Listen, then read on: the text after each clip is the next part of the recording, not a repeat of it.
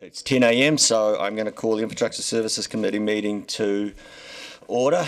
And I will start with something that we've actually been a bit negligent on from the start, which is health and safety briefing. Toilets are through the entry doors and to the right. Fire evacuation procedures leave the building via the stairwell and assemble on the footpath in front of the Night and Day down on the corner of Princess Street and the Octagon. Alternatively, assemble on the footpath of Moray Place by the DPAG car park, which is on the other side. I suggest that one more likely.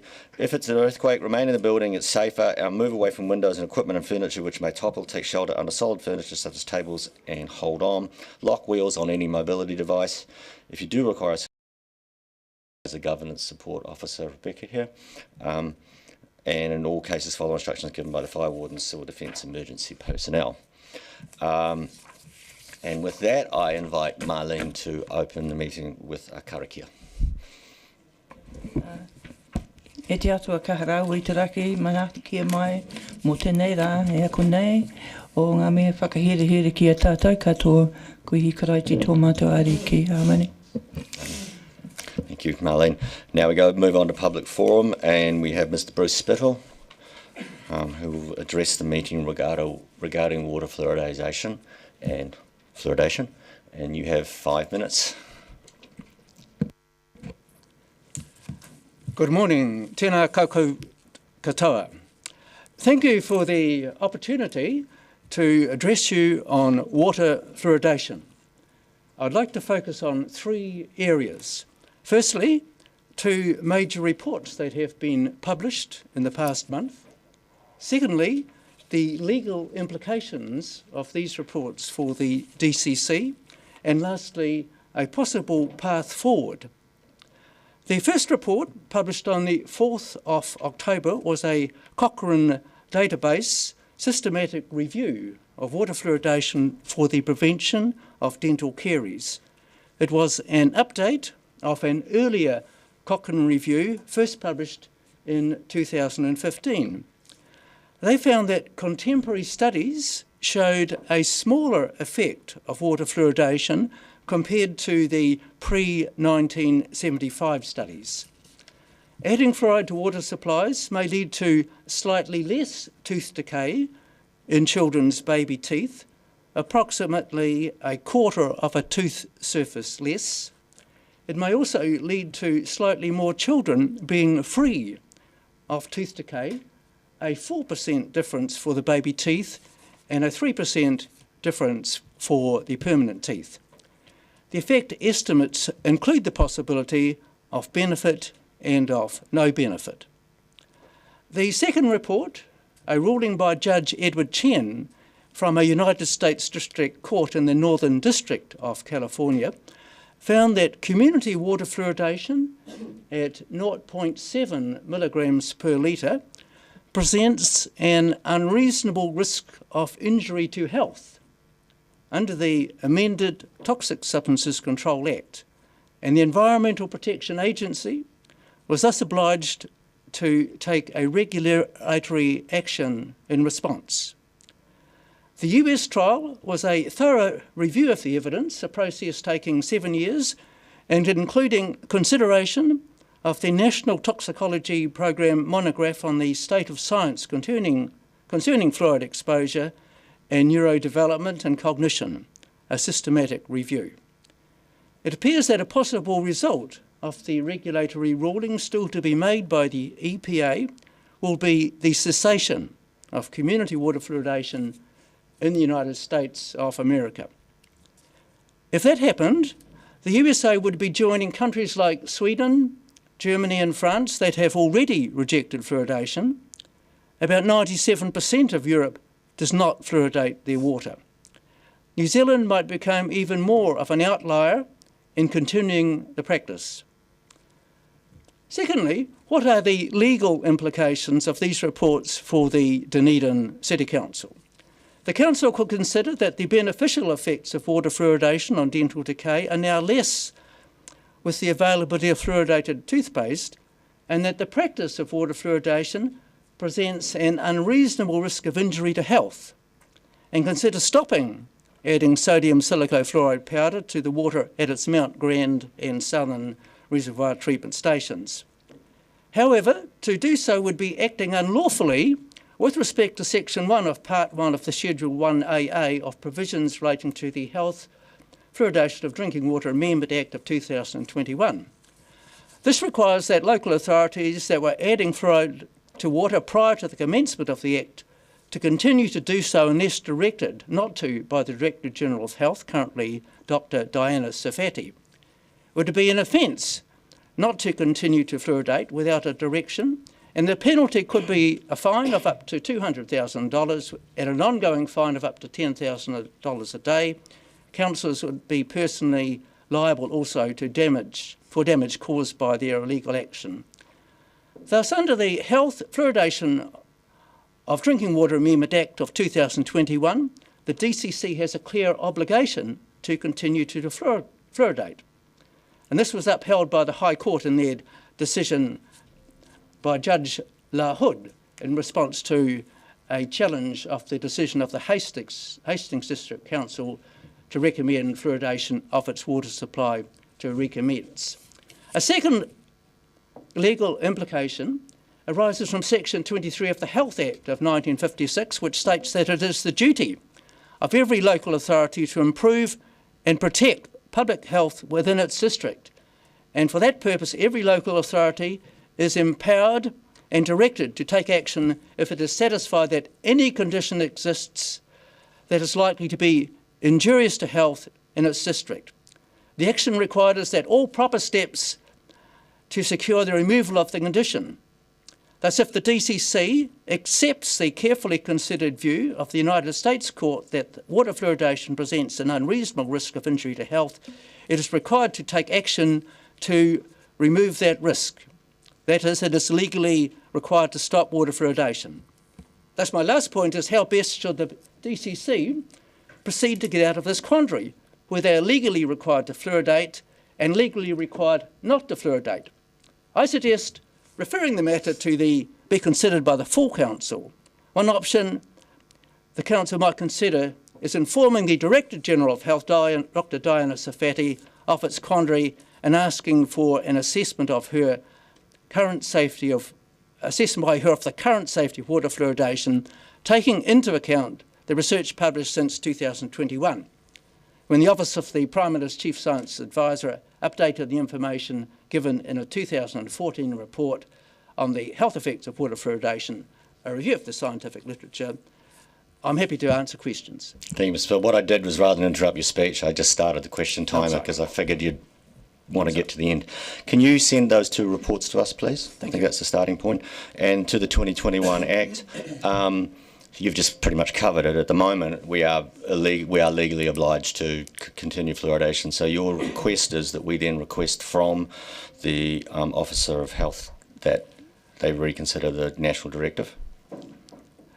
That's right. You're legally required to continue fluoridation, but you're also legally required under Section 23 to remove a known source of harm.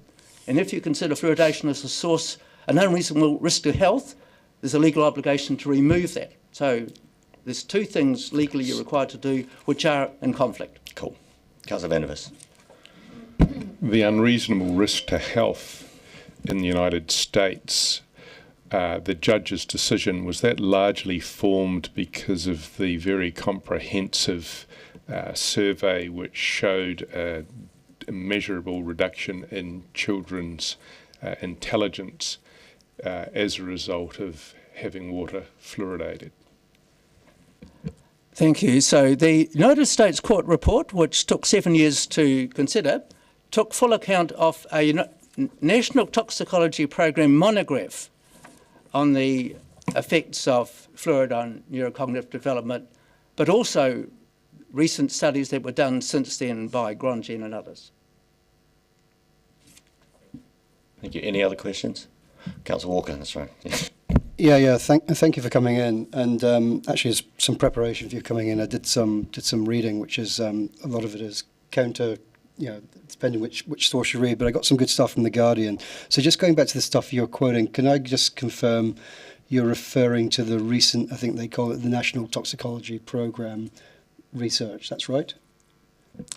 So I referred to the court ruling of Judge Chen from a 7-year trial, which took into account the report of the National Toxicology, the NTP report, which was a very substantial report done over many years by current experts looking at all the evidence, and they found a cause for concern with fluoride being present in the water of levels of more than 1.5 parts per million. So yes, it is that report. And is it right that, and again, I'm just quoting to, not to me, to The Guardian, that 24-page report didn't actually reach a conclusion about the risks of lower levels of fluoride, saying, frustratingly actually, that more research was needed, which seems to be the end of most of the stuff I read. And is part of that, you think, because there is, reading between the lines, there's quite a very strong advocacy in America from the American Dental Association? Yeah. That's right. In the trial, they had advocates from the EPA really supporting the American Dental Association's position, and their expert really said more research was needed. But Judge Chen didn't really accept that. He took the view that if you choose a hazard level, a point of departure, whatever, you have to choose a point of departure. At the moment, 4 parts per million is the maximum level allowed in the American water supply. But even if you take that level, you have to allow a margin of safety that is tenfold to add water to a community supply. So if you start off with 4 and add 10 becomes 0.4, it becomes less than 0.7. If you start with 2, where there's very strong evidence that it causes harm, you end up with 0.2. If you start with 1.5, where there's evidence, you get a level of 0.15. The evidence now is that the effects start occurring with a level of 0.28. Thank you. Thank you, Mr. Spittle, and perfect timing, really, just 40 seconds to go. So thank you very much for your presentation. Russell McLean, if you would come in, you're also going to speak about fluoridation.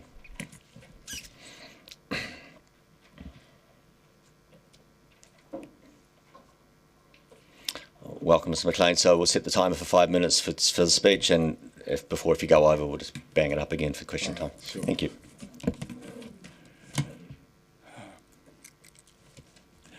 I'm a retired general practice dentist. I graduated in 1972 from Otago University, fully indoctrinated with all the dogmas from that. One of them being fluoride was, I remember two beliefs that we were told were true, that fluoridation was the best public health measure the 20th century had seen. I believed it. And also that it led to a 30% reduction in the decay rate. And for quite a few years I practiced accordingly, promoting fluoride. I gave my children fluoride tablets, and I regret that now. What I noticed was, in debating with the anti-fluoridationists, they presented quite a lot of science, and I seemed to have none. I had a bare cupboard to argue against them, so I thought I'd better do some reading. And I found that there's really little research that supports the safety or the efficacy of fluoridation.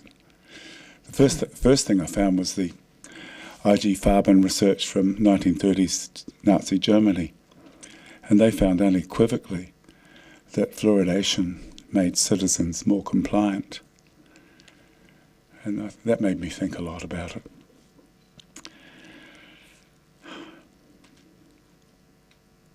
Fluoride has no role to play in a biochemical pathway.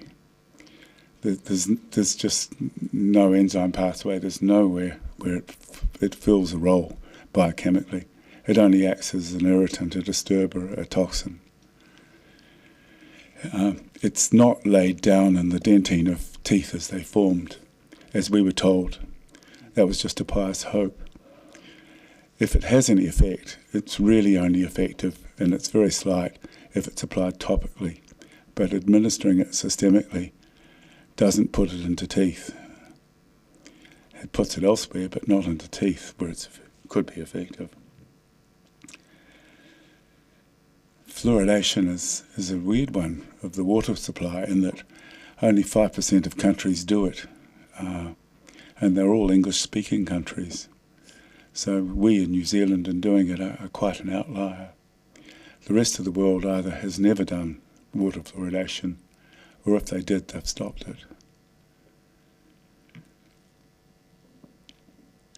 Bruce mentioned the latest Cochrane review, and that's quite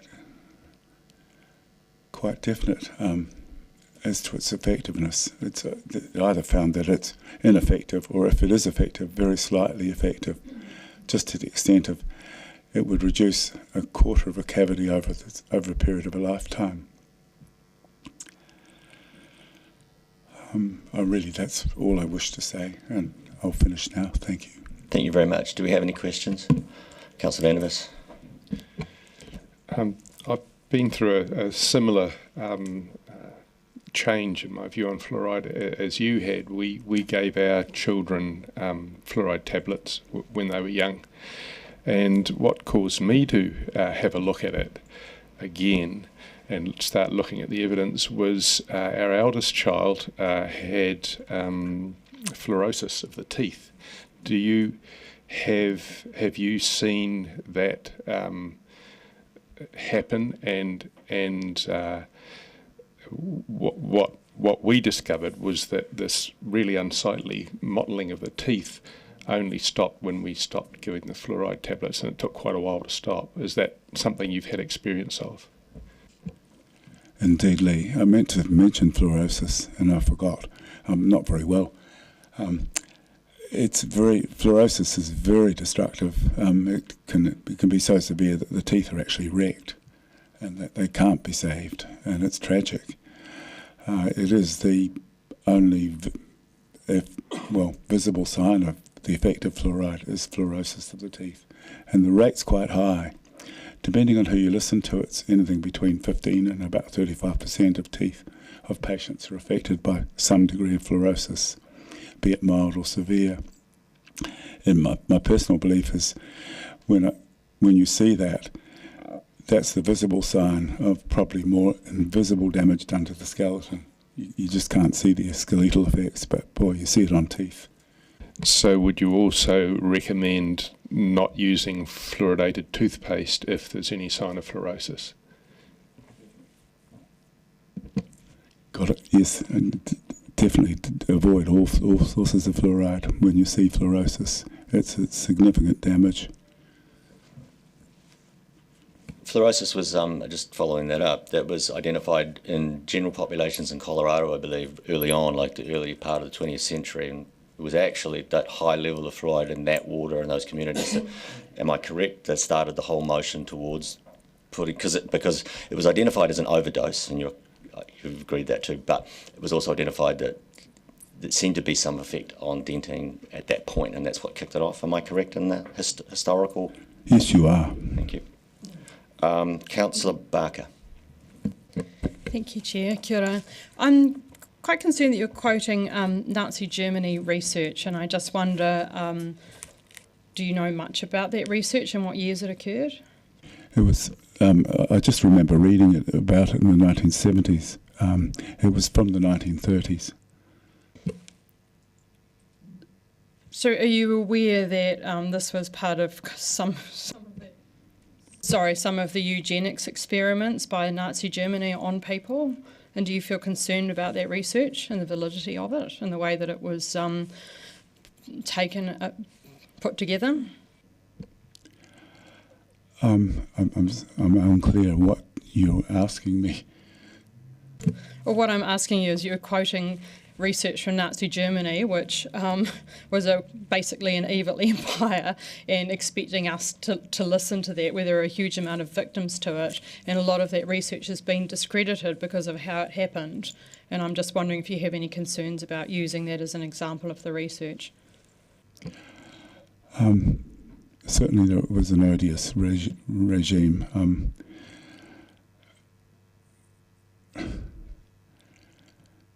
not everything. Quite a lot of our Western medical research has actually benefited from, unfortunately, the Nazi stuff. They did stuff that we would never, ever contemplate doing. Didn't make all the results false. I don't... Sorry, I just think that if you're doing research on this, perhaps you should look at the research around the validity of those experiments and how they were carried out. It was just the first bit that I encountered when I did start to read, so I mentioned it. There's been a lot more research and from more credible people. Councillor Walker. Yeah, just moving back to the very recent, I don't think indisputable National Toxicology Programme research, which I'm reading here, was conducted in Canada, China, India, Iran, Pakistan, Mexico, which concluded that that the 1.5 milligrams of fluoride beyond doubt consistently was associated with lowering IQ in kids. You mentioned a number of countries that previously fluoridated and now don't, and I think that you said only 5% now do.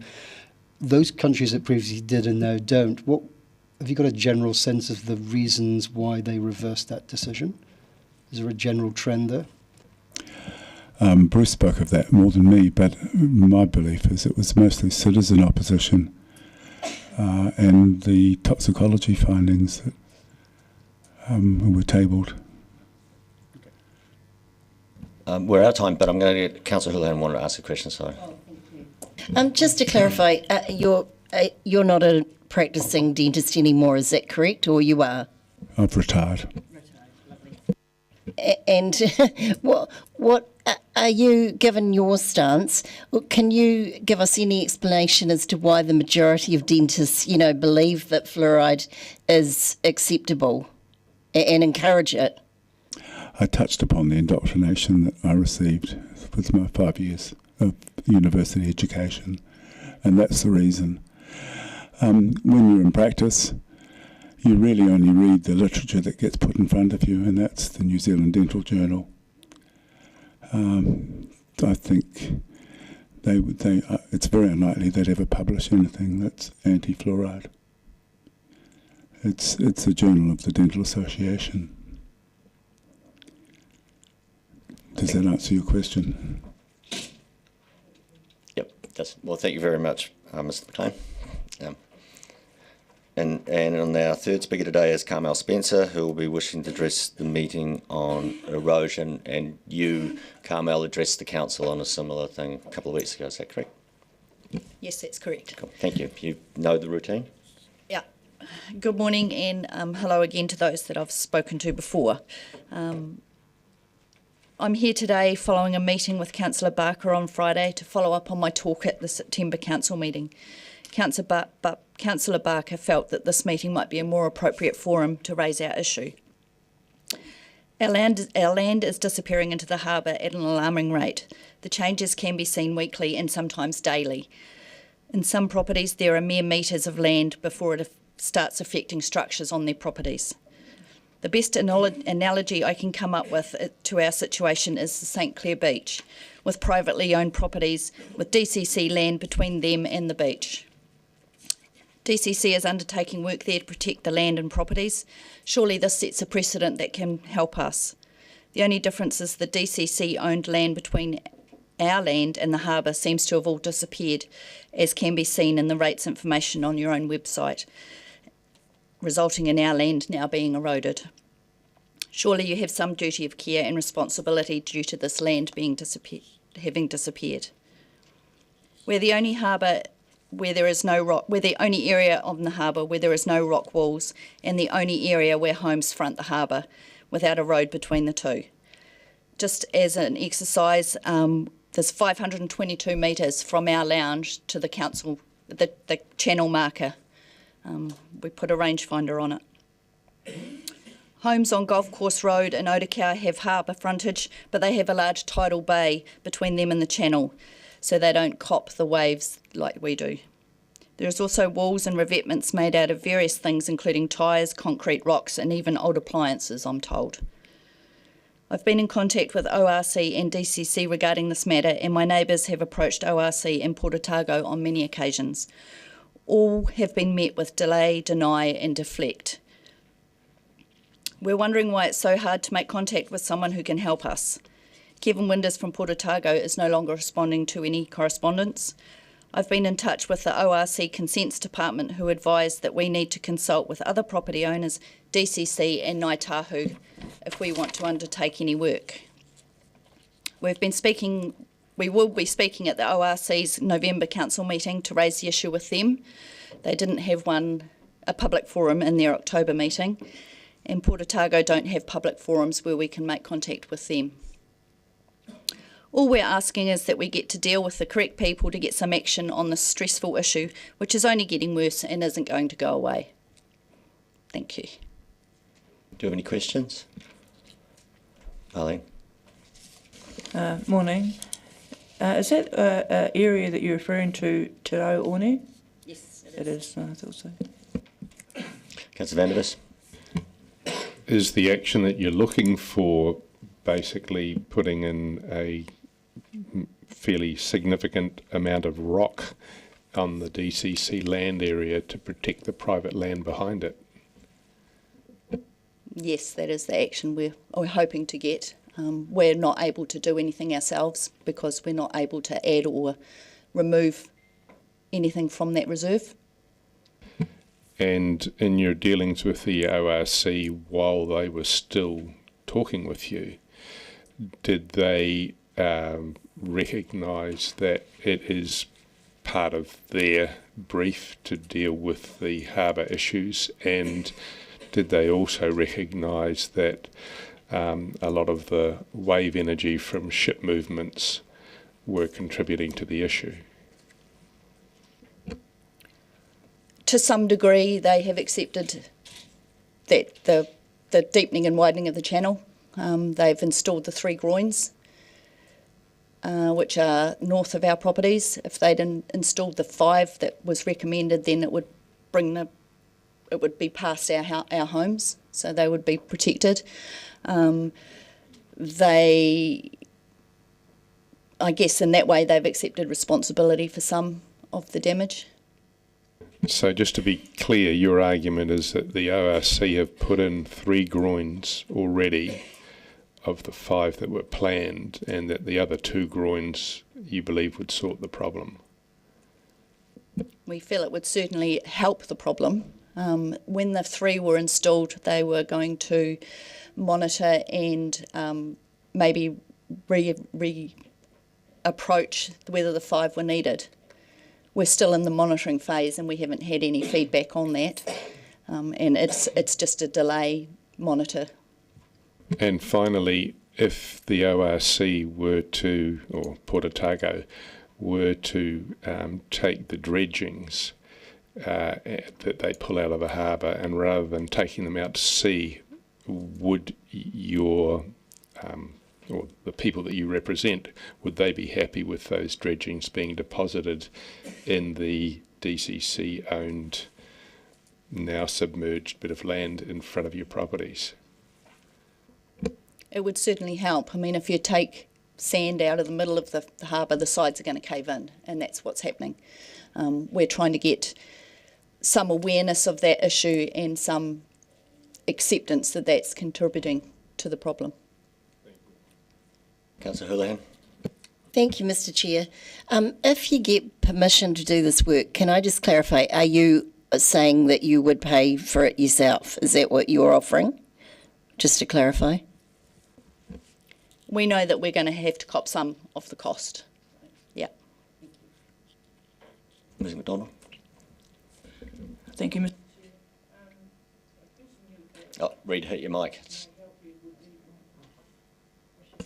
A person that may help you would be Glenn Redker at Perpetual Guardian Trust, because all those blocks I'm associated with it, and it comes under a trust, the Perpetual Guardian, Glenn Redker, and might be able to help you. It's just glenn.redker at pgtrust.co.nz. Thank you. So I'll just finish off while you're writing that. So I've been assured by staff that this is an active and ongoing thing, and the DCC is actually actively doing its part. The 3 groins were built by Port Otago, I'm correct on that, right? And so the 2 extra ones would also presumably you'd be looking at Port Otago be the deliverer, and obviously it's sitting in the harbour, so that's an ORC regulatory issue. So I guess my question is, are you happy enough with the extent to which we are doing our bit and monitoring that relationship with the ORC and Port Otago, but it really does sit with Port Otago as to whether those groins get built? Is that where it sits? We believe so. Port Otago did the other 3. So, yeah, that anything done with the harbour, in the harbour, is their domain, really. The reason why I'm here is because of the DCC reserve, which runs between our land and theirs, which prevents us from doing things on our land, right, to protect it. Cool. Councillor Walker. Yeah, and just on that, you mentioned earlier that CEO Kevin Winders had gone radio silent. Was that not previously the case? We have had some correspondence with him. My husband emailed him when we first moved in to raise the issue, and he basically got told you didn't do your due diligence when you purchased the property. Jimmy McLean, who is our neighbour, has been fighting this fight for many years and just doesn't get responses now. Well, that's the 5 minutes. Question time's up, so thank you very much, Spencer. Thank you. Cool, thank you. I'm now going to move on to apologies. We have an apology from Councillor Ackland, an apology for lateness from Ms Donna Matahiri Atariki and from the Mayor. I move that the committee accepts the apologies. Do I have a seconder? Councillor Weatherall, all those in favour? Aye. Information of agenda. I move that the committee confirms the agenda without any additional alteration. Seconded by Councillor Weatherall. All those in favour? Aye. Declarations of interest. Oh, yeah, those against? Carried. Declarations of interest. Members are reminded of the need to stand aside from decision making when a conflict arises between their role and elected representative and any private or other external interests they may have. Are there any amendments to the register of interest? No. Then I move that the committee confirms the proposed management plan for elected independent members' interest. Second to Councillor Weatherall. All those in favour? Against? Carried. Item 6, confirmation of minutes. On page 16, I move that the committee confirms the public part of the minutes of the Infrastructure Services Committee meeting held on the 17th September 20... Oh, for this one? Yeah. Okay. Any questions?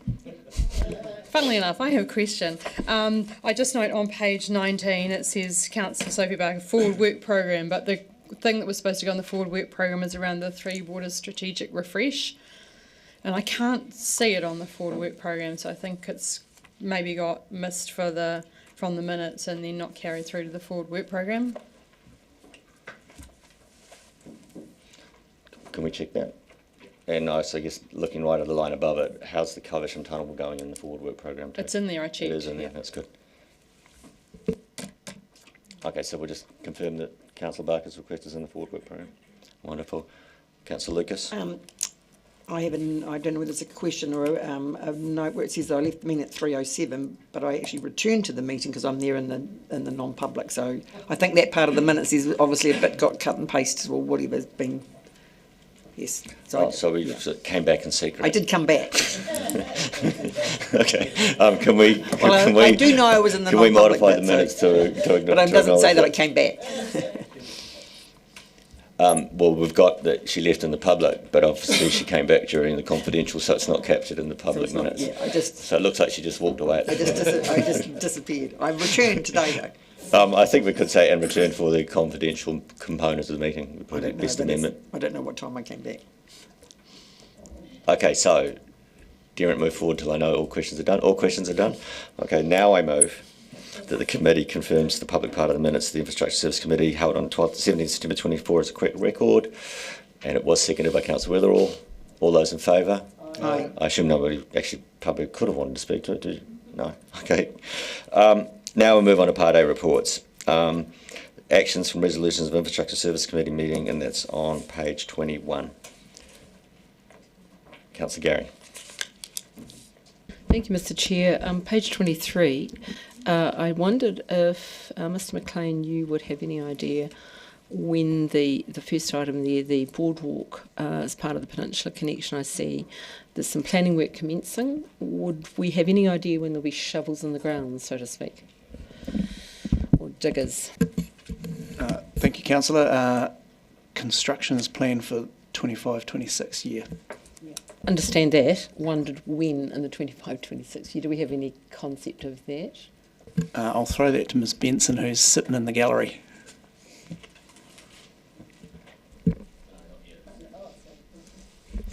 Thanks, Councillor. So yes, we are actually in the planning phase now, and I've got the capital team looking at consents and getting things rolling, so we're ready to go into build for next financial year. Brilliant. Thank you very much. Councillor Benson Pope.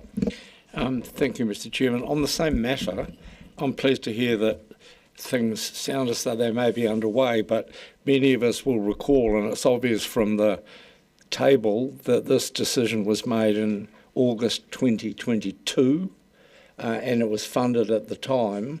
It seems an extraordinarily long delay in a piece of work that was approved and never actioned. Can someone make any comment about that, please? It was actioned, and I believe, Ms Benson can probably correct me, it had to be repriced, didn't it? Wait, can you...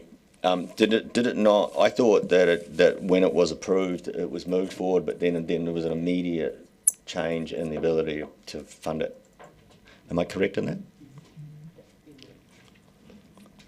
I'd have to double check that, but my understanding it was always planned for next financial year to tie up with the Waka Kotahi co-funding. Thank you. Is that sufficient answer? That's all I'm getting, thank you. Councillor Hurleyhan. I actually had a similar question around the Waka Kotahi funding that you may have already answered. Just does this get some of that Waka Kotahi funding, this project? I know they've cut it, so I didn't know what was available. Yes, so the boardwalk forms part of the original scope of the Peninsula Connection that does attract Waka Kotahi funding. Yep. Oh, well, that's good, thank you. And so my other question was, I know there's a councillor around the table who has continually asked, thank you for that, for the people down there, about another part, that is a separate part of the path, isn't it, that's been asked before. Thank you. This is for completing it around to Portobello from the city side.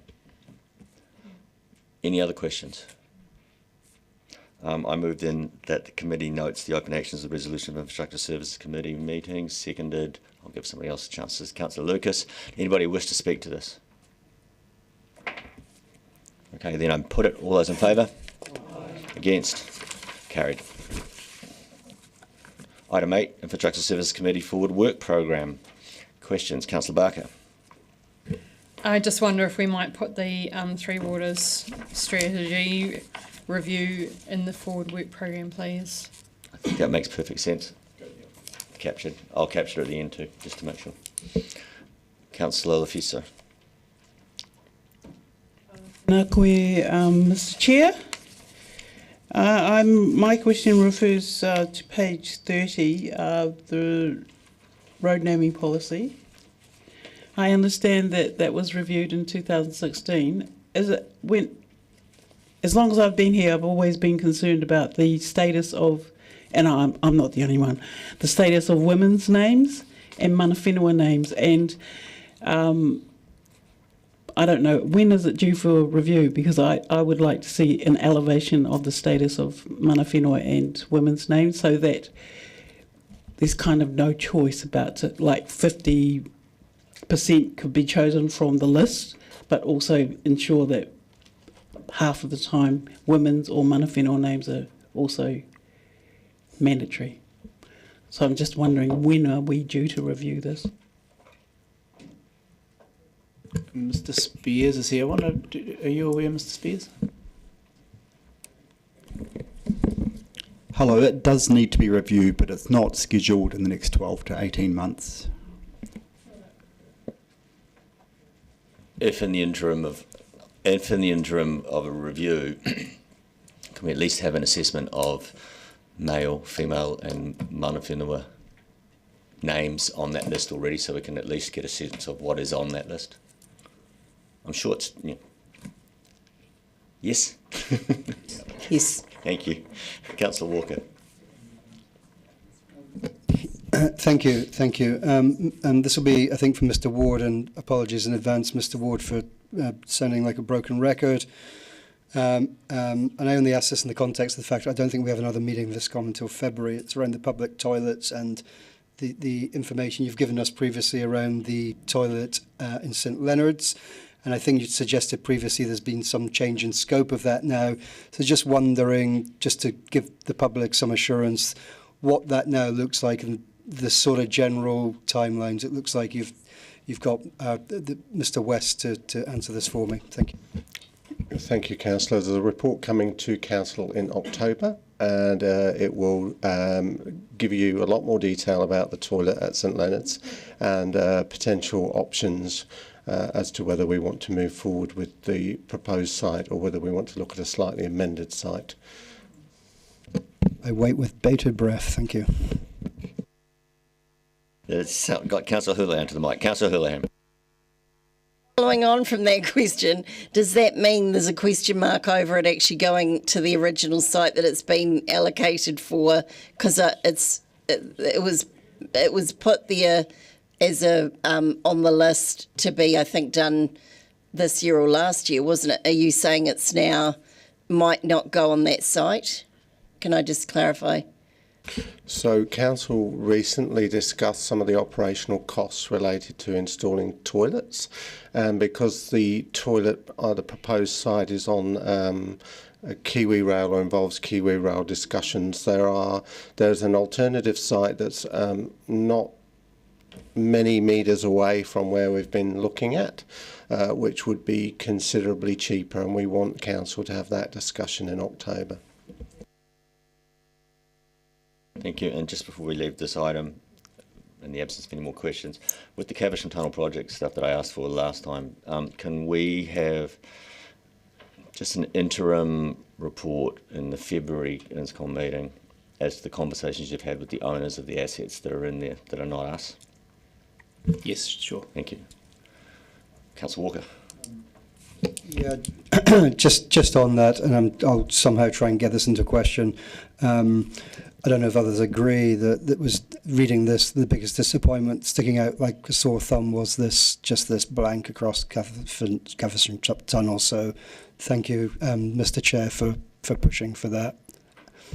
I know this is a question at a time. Well, I'll just give a speech. Anyway, the issue being that we will eventually get to that tunnel, and if we haven't dealt with those utilities at that point, that will be another not moving forward moment, and we've got time to deal with them before we get there with the trail. Any more questions? Then I move that the committee notes the Infrastructure Service Committee Forward Work Programme, seconded Councillor Walker. Anybody wish to speak? Okay, then I put it. All those in favour? Aye. Against? Carried. Item 9, Retail Quarter Upgrade Update Report.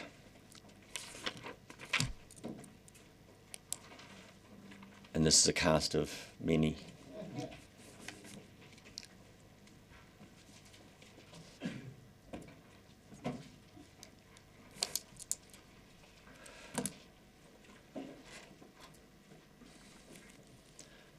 I'm going to open this up for questions, and I am just going to remind everybody to please try to stay to the report itself, and because we know what happens when we start talking about George Street.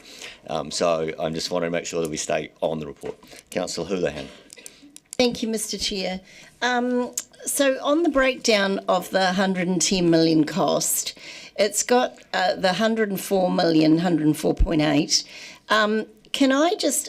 when I read that, I was just a wee bit, can I clarify? So I know there was talk of 60 million and 60 million, I tried to find it again, did get mentioned in here somewhere, I think, but was the 60 million for above ground? Is that the case? And the rest, the remaining amount, was the pipes below? Or can you just clarify that, please? Yeah, kia ora. Yes, the $60 million was for the above ground for a wider scope than just George Street for the Central City Plan. Right. So George Street took some of that $60 million for the above ground works. Yep. And the 60 million was for other projects too, was it? Not just George Street, or was it solely for George? Central City, including Bath Street.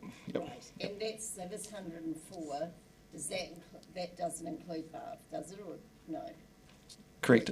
Correct. It does not include Bath. That's what I thought. Yep. Thank you. So my recollection, it's a while ago now, was that's George Street up to Moray Place, and then Princess Street back to Moray Place from the Exchange. I have a feeling Bath Street came in a bit later after that 60 million. It's in that same December. I think it's December 2017 ISCOM report, and yeah, Bath Street's in there as well. Oh, it's a long time ago. It was. Councillor Walker. Yeah, just a brief one while I remember it. We've just obviously had a really heavy rain event, and there's nothing like a rain event to prove or disprove your modelling. So in the context of, I think it was 884 metres of stormwater drainage put in and the wonderful curb and channeling, did it cope really well? Is that a positive smile? I think he's excited about that I get to talk about the pipes again. Yep. It was exciting that there was no excitement from George Street. One of the things we did as well, where we used to get the flooding was down St Andrew Street. We put a big 1350 in there to take the heavier flows, and again, nothing exciting happened. So all the water was in the pipe where it should be. So positive, not an exciting story unless you're an engineer, but positive for Dunedin. Yeah, great story, thank you. I don't go to engineers' parties. Sorry, I would just add, Councillor Walker, that Dr Hazelton, via the emails through to his official email address, got lots of positive comments about the lack of flooding from retailers last week. So I just add that in. Councillor Vandervis. The $60 million budget was for surface treatments for George Street, Princess Street and Lower Octagon, was it not? Lower Stewart Street. Correct, and Bath Street, yes. And Bath Street and the Exchange Square as well. Yep. And of that $60 million, how much was spent on surface treatments in George Street? I don't have that number in front of me, but it was under 32 mil, so I don't have an exact number for you. The last information I had on papers was that it was 28 million. It would be nice to get that confirmed. Looking at page 37, it says down the bottom under 18 that to address escalations, staff accelerated the program and removed some areas of scope. Can you detail what the areas of scope that were removed were? Yep. So a lot of the areas of scope was in the enabling works. So Great King Street and Falul Street in particular. You'll note we didn't touch a lot of the curbs, footpaths, and pavement. So it's a case of working with our transport department, looking at their forward works plan, and planning some of that forward works, some of that renewal work in the future, instead of doing it now as such. So yeah, the work in summary was curb and channels, footpaths, some surfacing, some pavements in the enabling works areas. We also removed some lengths of some Three Waters assets as well from scope, just on the periphery of our extent of works. So we didn't go into the university, we didn't do upgrades up further out York Place, etc. So it was just reducing that scope down within our geographical area and doing what what was screaming out to be done first. Was the original tender let to Isaac supposed to include those extended areas? No, it was not. So under what authority did you extend the contract to those further areas then? Sorry, I may have just missed that one. So the additional work wasn't, that they were given a budget value, and we worked within that to improve as many assets as we could within that budget. And the authority came through delegations, through the reports up to ELT and the CEO, and then reporting at ISCOM. So just to clarify, the budget with Isaacs, was that something that they gave you a budget, but you weren't sure what that would cover? In 2018, we weren't correct. Yes, in 2018 we didn't have. There was still work to do to identify which assets needed to be replaced and what the costs would be, so to ascertain which assets we could replace. So yes, at the time of signing the contract, we hadn't identified all that. We hadn't nailed down all the assets. No. Right. Thank you for that. Going to page 38, we've got, on 19, we've got preparatory and investigative work of 2.6 million. And then you've also got other professional services of another $2.9 million. Seems somehow to have been split into two. The explanation at 22, other professional services were spent on detailed business case development, health and safety, traffic auditors, quantity surveyors, project managers, contract administrators and artists. As part of the project management transformation program, investigating whether there are opportunities to resource some of these services in-house in future. Why have you split preparatory and investigative work off from other professional services when they were obviously both? And why is it that we've got such expensive professional services, almost $3 million? I'll tackle the first one first. So the preparatory and investigative work was things. It did include things like test bidding, so looking at digging holes and seeing what was under the ground, cameraing the pipes. It did include the business case writing, tendering costs to put out to market, all that kind of stuff. The other professional services are as you described, and that is their market rate. We put in a comment in there that there's opportunity. They are outsourced costs. There is opportunity to take more of that in-house and reduce those costs. But it was necessary at the time to outsource those services because we did not have them in-house. We didn't have the capability or availability. Yeah, that makes sense. I'm just wondering, those outsourced costs, did they come later in the project, and is that why they're separate from the preparatory and investigative work? So the preparatory investigative work, that all occurred in the previous LTP cycle. So another definition, I suppose, which is in there, but just to draw out, is the 104.8 and the 105.1 that we reported last time was the capital costs, so the design and construction costs within that LTP cycle, so within the, whatever the last LTP cycle was, 21-23. So the preparatory and investigative work was the previous LTP cycle, so 2018 to 28. The design and construction costs were the current LTP cycle, and that was what we're holding the contractor to account to. Great. So the reason they're separated really is a timing issue, but also, just final question, the preparatory and investigative work, that would have involved a lot of professional services as well, or was that all in-house? That did involve some professional services, yes.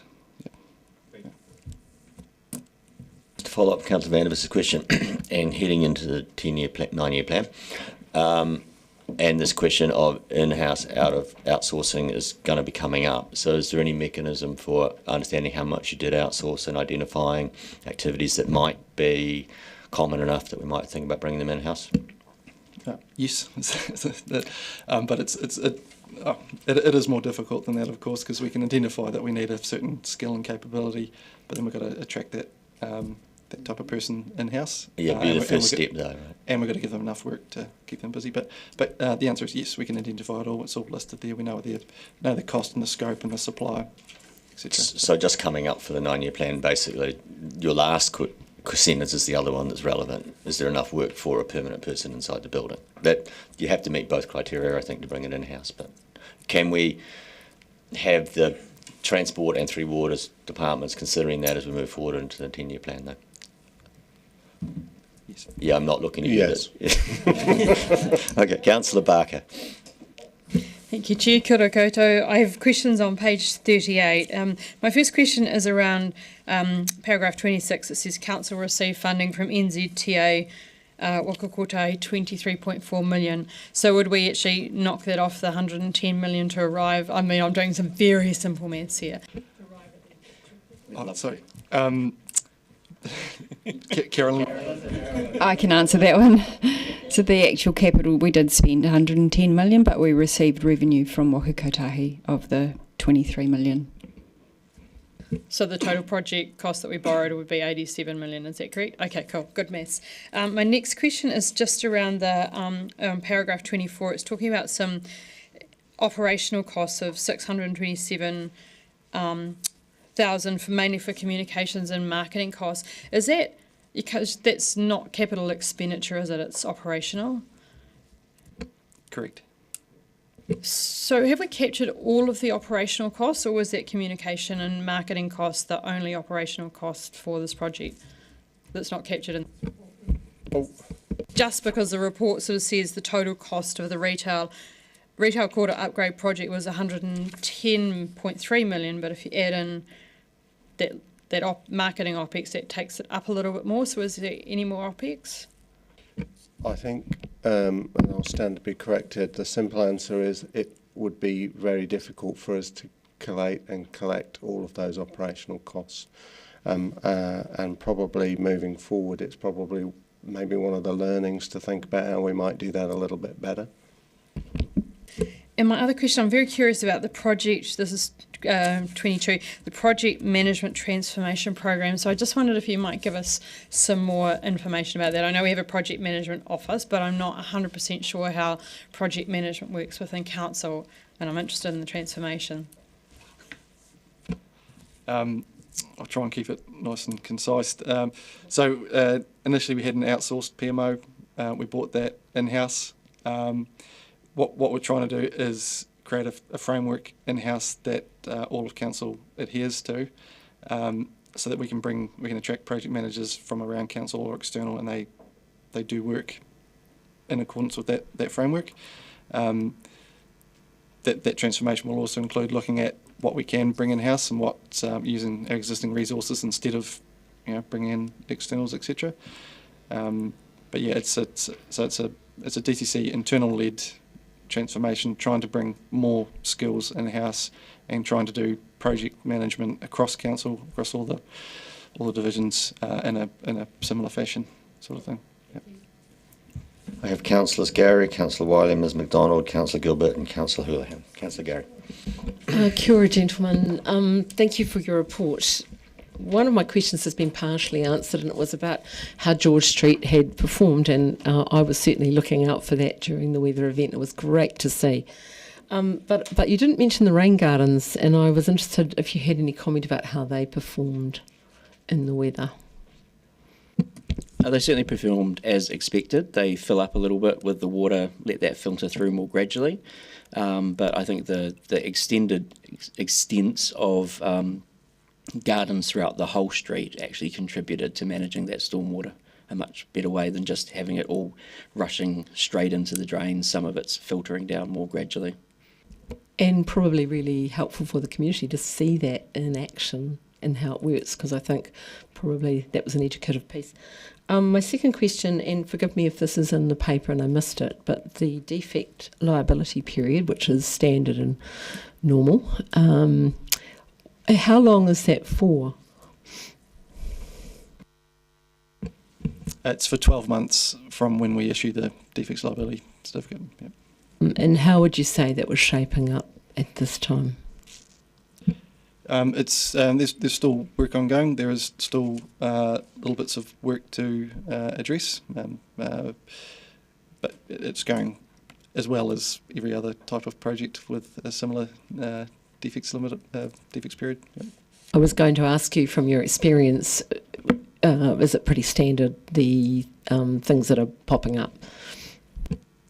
Absolutely, yes. Yep. Like any civil project, all civil projects have a defects period. There's always, we call them snags. There's always snags to pick up. We've got 12 months to pick them up, and yep, it's all in accordance with the rest of these type of projects. Yep.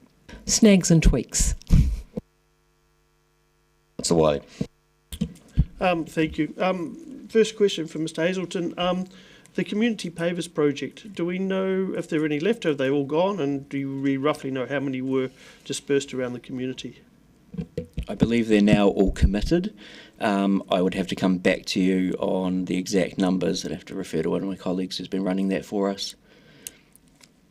Perfect, thank you. Just following up on a couple of emails I sent pre-meeting. One was Aurora. I had an understanding that they may have to come back and do some work in George Street. Can you please confirm that that's not the case and what work was undertaken? And is there anybody else who may need to come and dig up George Street at any time in the next 3 years? So we did quite one of the approaches we took was to contact all of the infrastructure providers and let them know that we were going to be doing this work and encourage them to align all of their work with us as best as possible. Obviously, given other people's budgetary situations, they may not have been able to do that, but Aurora was one that we worked with very closely, and they installed, I'm just going to read from the email here, 2 100mm ducts down both sides of George Street from Moray Place to Albany Street. So there's 4 spare ducts for them for their future proofing to replace new cables through. They undertook some upgrades to their joint pits at the intersections. And also Isaac Construction, who were working on our project, also did work for Aurora to install the new 33 kilovolt cable from Smith Street substation to Willowbank station, and part of that ran through the retail quarter as well. And we've provided a map to you where all of those new conduits are. There is one piece of work that will probably be, as a second part of your question, anyone else? Chorus have requested to do work to extend one of their pits in Farmers Block. So that will be undertaken soon. It's like about a week's work or something like that, which is one where it's been an upgrade requested by a private client. Thank you. Knox Block had some issues that I went back and forth with staff on back in last year, and the five-way intersection, how was that finished up and worked or been challenging? From our perspective, it's been working well, but I know we have the transport team here. I know we have had no complaints.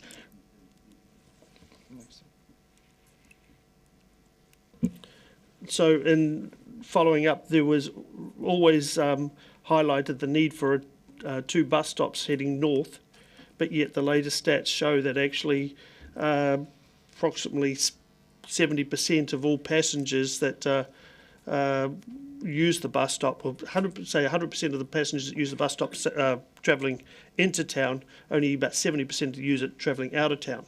So I'm sort of trying to work out why was the need to have the 2 bus stops, and do we still need them? I'll throw that one to Mr. Spears here, because the reasoning for the double bus stop is more than just the number of bus patrons alighting or arriving at that stop. So I'll stand back. You may sit. The reason for the double bus stop is a couple of factors. One is that when the buses leave the bus hub, they often leave in a bunch, and they will often, not often, but at times during the day, you'll have more than one bus trying to park at that stop.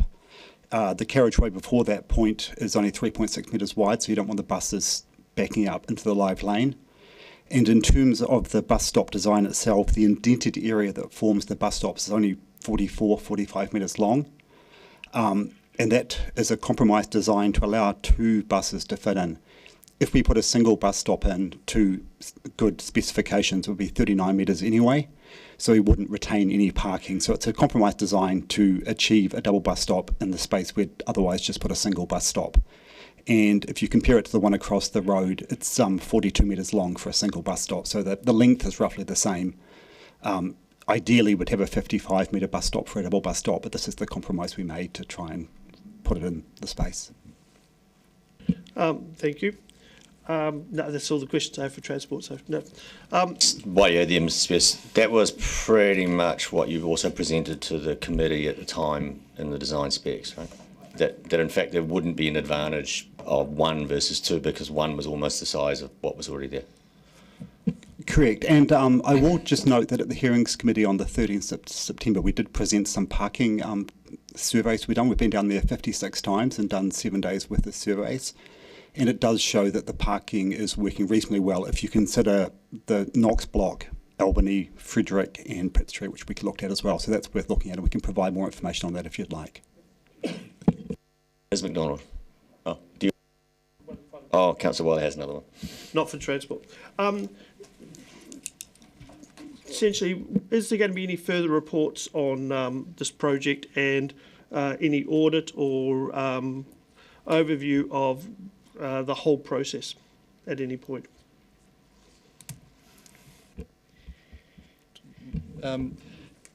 Yes, there's currently, as part of the annual plan audit, George Street's been, the audit has requested a lot of information regarding George Street, so that will be presented in the annual audit when that comes through. So, yep, very, very robust audit taking place right now.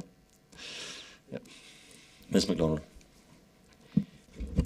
Thank you. I'm referring to page 36, where there's 25,000 square metres of new paved and asphalt surfacing, and I'm wondering if there's any criteria for the number of accidents occurring before any action is taken regarding the slipperiness of the current new tiles. There's been, on social media, there's been issues have been raised about the slipperiness from the weather. Not aware that if people do have those concerns, please report them through. I haven't seen any complaints come through to us yet about that.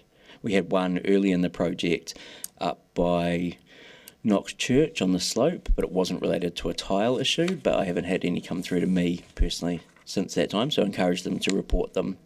They did go through a robust process of checking the resistance, etc. So absolutely would like to hear about those so that we can follow them up. Councillor Gilbert.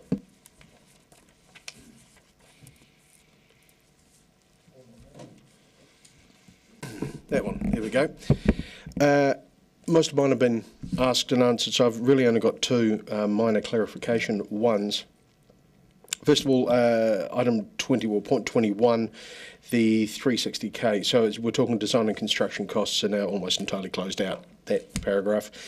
Early indications are that these costs will be around 360k and will exceed the budget provided in the 24-25 annual plan of 60k. So just to clarify, the budget is for 60k, or the the amount over is the 60? There's about 360k worth of work required, and our budget is about 60k. So double part question then on that. One, is it simply down to the fact that it's crossed into the 24-25 because of the delayed coming through? That's part one. And part two is exceed not then something of an understatement given it's 6 times the value? I accept that $300,000 in the grand scheme of George Street is minor comparatively, but it is 6 times that 60,000. So those are my two questions on that. Yeah, the 360k was a known amount. It was forecast within the project. Unfortunately, it just hasn't made it into the budget, but we've been forecasting it for a long while. It's a known amount. Yeah. So it was just the timing. And my last one is directly for Mr. West. I'm assuming that the generally accepted protocol applies that when your cell phone goes off in a meeting, you have to do the pub shout. So mine's a gin and tonic. Thank you very much. Of us in the room too. Councillor Houlihan. Thank you. Thank you, Mr. Chair. I'm just wondering, back to a question earlier about the contracting. Can I? I'm assuming that's actually quite normal for you just to do a contract where you say we'll have a set price, and if we're over, we've got a budget for if we go a bit over, and if we're under, then you can do a bit of extra work in that kit. Is that the way you work it? Is that? There's a little bit more detail in there. Stop me if I get into too much detail, but the contract was let with 3 separable portions for preliminary design, detailed design, then into construction. Yes. So when I say when we first let the contract, we hadn't done. We got early contractor engagement, so the contractor and the consultant were on board straight away. And other types of contracts, you get a consultant only, and then they'll do all their design work, and then they'll get a price, and then you get a contractor afterwards. So within this model, early contractor engagement, the consultant and the contractor are in bed from day one. It was running initially 3 separable portions, so they're allowed preliminary design, they provide an estimate. If that passes muster, they go to detailed design. If that passes muster, you go to construction. So it's a little bit more complex than just giving them work and seeing how it goes. We have our controls within our contract through those separable portions. So the only reason I asked that question is that earlier you said, well, we didn't know the exact costs, and so you put a flat. I thought maybe that's something you do, with projects where it's a big project and there's an element of guessing when you're not sure what everything will cost. Try not to guess too much in engineering, but so the technical answer is we controlled it within separable portions, and they were given. And again, we had early contract engagement where we had the contractor and the consultant in bed from day one, or contracted together in day one. So their first job was, given the geographic scope, what do we need to do in that preliminary design separable portion? We get a budget and estimate, then we refine it more in the detailed design, etc. So it's an iterative process, and we try not to guess too much. And just so following on from that around the budget, I'm just trying to clarify, with further down it says the actual work costs 105, somewhere down here. Where did I see it? In this report on page, one of these pages somewhere here. So it says that was in the budget. Oh, here we go, number 28 on page 39. Where it says actual cost for design and construction of the retail quarter upgrade project was within the budget envelope of 105.1 million. Because there's been even stories written saying it's over budget, but is that correct or not? Is it the preparatory and the professional services that are the extra costs? But but you knew what they were. But is that where the extra cost is? I'm just trying to clarify why we're saying it's over. That's all, just to get that. Because it is, obviously it's 110, so it's 5 million over, but is that, so that's... Yeah, it is within budget, so that the 105, again, I was speaking with Councillor Vandervis, the 105 was for that LTP cycle. So again, the costs that were incurred in the previous LTP cycle, they were recorded, taken as given. The ISCOM reports that the times we've come to ISCOM previously, yes, we've reported on, again, the costs within that LTP cycle. So that 105 is what you've been hearing for the last while as such.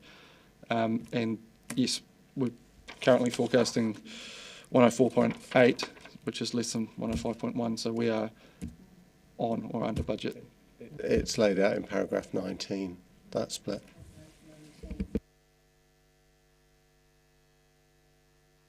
So just to clarify on the record, this project is on budget, not over budget. Is that correct or is that wrong? It's on budget and ahead of schedule. That's what I thought. Thank you. Councillor Lucas. News story was incorrect.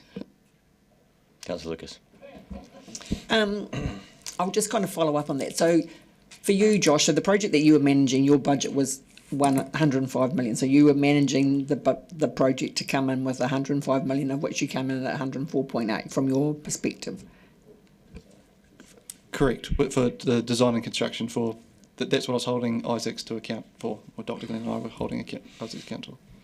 So the other costs within that's on the table in paragraph 19 are outside of the contracts that you were managing, but are still attributed to the project. Is that a fair? We were still managing them, but they were outside of. They're outside of those numbers that were being reported previously in 2Iscom. And I just pick up on what Councillor Barker asked about other operational costs. There'll be other operational costs that we've not been easily able to calculate for a variety of reasons, and they're some of the learnings moving forward, I guess.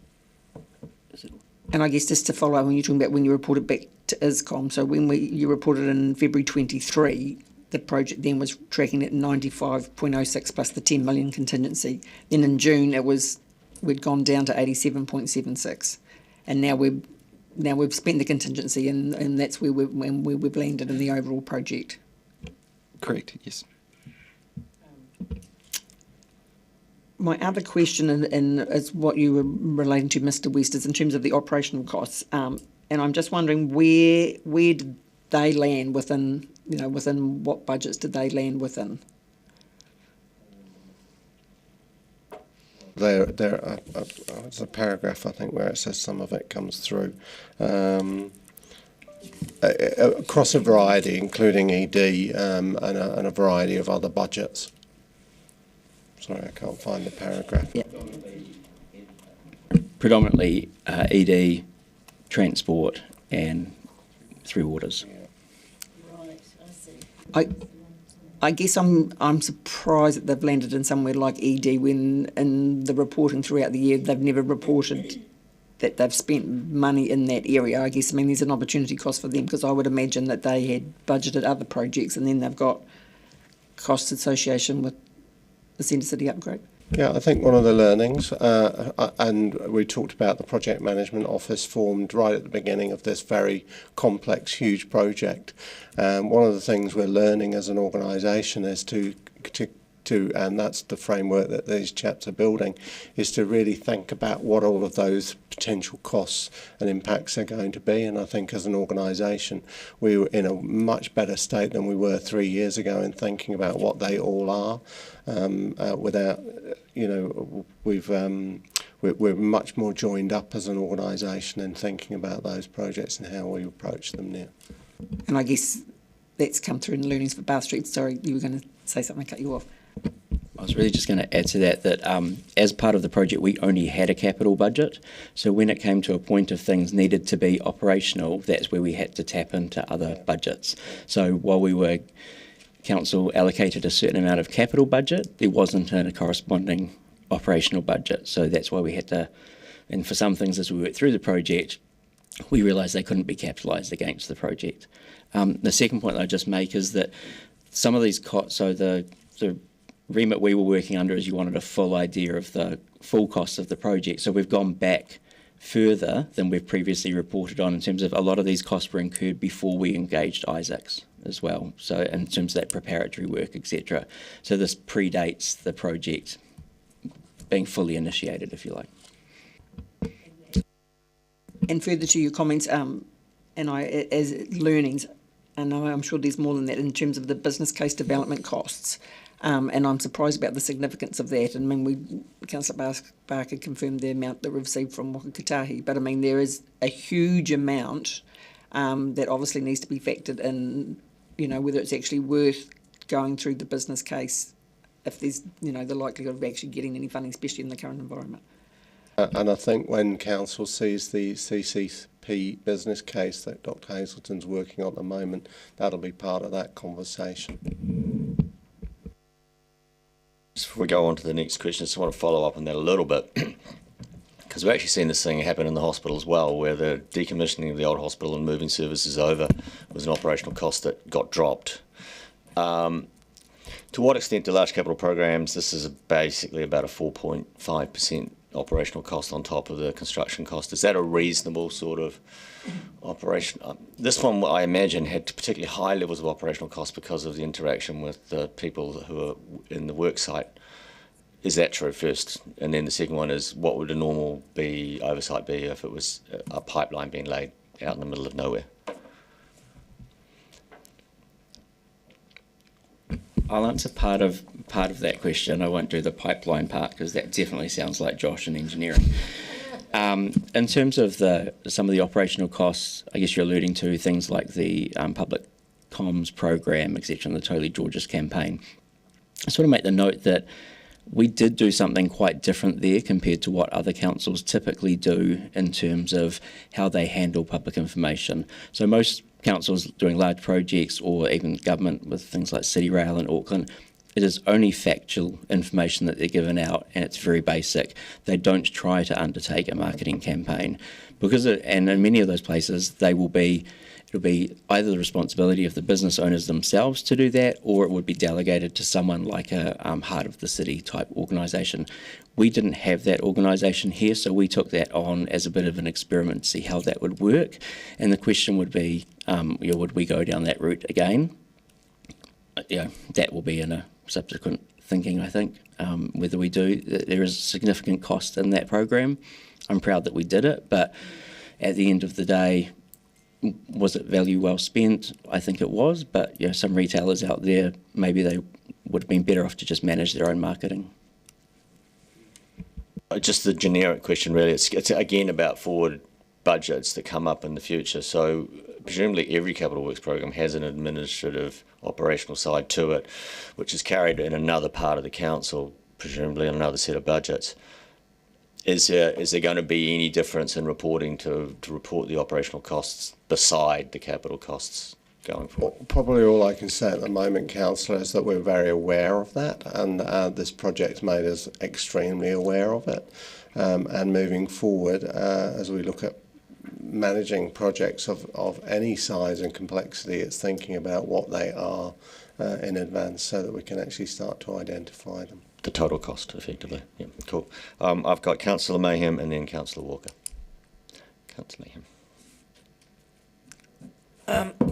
I think both Deputy Mayor Lucas and Mr O'Malley have touched on what I was going to try and word about other operational costs. So just to be clear, when will we see those other things? You mentioned property, comms and marketing, economic development, transport and Three Waters operational costs. So is this in the report that Mr Hazelton is putting together, so we have a better idea of what the admin total costs were? If I could answer that, these are the costs that we're aware of that were as a result of the project.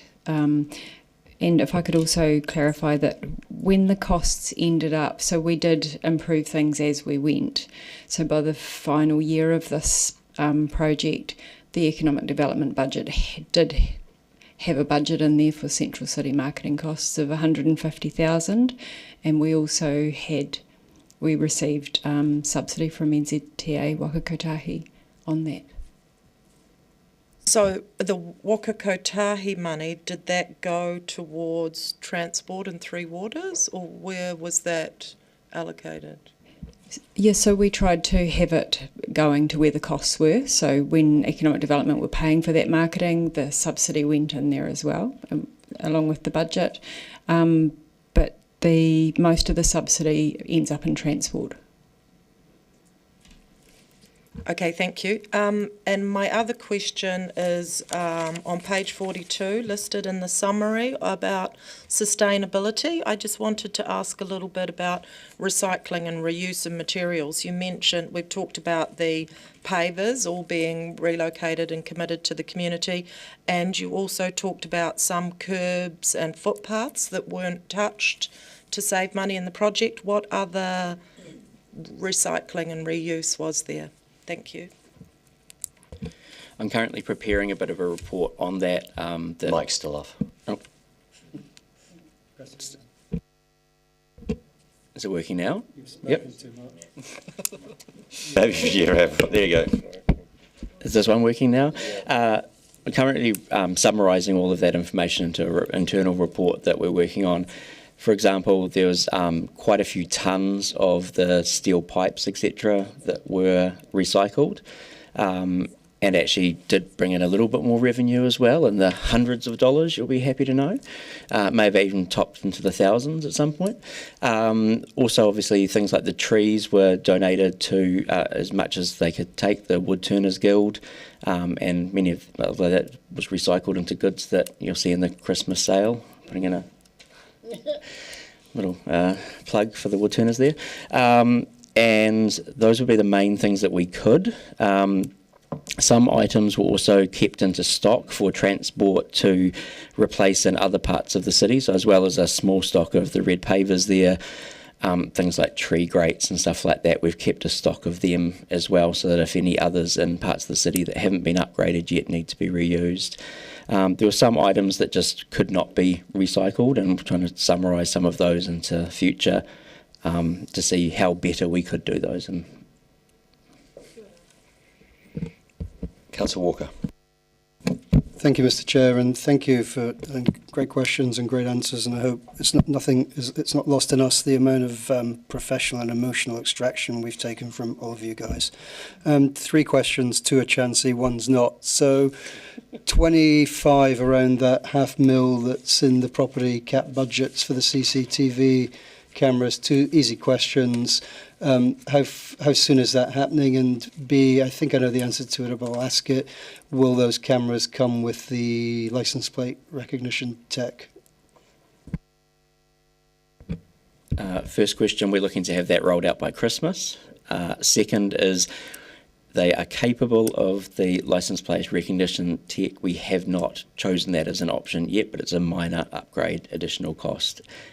We got a blanket cost for it for the whole project, but we know that we'd only need it in certain locations. I guess that pivots into an extra question. The problems we had initially of people illegally parking on, if we're looking that way, the left-hand side, is that largely now stopped, or it's certainly less problematic?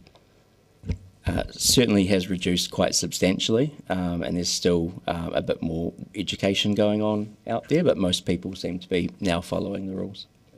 And the murdered trees, they've been replaced, and has there been any other? I think I saw one online where one seemed to be squished.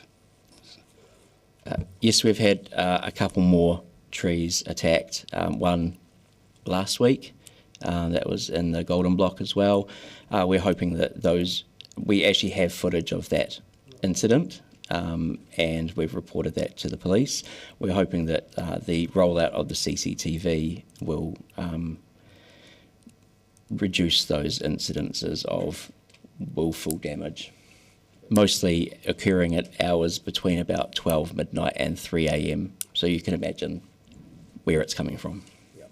And finally, maybe slightly outside the remit of this report, but I think it's an important question because I get asked it more than anything, about the general, because the street looks amazing, but the upkeep and the slight degradation that now appears, particularly like the moss that's growing in. So is there resource and a regular program to address that so it keeps looking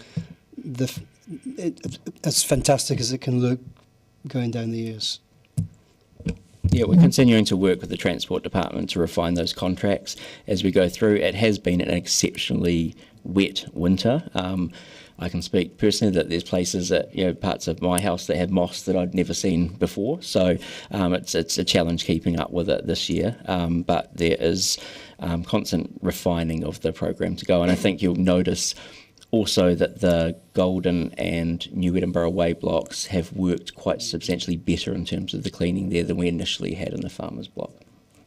If the chair would allow, I might add to that.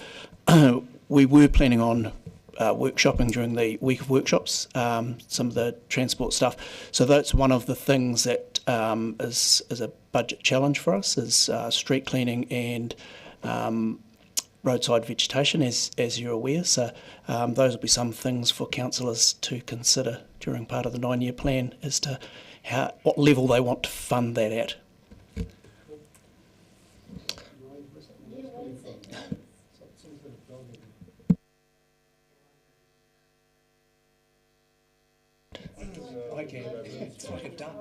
How's it over there?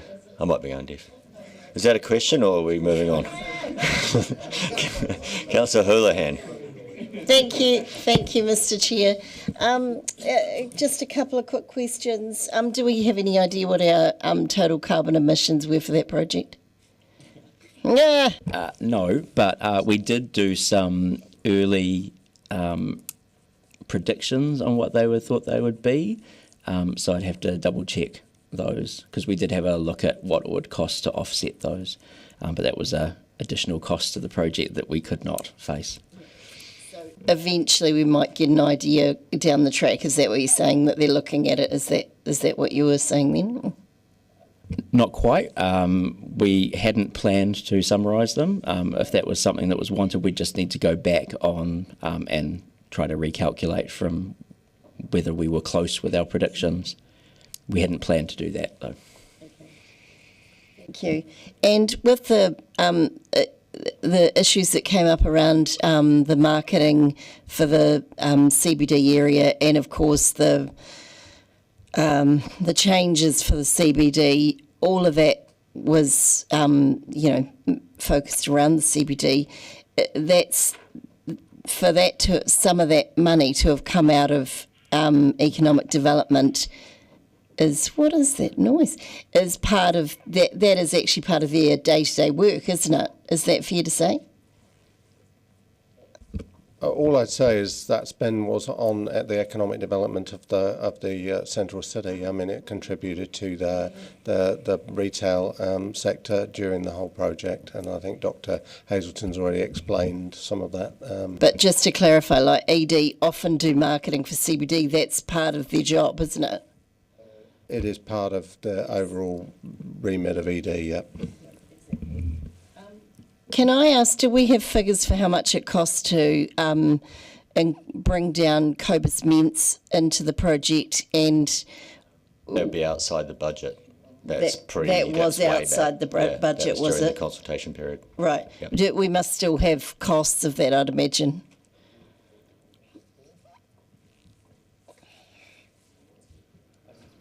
As part of the preparatory. We wonder whether it is possibly part of that $2.6 million shown in paragraph 19.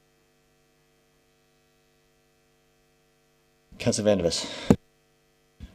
I understand that there's a very significant number of pallets of excess tiles, excess pavers left over from the project, and wondering A, what the value of them is, B, what the storage cost of them is ongoing, and C, what the plan is to do with them. Kia ora. Thank you, Councillor. They're worth around 200k. The storage cost is zero. They're at, I won't say where they are publicly, but they're on a council site that they're secured. So 200k worth of pavers, $0 to store them. We ordered them specifically because they are quite a bespoke paver. They're created from a particular aggregate mix and formed out of Alex. We know this is the main street. In the next couple of years, there will be some. unfortunately, I'm reasonably confident in a couple of years some service providers will come through the main street, and we will need to have some pavers to help them with. I've also learnt that from dealing with the old brick pavers, which we've struggled to source over the years and struggled to keep in stock. We've had to order them from overseas and from around the country, which has been difficult. So we have purposefully ordered an amount of pavers, and they're in storage in a DCC site for no cost, and the cost is around 200k. I'll follow that up because there has been a rumour going around town that it was a massive over-order, but you're clarifying that in fact that's it. Don't know where that rumour comes from, but the rumours. I'm happy to back that up with factual information. Thank you. Councillor Barker. Thank you, Chair. I'm just looking at pages 39 and 40, and this is about the reporting against the goals and benefits and the Central City Plan and the detailed business case, and it talks about the report will detail outcomes already achieved, etc. And then it has a list of proposed list of benefits and outcomes. So I'm just wondering how the proposed list turns into an agreed list. What's the process for that? We're welcome to take any further suggestions on what you would like to see. These are ones that came from business case and earlier reports in terms of things that we said we'd look at and feel that we have a responsibility to go back and say, yes, we did or did not achieve this. Cool. I'm just looking at what the process is for that, because I just had a look at that. So I just wonder whether we're going to get a report, if we could put it into the forward work program for, I'm assuming, ISCOM, so it lives somewhere and we don't forget about it. I'm sure we'll never forget about it. For a lot of the matters I'm working on at the moment, early in the new year, calendar year would be good. There's a couple of things that I'll just note that a couple of the Three Waters ones are quite hard to get the right conditions to do the monitoring, and sometimes those conditions only come about once every couple of years, so we will report on them as we have them, but yeah, any further ones, happy to take those through, whether that comes through ELT. I guess that this is about getting it in the forward work program. Maybe it's a matter for the chair to add this reporting back from George Street and the benefits and outcomes into the forward work programs that gets captured. Put that in the matters for the chair as we speak. Any more questions? Okay, before we go to just a very minor one, you mentioned York Place, so I assume that was Three Waters that went up St Andrew Street to the Fluor Street intersection, and it looks like from my driving around it went a short distance down Fluor Street, and then that did the whole of Fluor get done? Because Hanover to Fluor also got done. Did Fluor to St Andrew Street and Hanover get done? Or was that later work? The transport works didn't get done, so that's the renewals that we put into the transport forward work program. From memory, the potable water got done, the foul sewer got done. Lining of the stormwater. Yeah, so yes is the answer. Right. There was additional scope up York Place just to into another couple of manholes, but we didn't get there. Yep, cool. Thank you. Okay, any more questions? Councillor Lucas, do you want to move this or? Oh. Well, I'll move it, and I'll give my opening speech quite briefly. Seconded, Councillor Lucas. I'll just start out with a very, because I always forget to give the opening speech. I think that this report's very useful, and it's good that we finally get a wrap-up, and I do think that it's not a bad procedural environment to find ourselves in, that when a large project of this size finally gets to the point where it's commissioned and ready to go, that we get a follow-up report just to say how the whole thing went, so it can help us to how we deal with future projects. I just want to say, in my opinion, considering its complexity and the fact that it had to be done in the most complex part of town, it was, in my opinion, an exceptional delivery in terms of the speed it came through in and the fact that it maintained its alignment to the budget. Any other speakers? Councillor Lucas. Thank you, and I'd like to particularly thank staff. I know I in particular asked for this report, and I appreciate it wasn't easy to pull together, and so thank you for that and fronting up to the questions today. And I think there's been a lot of learnings. I think particularly Mr West has noted that, a lot of learnings for projects going forward, and I think what I realised looking back, that in the 2 years I've been on council, there have only been 2 other reports to council in that time. And I think that's another learning, is that we haven't had probably as close an eye on the project as possibly we could have, and to make sure that all the costs, when we're looking at new projects going forward, that we think about the OPEX and other things, so that we actually know the true costs, or budget the true costs going into a project. I think that's been a big learning, and I think in particular, congratulations to you, Josh. I know you've said to me a number of times you had the project was your 105 million budget, and that you worked to that and you delivered to that. So I think you and to Glenn as well. I know it's a big job to manage the project to that, and there are other costs that bring the project up. But for the contract that you guys were managing, I think you two that needs to be acknowledged. Yes, I just think good learnings going forward, and that was really what I wanted to capture that in a report, so that we could reflect on that before we looked at anything else going forward. Thank you. Councillor Barker.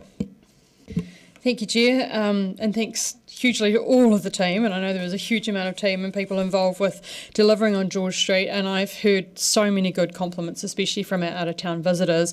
I think that George Street has gone from dingy to dazzling. It's lovely driving through there at night and just seeing how alive it is. The seesaws are controversial, however, people do seem to be enjoying them and bringing some life to the city, and I've seen on TikTok some students enjoying them. So this is what we are building the city for, is also for the future young people living in it, so it's great to see them enjoying that. When we got the residents' opinion survey recently, it said that the central city retail area was up 6 points in satisfaction, so that's a huge jump, and 15% said in their comments that they like George Street, so I think we can be very proud of that investment. I guess the learnings are very important, as Deputy Mayor Lucas said. I think that as you said, we only had 2 reports, and we should have had more reports. When I looked through at the report we had in 2022 around the final design, the playground had different things in it from the seesaws, and I think that's a lesson well learnt, is that as councillors we get the feedback about what people think about it, so it would have been good to be prepared for that. I definitely think we need to have better reporting and budget setting, and that's why I tried to dig down into the OPEX, because we can have a package where something is a certain amount of CapEx, but there's a whole lot of OPEX in there, and I think we are learning that as we go along. I was really pleased to see the Project Management Transformation Program, and that's why I asked about it, because who doesn't love a good transformation in our project management? And I do think we struggle there. During the LTP, I think we guesstimate a figure and put a placeholder number in there, and then I think we need to work a lot harder on refining those numbers that we're putting in the long-term plan, so that they're not a target, that they're well reasoned out. And we also need to be managing our capital projects a lot more strongly, and also understanding the operational cost in those projects, because that's been a concern. I think our next project that we're working on at the moment is the South Dunedin Library, and it would be great to, I guess, get more information on how the Project Management Office is related to that as well, because these are big capital expenses that sit on our books for many, many years. That said, I'll also be looking forward to the reporting. That's why I asked about the reporting on the outcomes, and making sure that it gets on the forward work program, because we do forget sometimes, to keep an eye on these things and actually look at the benefits and outcomes that have happened from a huge investment, a once in 30-year investment in our main street. I think that the smiles on the children speak volumes, but we also need to get some good statistics around it as well. Councillor Wetherell. Thank you, Mr. Chairman. Well, what a journey George Street has been, both personally and professionally. As a first-time councillor that had no hand in the George Street redevelopment, I do not intend to grandstand over the finished product of the $110 million finished upgrade project. The public have already had a chance to show their approval or disapproval of the project at the last local body election. The results spoke louder than words, which some around the table are still having trouble coming to terms with. The time to debate financial impacts on retailers, one-way, two-way, pedestrianisation, the removal of bus stops, the removal of loading zones, the inclusion of seesaws is well and truly over. One costly aspect of the redevelopment was the water infrastructure work underground, which is hard to appreciate above ground. After the 1 in 100 year weather bomb the city has just been hit with, it goes to show it was a great investment which protected the CBD from flooding. Although I don't agree with the size of the budget, I would like to congratulate the efforts of council staff who managed to deliver and complete the project basically on budget, which, given the complexity of its nature, was a remarkable feat. There has been lessons learnt from the George Street redevelopment, which I can already see as being beneficial to further projects going forward, both in design and levels of budget. So I'm happy to vote for this note and report and to put George Street to bed, for now at least. Thank you. Councillor Gilbert.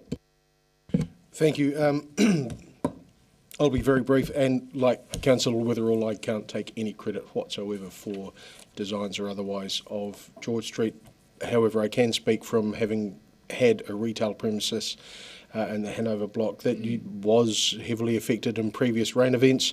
So despite the comments of very unexciting for, or very exciting rather for engineers to have nothing of excitement happen, which as Councillor O'Malley points out is why many people avoid engineers' parties.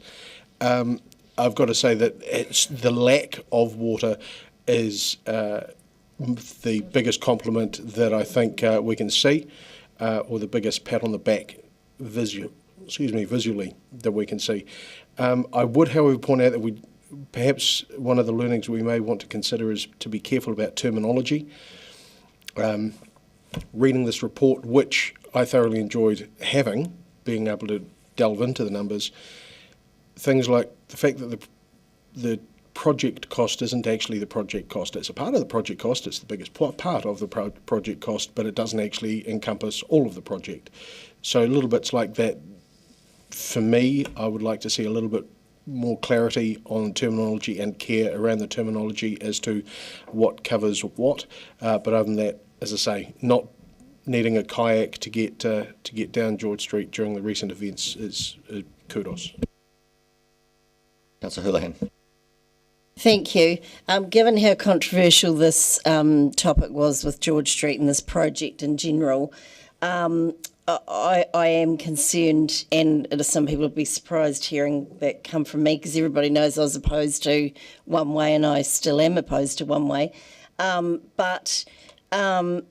Is that I was concerned. There was a story in the paper recently saying this project was over budget. When I asked today, everybody heard, I asked Josh, was it over budget? And he said, no, it was in budget. So I just think we've got to be careful with things like that, because it's such a controversial project. People will be up in arms over that.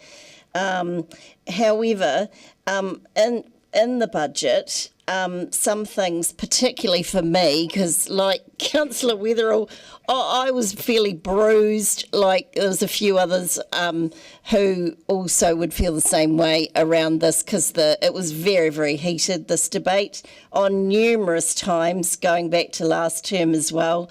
And one of the things that I was at the time, I'm not now because time has calmed me down a bit, but when Cobus Mentz came, and as it happened, he was quite good, but Cobus Mentz is an urban planner, for some people who don't know who I'm talking about, who was brought in when we disputed a whole lot of facts to review it. Now, his costs would have been huge, and I'd really like to have seen a breakdown of those costs, because at the time we were livid about that extra cost. But to not be able to hear what his costs were now is quite, it's quite, I don't know whether the word's disturbing is not the word, but it is upsetting not to be able to get those costs. And I've worked in areas where I've had to manage budgets, and I had to write, you have your column and you go through and you write them all down. So I'm just surprised. I just don't know how we don't know that cost, because we would have had to pay it. So I'm just a wee bit surprised as to how we aren't able to say, oh yes, that cost that. But anyway, that's the way it is. We can't get that answer at the moment. what I will say around George Street is that I want to congratulate Dr. Hazelden for the engagement he did with the businesses. I think he's extremely good at engaging, and it was a very difficult project. And also congratulate Josh as well for the fact that they've kept it on budget. Look at the example of the hospital. You know, large projects blow over budget all the time. And if this one's been done on budget, is what he said, well, that's extremely good. I want to acknowledge the business owners who are there in George Street. I think it's wonderful that after such heavy, horrific rainfall that we didn't have major damage, and a lot of that flooding that perhaps they've experienced previously wasn't there. That's fantastic. But I also want to acknowledge the years of pain they went through to get this project done, and some of them are still hurting now, and I thank them for being patient, understanding, and for still surviving in business at this time that's really difficult, and with these extra things to have to deal with. So I just say out there, thank you very much for putting up with this. That's amazing. Thank you. I too would like to congratulate and commend Mr. Von Payne and Dr. Hazelton for this amazing project, controversial as it has been. For me, it's the social well-being for the present and future of Dunedin and its residents, and the cultural and environmental enhancement. Finally, we've got some visual and cultural expression of mana whenua identity reflected in our main street. I love the design implementation and the collaboration that was involved there, and the sustainable elements, the rain gardens and the plantings, things that will attract our birds and native insects into the heart of the city for everyone to enjoy. Wearing my Disability Issues Advisory Group hat, I particularly want to commend Dr. Glenn for his amazing engagement with the Disability Issues Group, the inclusion of accessible parking, accessible drinking fountains, 61 seats so that people with mobility issues or those who just need a rest are able to, and of course that is encouraging people to sit and engage and linger longer on our main street. It's an improved pedestrian experience, and I truly believe it's a step towards an accessible and welcoming city. We just have to look at the before and after. George Street feels safer, it looks and feels welcoming. Our vibrant community is reflected in the increased use that we see on the main street. I'd like to thank all of the retailers for their patience, and our ROS data survey shows that people are now happy with the look and the feel of the main street.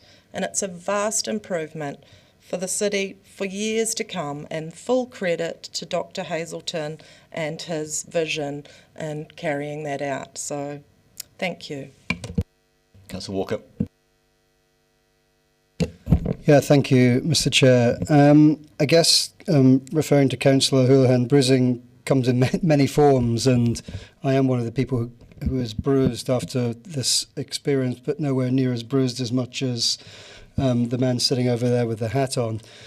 It is an improvement, but I'm clearly on the record, and I'm happy to be on the record over the years of probably being the loudest voice around this table for full pedestrianisation and greater amenity in George Street. And it still is my belief that one day that will happen, and it won't happen because of anything we say. It'll happen because that's what's demanded from a general public, and hopefully will be led, as we should always be, by the thoughts and desires of that public. I say that as somebody who has seen it elsewhere. Many places, in places that are quite surprising, actually, in places we used to patronisingly call the third world, and some of those normal developed nations throughout the planet, where, go figure, they had exactly the same battles we had and the same bruising. So it didn't, I always say to people, Amsterdam didn't fall out the sky looking like the way it did now. They had the same political battles and the same people saying it would be the death of the city, so forth and so forth. So going back to the report, it is, as the chair says, it's an excellent wrap-up report of a tremendously vital part of our city's infrastructure. Let's not forget that. And if we needed any reminder of that, we've just had the heaviest rainfall in Otapoti, Dunedin, in 100 years, and hence my question. And it was a relief to see or hear that the engineers weren't overly excited because everything worked, and that's a fantastic testament to the work we've done. And imagine, everyone, for a moment that we had decided not to do that work. Can you imagine the shouting, the banging on the doors, and the anger towards us for sitting our hands and doing sweet FA, excuse me, Mr. Chair, doing nothing? That would be something we'd have to cope with. But we can sit here proudly knowing that we made a brave decision to go forth with those changes, and we made that. It's a brave decision because people don't vote for you for pipes under the ground. Actually, they vote for you because of funky things above ground. So that's a great outcome, and I really want to. A number of you, of the others, have done it, but I just really want to put on record the strength and the thanks for the strength and determination of everyone who worked in this protest. That's a Freudian slip on purpose on this project, because of the protests and the crap they had to put up with, whether they were stop-go people, whether they were security guards, whether they were the professionals laying the pipes. Some of them went through hell, and their well-being suffered, including our staff and including some people who I consider good friends, and some of them who are in this room. And I'm actually moving close to tears because I can't look this way at these two, and one in particular, who have been put through the ringer bloody unfairly, and they deserve every piece of respect we can give them for what they have coped with.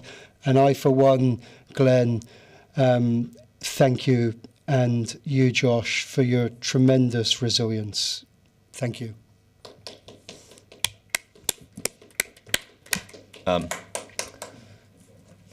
FA's Football Association, right? Councillor Vandervis. The majority of Dunedin residents that I represent don't agree with most of this comment that we've heard around the table just now regarding George Street.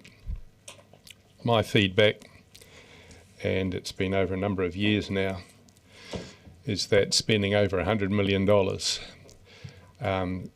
to get a reduction in traffic flows, to have a colourless shades of grey set of tiles, which, by the way, are very high maintenance because of their porous quality, the untapered pipe poles that pass. Point of order. I'm sorry, but that's misleading, Mr. Vandervis. The greyscale tiles are for the visually and. Can we please have a point of order? Vandervis, the point of order is being explained. I assume you're going for misrepresentation. Okay, so it's 25(2)D. Is that what you're? Okay, that's.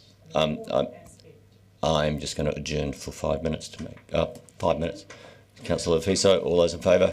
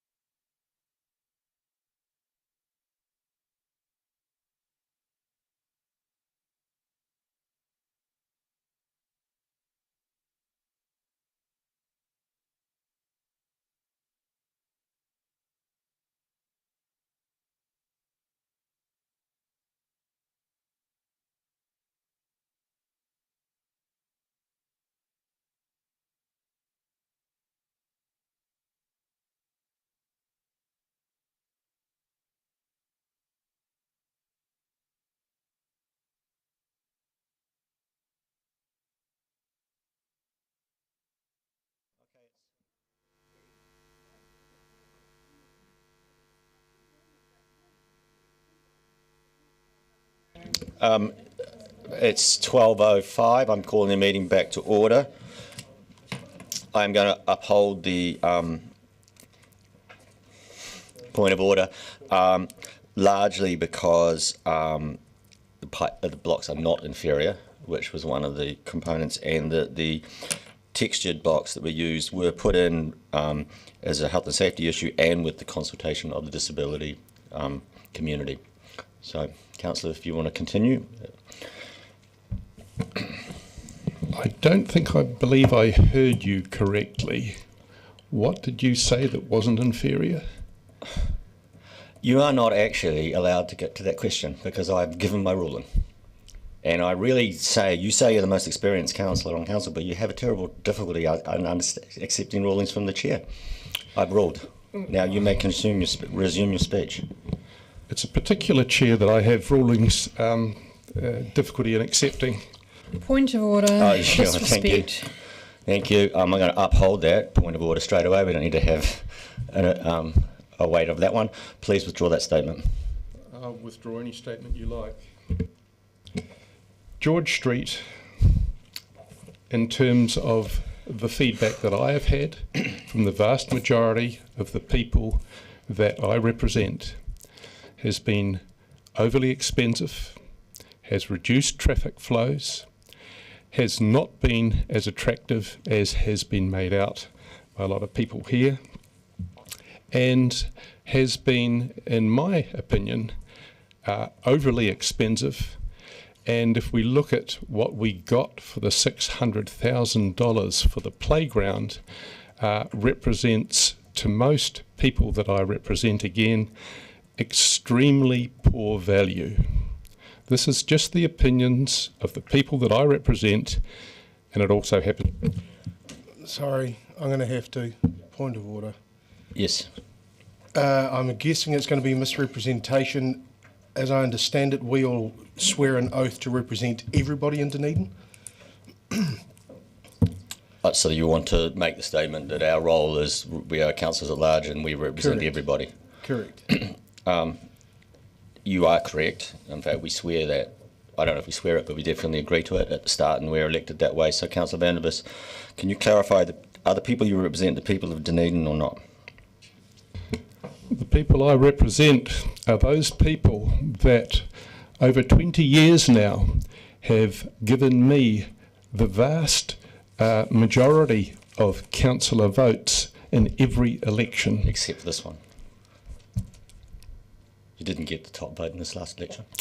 I didn't get the very top vote in the last election, that's correct, but I have had the vast majority of votes for many years now. Okay. And I got those votes because I believe that I represent a very large population here in Dunedin, and that is what I am doing when I speak at these meetings. It is those people I represent.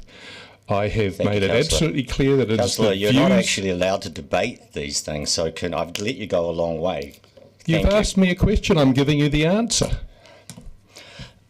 You are elected, presumably you're saying you're elected by a lot of people, but your role and responsibility on this council is to represent every member of this community, not just the ones who voted you on. That is actually our responsibility. I am representing every member of this community when I voice the opinions of the vast majority of those that I speak with. Thank you. I don't think this there's not much point in carrying this on. You have 3 minutes and 23 seconds. Is the point of order upheld or is it dismissed? To be honest, Councillor, it's probably not a point of order in as much as representation is difficult to stretch, but I am pointing out to you that you are actually supposed to represent all of the people of the city, and it is not appropriate You're behaviour. repeating yourself. Can I please have an answer, Chair? Is the point of order... Upheld. Point of order, don't interrupt. Upheld. Rudeness. It is upheld. When I say it is upheld, wouldn't it imply that I'm fairly sure it is? Will you please stop arguing with me, or I will have to ask you to leave the room. You don't have to ask me. If I'm going to have constant argument from you... They are upheld points of order. You all are of still them have arguing been with me. upheld? Will you please stop arguing with the chair? I just want to know Have you upheld the last point of order I just from told you I Councillor upheld Gilbert? it.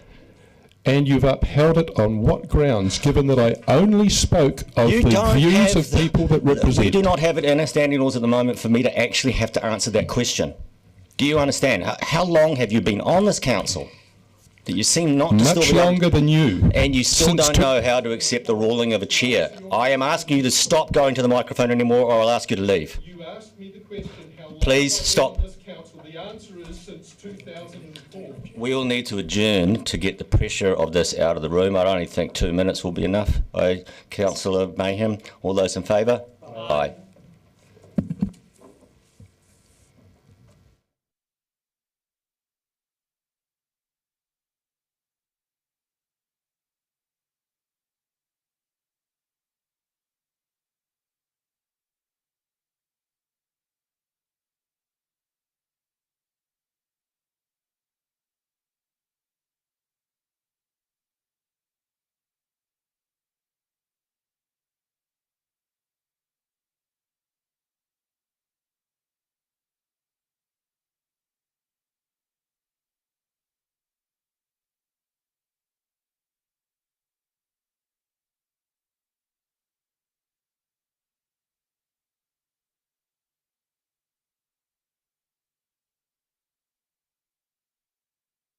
And if I started answering questions because people spoke to the microphone after the decision, then I'm sorry for continuing that. The chair's decision is final. I've upheld the point of order. We are all councillors. We represent the whole of the city. So, Councillor Van der Vis, please continue your speech. In my view, the drainage issue was largely confined to St Andrew Street. The massive big pipes that were put in St Andrew Street certainly were needed. And if we go back to the previous water manager, Darryl Robinson's detailed block by block description of what was actually needed in George Street, he highlights the fact that it was St Andrew Street that needed the major work, and it was some asbestos pipe that had been used in that place that also needed changing. The need to do a great deal of what else was done in George Street, I believe, has been overplayed. I am not happy that we've had adequate value for money for $600,000 playground. I am also unhappy that I have not been able to give an uninterrupted speech here for what I consider to be simply vexatious, not liking the content of what I had to say. I have viewed this whole project from a long way back, a lot longer than a lot of people that are here. I have seen how it developed. I've seen how the budget's developed. And I would like to think that we could have got much better value, and also that we could have restricted the costs of this project to simply providing the infrastructure up the middle of George Street, rather than also paying for all the laterals that went to all the businesses up and down George Street that I believe should have been the care of the landowners.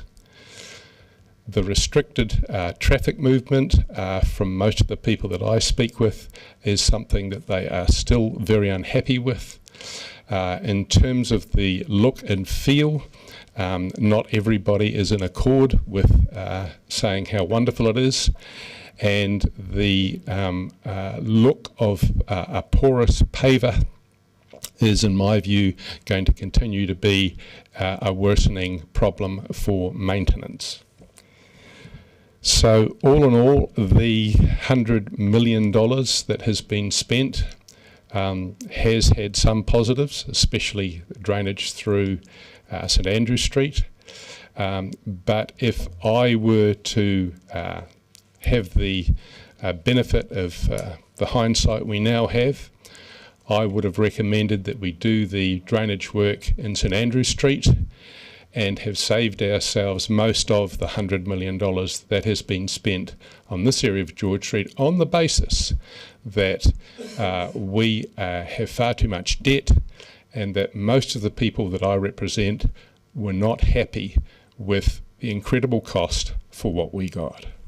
Thank you for hearing me out. Councillor Gary. Thank you, Mr. Chair, and I might suggest to my colleague that he gets out more and talks to a wider range of people. Point of order.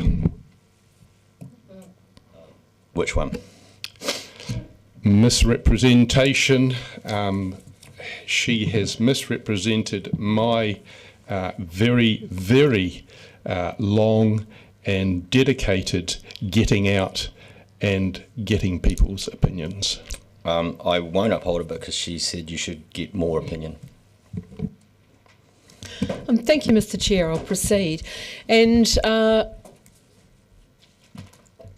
we had our community saying to us really clearly in the triennium before last and the triennium before that, and it was actually led to a degree by Councillor Vandervis at various election campaign cycles, about wanting us as a council to invest in Three Waters, and that's exactly what we've done in George Street. And invest in our community. Our businesses are always asking us to do that, and we have done that. And we've also had a cry to make our main street more inclusive, and we've definitely done that. And that really warms my heart, I have to say. The work we've done and the success of it has been borne out by the performance of George Street in the weather event of a week ago.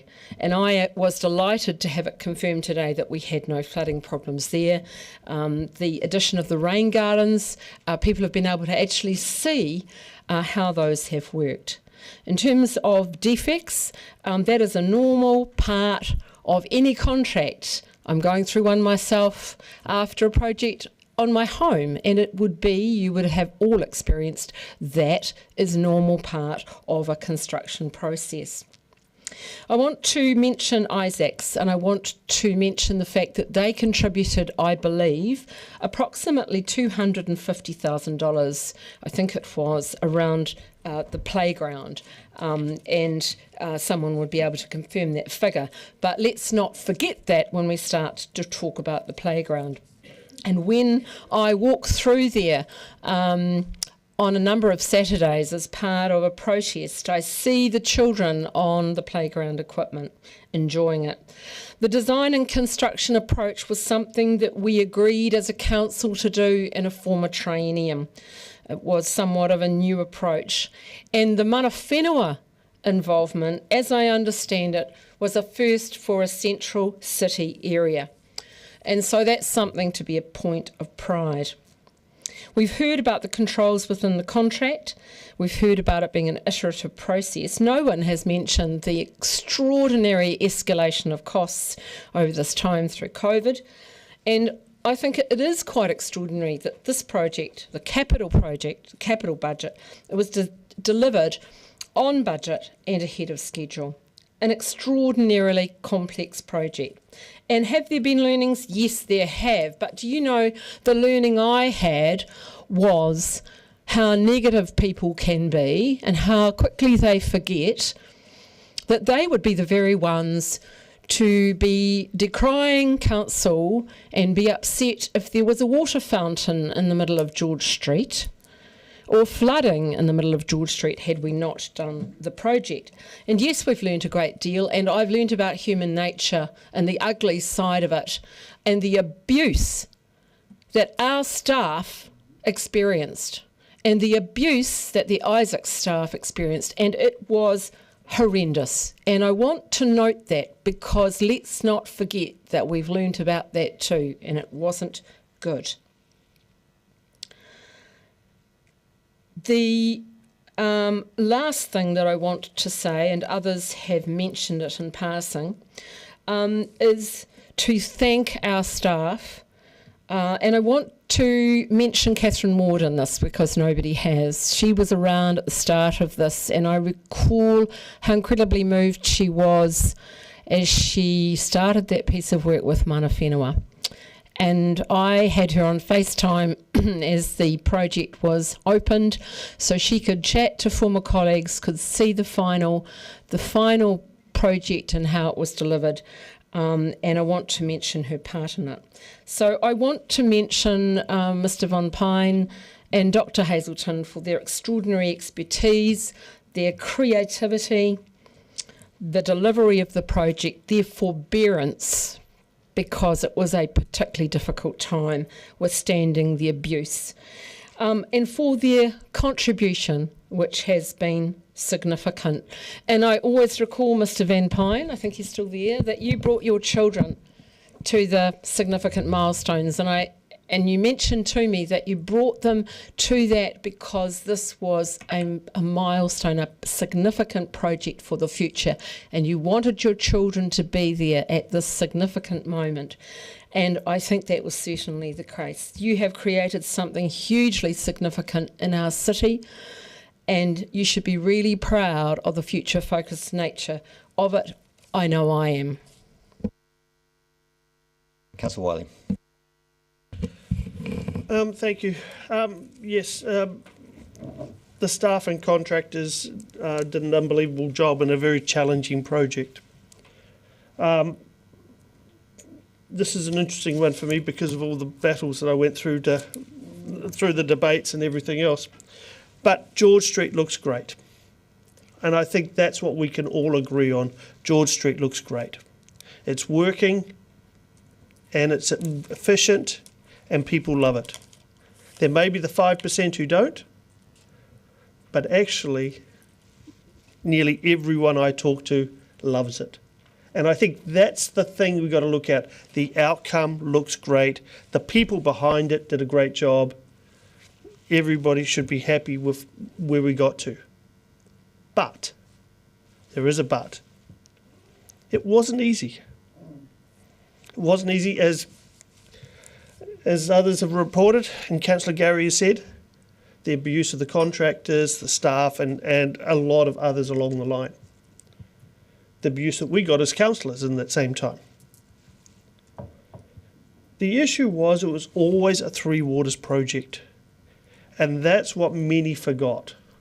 It was a Three Waters project that had to be done. And from there it was then a case of what was going to happen on the surface and how we were going to upgrade George Street. And that's where I go back to. It looks great. But I still get frustrated at times, and I raise some of those frustrations in the questions I asked. Some of the reports that we got, and I refer to the Public Environment Committee on the 14th of April 2022, was the last real report that we received as councillors in the last term, where it showed about what was taking place, what should happen. There's quite at times, mismatch between what we were informed was going to happen and what actually happened. For example, there's a $100,000 playground, not a $650,000 playground. Knox Block is quite different, the five-way intersection is quite different. Those things happened, and unfortunately councillors weren't involved or taken along on the ride, and that's something that really frustrates me. I do note this is an update report, and when I look at in the papers, on page 39, it does talk about reporting back on project outcomes, and staff will report on council in the coming months against the goals and benefits outlined in the Central City Plan and detailed business case. And I look forward to seeing that. But George Street looks good. Isn't it a great place to have a protest? It works really well for that. And I also appreciated actually the tours we got of the site so we could understand it. So, again, this is an update report. It isn't the final. And I think that's the part we have to look at, is how we can improve these major projects for all involved. Whether it's the retailers, the public, the contractors, we have to make sure these projects work more effectively across our community. Any more speakers? Then I'll use my right to reply. I want to start first by apologising for any loss of composure I had during chairing of this item. That's unfortunate, but I do want to remind all of us, we are councillors at large. We get on an STV vote. It requires 7.5% of the population to put us in this chamber, but when we're in this chamber, 100% of the city population is where our mind and attention should be. Before we get into this, I also want to acknowledge people are remembering people who had a lot to do in the past, and I want to acknowledge Simon Drew and his role in infrastructure for setting up all the structures that we have at the moment, and the PMO and Josh von Pine over there. If it weren't really for those changes that occurred way back then, those structural changes on how we deliver capital programs, we probably wouldn't have had the same outcome as we do here. The ISAC's contract is in fact part of that contract system of doing different contract ways. And the other one is, in terms of blowouts, he told me not long after he'd got to council that the reason we were having blowouts all the time is because we were always because staff were too afraid to ask for the real number. And then they'd get the project started and then ask for the real number, because you can't do anything about it at that point. So he brought a discipline into it, which I think showed up here on this. And also the project team itself was everybody said, so I won't bother listing everybody from A to B, but it has been quite incredible. I think maybe this something has come up here is that when we talk about general contract costs, we probably need to put an OPEX supporting cost in on top of it. So in this case, it was about 4%, and I'm just suggesting that we should understand what that number is and then routinely put it in now from this point on. It took almost, I think, 15 years from the let's do something on George Street to agreeing to actually do it, because the amount of public consultation was enormous, and I saw public consultation finish, get to the end, and then people say I wasn't included, and we had to start it again. So we did a lot of circular public consultation.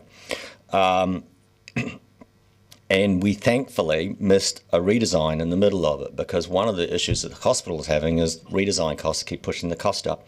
If we had built in that redesign, I think it was going to put an extra 20 million on the project, and we'd very likely still be there. So, and that is my statement about capital projects in general. Once they start, politicians have got to keep their little fingers out of the pie, because the project has started.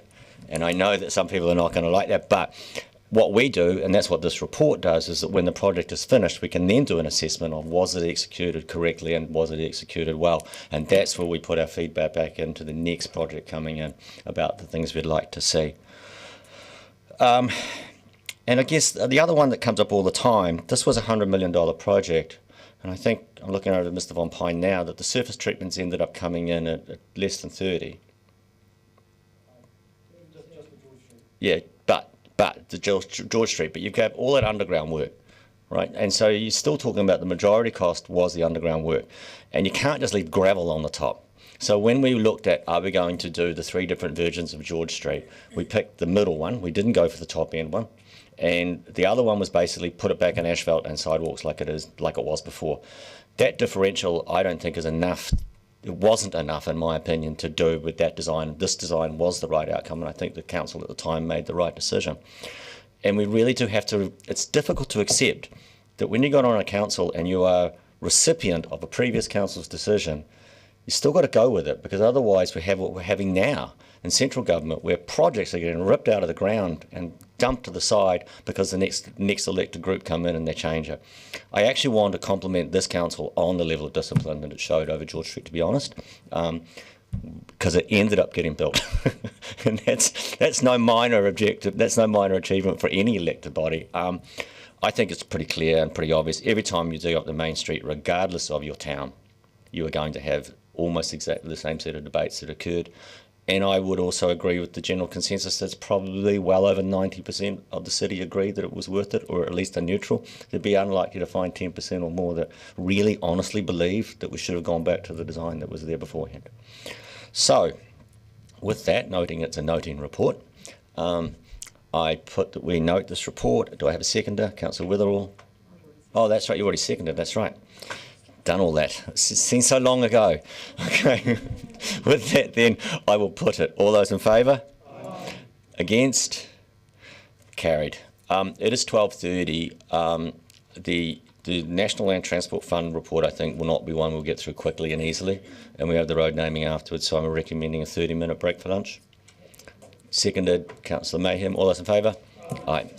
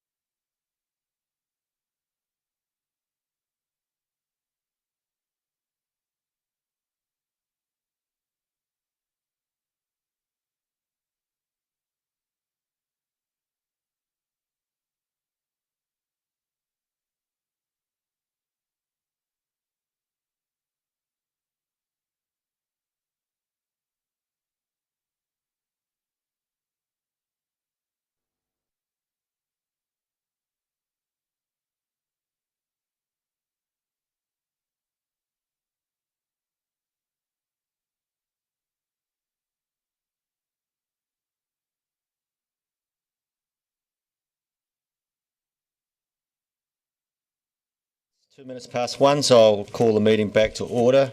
We're on to item 10, update on the outcome of the National Land Transport Funding, page 44.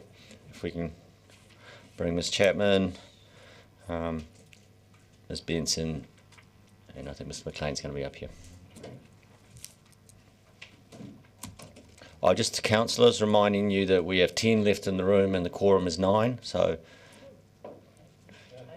stay.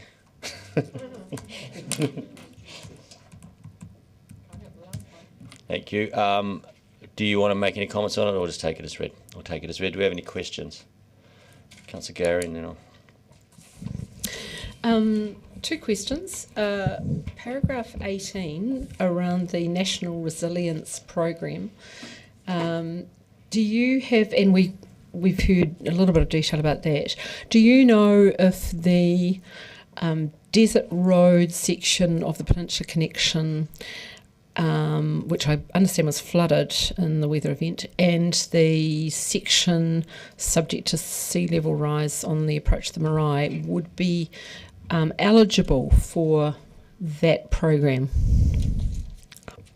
So since the paper was written, NZTA have announced which projects will be funded. They have included some funding for Harrington Point Corner, but that is it. So I saw that, but I didn't understand what it described. It didn't make sense to me at all. Do you have any idea, any further information?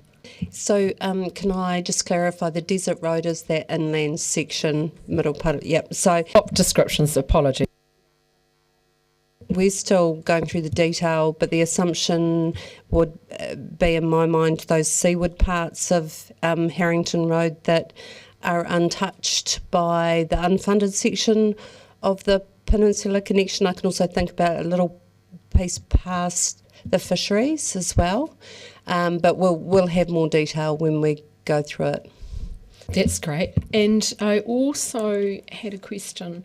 So this is pertaining to projects not included in the NLTP, no surprises there. And I see it's now called the Portobello North Resilience. And then looking at the, just bear with while I just direct you to the various sections. So this is page 49, Maori impact statement. There are no known impacts for Māori. And then if you actually go to the land transport project, it talks about the feedback from Otako Marae, Otako Runanga and others, and acknowledges the significance for mana whenua. And I can't understand how we have put in the summary of considerations, no impact for Māori, and yet we've sat here and we've listened to Paul Call, Edward Ellison talk about the importance of that one section in particular. So can someone explain that to me? As the report is only noting, we're not asking council to make decisions. There is no decision of council that has an impact on Māori. This is reflecting the decisions that are being made by a government agency, which will impact, but they're not decisions of this council. I understand the difference you're saying, but the decision made at a national level does impact mana whenua, in my view. So I found it difficult to see that written, that there was no impact for Māori. I don't think many people would make that differentiation that you're making. I understand it, but I just note that I think few people would get that.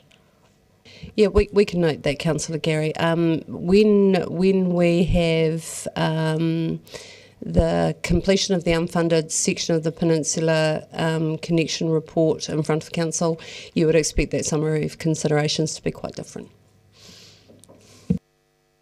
Councillor Gilbert. Thank you. On page 44, you outlined the report outlines the strategic priorities of the GPS 2024. Third among them being safety. Jumping then to page 46.13e, strategic walking and cycle network upgrades are not included in the NLTP because they don't align with the GPS strategic priorities. I'm struggling to understand why a safer and strategic walking and cycle network upgrades don't align with safety. Can somebody clarify for me? The interpretation of safety that is included within the government policy statement on land transport and reflected in the NZTA's decision making is a very narrow definition of safety that is largely focused on the choices road users make. So things like drug and alcohol use and poor driving decisions. It is not focused on the safe system. So the previous government had a safe system approach which considered speed, roads, vehicles and road user choices. This government is largely focused on one of those aspects and when they look at safety.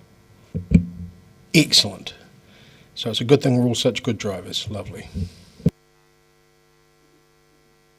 Any other questions? Because I just got a couple. I really want to draw attention to page 45, 9H, Mosgiel Transport Plan, $600,000, unlikely. So that is the assessment that it's unlikely we'll get the funding for that, right? So it's included in the NLTP as a possible. What that means is if other funding is not utilised for projects that are higher in priority within that activity class, we may be able to apply for funding. But that investment management activity class will have significant costs associated with the planning for the roads of national significance. So the likelihood of them not going ahead and freeing up money is not high. I think, Chair, we did try and spell it out in slightly simpler terms than comes across in the NZTA investment criteria, because we could see, based on the investment needed for the roads of national significance, it was extremely unlikely that that funding would be made available for that activity. And if it is not made available, are we planning on going ahead and doing it anyway without the NZTA co-fund, or is it not going to go ahead if it doesn't receive that co-funding? And then the follow-up question to that is, how does that relate to heavy traffic bypass and in the FDS, the decision for the inland port? Sure. Well, there's a few strings to that. My understanding is that Council have asked for some money to be put into the operational budget for transport to do that transport study, and that'll get considered as part of the 9-year plan budget setting. So the result of that study may or may not include a recommendation to look at a heavy vehicle bypass, in which case it would have to be considered in future years of the NLTP, and that probably at this stage would be 2031 onwards. Potentially. If the roads of national significance investment profile carries on until then. I was going to say there will be another opportunity to apply through the 2027 NLTP RLTP process. What the priorities at that time will be will depend on the next general election. I guess my question really relates to the people of Mosgiel and their expectations around how we're moving this project forward. And if we don't do the transport plan in this 3-year cycle, then we won't have anything to go to the regional land transport plan with in 3 years' time, will we? No, we won't. No. So, given this is just for noting, we're not going to do too much today. But I do think that councillors who are elected from that region, but are councillors as a whole, will be interested in understanding the implications of that. And I think the people of Mosgiel, it really does need to be flagged to the people of Mosgiel that if we don't do this plan, everything's moved down 3 years, because there's an expectation. Some people have expectations we're going to have diggers in the ground next year. So, and then my question on Albany Street connection, that's the cycleway and improvements going down Albany Street, and it says further in that it could lose funding. I mean, it's committed but not necessarily guaranteed. So it's committed in that funding was approved under the previous GPS before the new 3-year cycle took effect. The Minister had requested that the NZTA board look at whether funding for committed activities where construction contracts were not signed could be removed. It's not clear yet what the legal situation is in relation to that, but it is something the Minister is seeking to do. If we didn't get the funding for that, then we would just have to suspend that whole project until we got the funding for it, I assume. I'm actually looking at you, Janine, as well. Yes. So the reason, Helen's right. We've put it there because the Minister is looking at where you haven't let a construction contract. So that would potentially, if it doesn't get spent in this 3-year NLTP period and it doesn't have a committed contract in it, it would make it at risk for the next NLTP period, potentially, depending on the... The risk may relate to this NLTP period.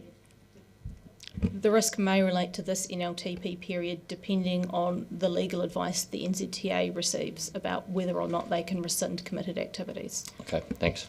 Councillor Houlihan. Thank you, Mr Chair. I assume that if that applies to that, it will also apply to a whole lot of other projects as well, when it, like, for example, the part of the the walkway along the peninsula, and, well, not the walkway as such, but it's just what's listed in item 12, section 12 of the item. Section 12, where are we? Right. But Albany Street, Harbour Arterial 2 and 3 and Mosgiel Park and Ride are the 3 that are funded. Oh, yes. Yeah. But what I'm saying is if it applies to them, that funding or lack of funding would apply to those other projects too. And they've just yes, it would. So Albany Street, the Harbour Arterial stages 2 and 3 and the Mosgiel Park and Ride have all been through the NZTA business case process. They've all got a BCR and they've all been ticked off from an NZTA perspective. The unfunded section of the Peninsula Connection hasn't yet been through that process. To a degree, you might argue it might have been in the past, but it's been a little bit carved off from the rest of it. And it's not until it goes through that process and it gets signed off by NZTA that it gets committed. Now, you may not be able to answer this question, but if the Chair will allow, I'd like to ask it. With the heavy bypass for Mosgiel, if that, by what you're saying, say doesn't go ahead for till 31, what implications would that have on us having an inland port? But that's what I mean. You may not be able to answer that, but so it's really important for us to note that we said that we would, from a transport perspective, we would respond to an inland port at the back of Mosgiel separately. We will do that internally. Looking at the 2 people that will do that, so that we can be agile enough to be able to respond to that. We won't wait for, doing a larger, but there is a larger piece of work that needs to happen around Mosgiel that's broader than just freight. It's about people moving into, around it, and whether the infrastructure is there to support it. So we don't know what the outcome is of the work that we will do internally into the inland port. We're working through trying to get some data on what those heavy vehicle movements will be, but we can respond to that internally. thank you. With this maybe slightly outside the scope of this paper, but may not, with the Mosgiel Park and Ride and but general traffic concerns in Mosgiel, like I know you've seen it because we both saw it when you come in that bottleneck where it's just only goes to one lane when you come in. Would that come under any of this if we wanted to look at it? It wouldn't, would it? That's not within the scope of the Mosgiel Park and Ride. Yeah. There is in the partner projects. NZTA has a project that will be the planning work for what they term optimisation of that intersection between State Highway 1 and the entrance to Mosgiel. Yes. Optimisation is generally things like changing signal phases and potentially changing where the line markings are. So they are going to be doing planning work around that, and we will provide input into that. Oh, that's great. And because it's on a state highway, that would be Waka Kotahi. Right, great, thank you. Councillor Mayhem. Thank you so much. Just following on from Councillor O'Malley's question about the Albany Street connection. So if we don't get funding for that, the parking changes that we decided on, would they just be temporarily revoked and the parking would remain the same, or...? Didn't do that section of Albany Street in the end because there was a concern about whether or not everybody had been consulted correctly, so the consultation is going to go around one more cycle. Okay. Yep. And would that apply to St Andrew Street cycleway pedestrian safety improvements too, based on the fact that they haven't been included at all in the NLTP? The St Andrew Street is part of an NZTA project around shifting the designation of State Highway 88 that is currently committed. There are some question marks over the scope of that project currently, but that sits with NZTA predominantly. It says here it doesn't align with strategic priorities. So what would that mean for the central city? So the reason why we're saying it doesn't align with strategic priorities is clearly you've seen the GPS doesn't, cycleways and walkways don't align with the current government policy statement on land transport. The cycleway alongside State Highway 88 was a way of enabling other users to get into the hospital, but it also meant that you created an environment where people would slow down a little more in front of a hospital frontage instead of it being a state highway where or just a local road where everyone could move past the front of that building quickly. I've got another question around the 30k speed limit signs around schools. So we revised those speed limit changes, but there's been no funding. So where does that leave us? Do we have to change the signs or status quo for the moment? So the speeds around schools will change from being... Yeah, they'll go to being variable, so they're, you slow down within certain hours and then the rest of the time you're at regular road speed. So that's a case of changing those signs, and then there is some implications for some of the speeds around the city that have happened prior to the change in the rule that would potentially have to be changed, and we still are working with NZTA on how that gets funded because it's not clear at the moment how that does get funded. So at the schools they'd still have a 30k sign, but just another sign that says from 9, 8:30 till 9:30 and 2. If you've driven past a school like George Street, we already have a variable zone there, so it's an electronic sign that can change the speed limit by time of day. So I think that is what is intended, which comes with a higher cost rather than a static speed sign. Oh, so then we had some 30k electronic signs at Waitati School, but the signs have gone now. So will they be reinstated then? We'd have to check on that one because is it on the state highway? No, okay. We'll check on that and let you know. Can I just clarify your answer there? I thought that the fixed 30k zones were effectively just going to have a variable time put underneath them. Are we actually, because it's like $250,000 to do a electronic one, isn't it? Simon is going to correct me if I'm wrong, but I'm sure that in some cases we can just replace the bottom of the sign with detail that says this is a variable limit, and in other cases we may be putting the light or the VMS board types. So the new rule will make all schools variable, and we'll need to put signage outside the schools. The new rule allows for static signage or electronic signage, and we're just waiting for the guidelines from NZTA to come through before the end of the month. There have been some subtle changes made to the speed setting rule, which we have to assess when the guidelines come out, because it talks about, in some instances, retaining speed zones. but we don't have enough clarity at the moment to know if that'll be possible for our permanent school zones or not. Are you good? Because I'll... no, Councillor Lucas is like... This wasn't my question, but it's now come up. So the 10K in George Street, is that affected by the change in rule? No, that's allowed for in the rule, given the nature of the street.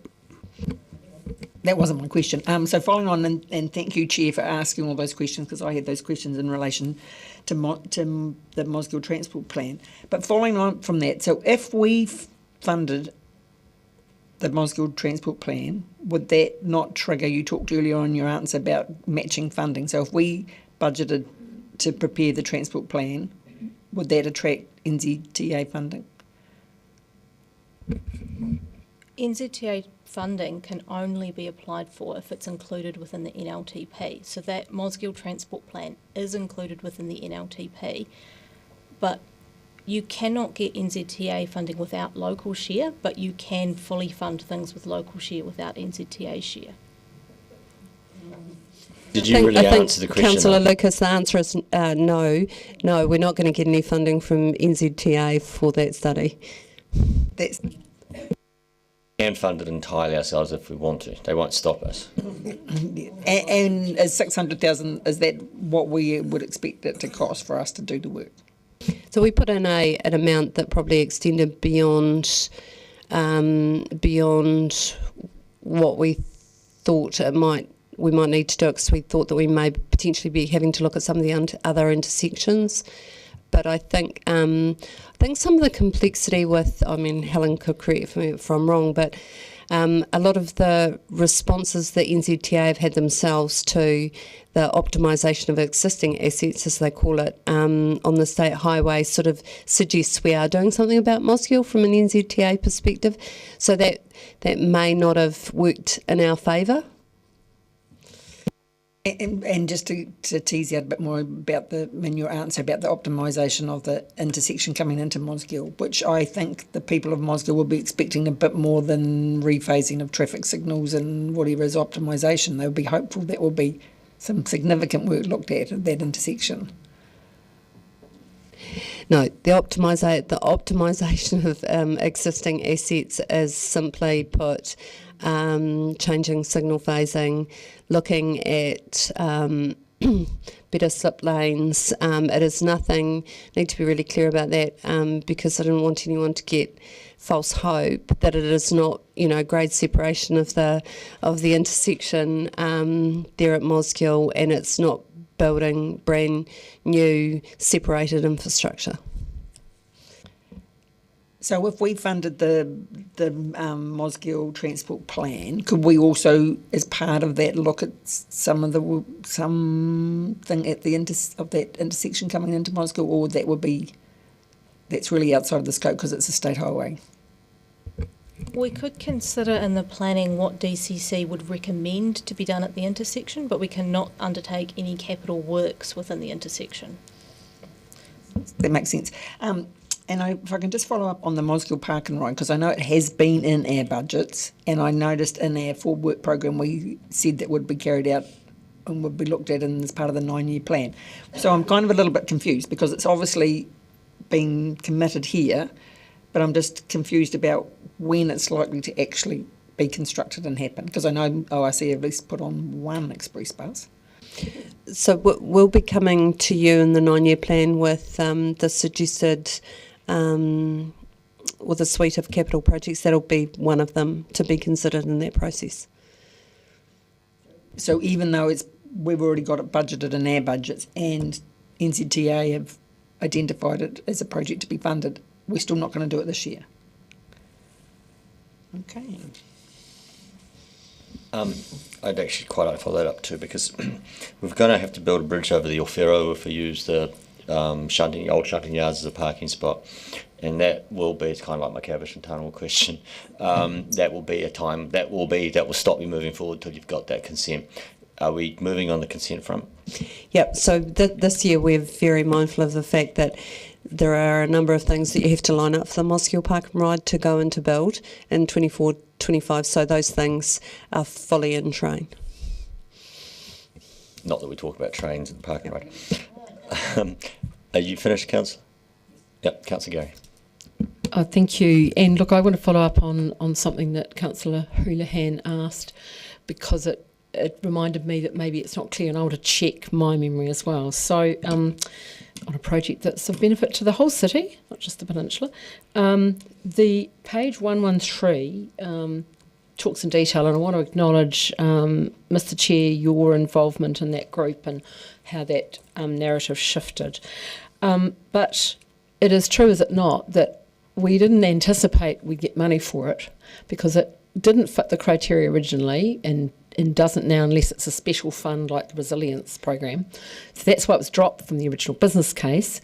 The idea of it being in this, it has to be in this if it's going to be eligible for any of those other special funds like the resilience program. Is that correct? Have I got that correct? That's correct. What you have to do is have it in the RLTP, so that if a climate emission reduction fund or some other central government fund comes along, they can say, "Where's your list?" So there was never an expectation that it would get Whakakatahi funding straight off, because we've already been there. Yeah, great. I just want to check that. And can anyone tell me what reasonable time frame means? It's in here on page 113. Anyone have any interpretation of that?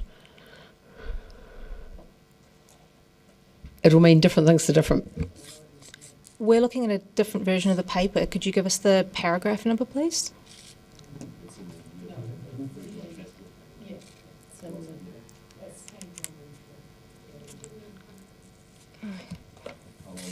It'll be in that table, I assume, in the table. Top of the table, 113. Is it under the notice in section 9?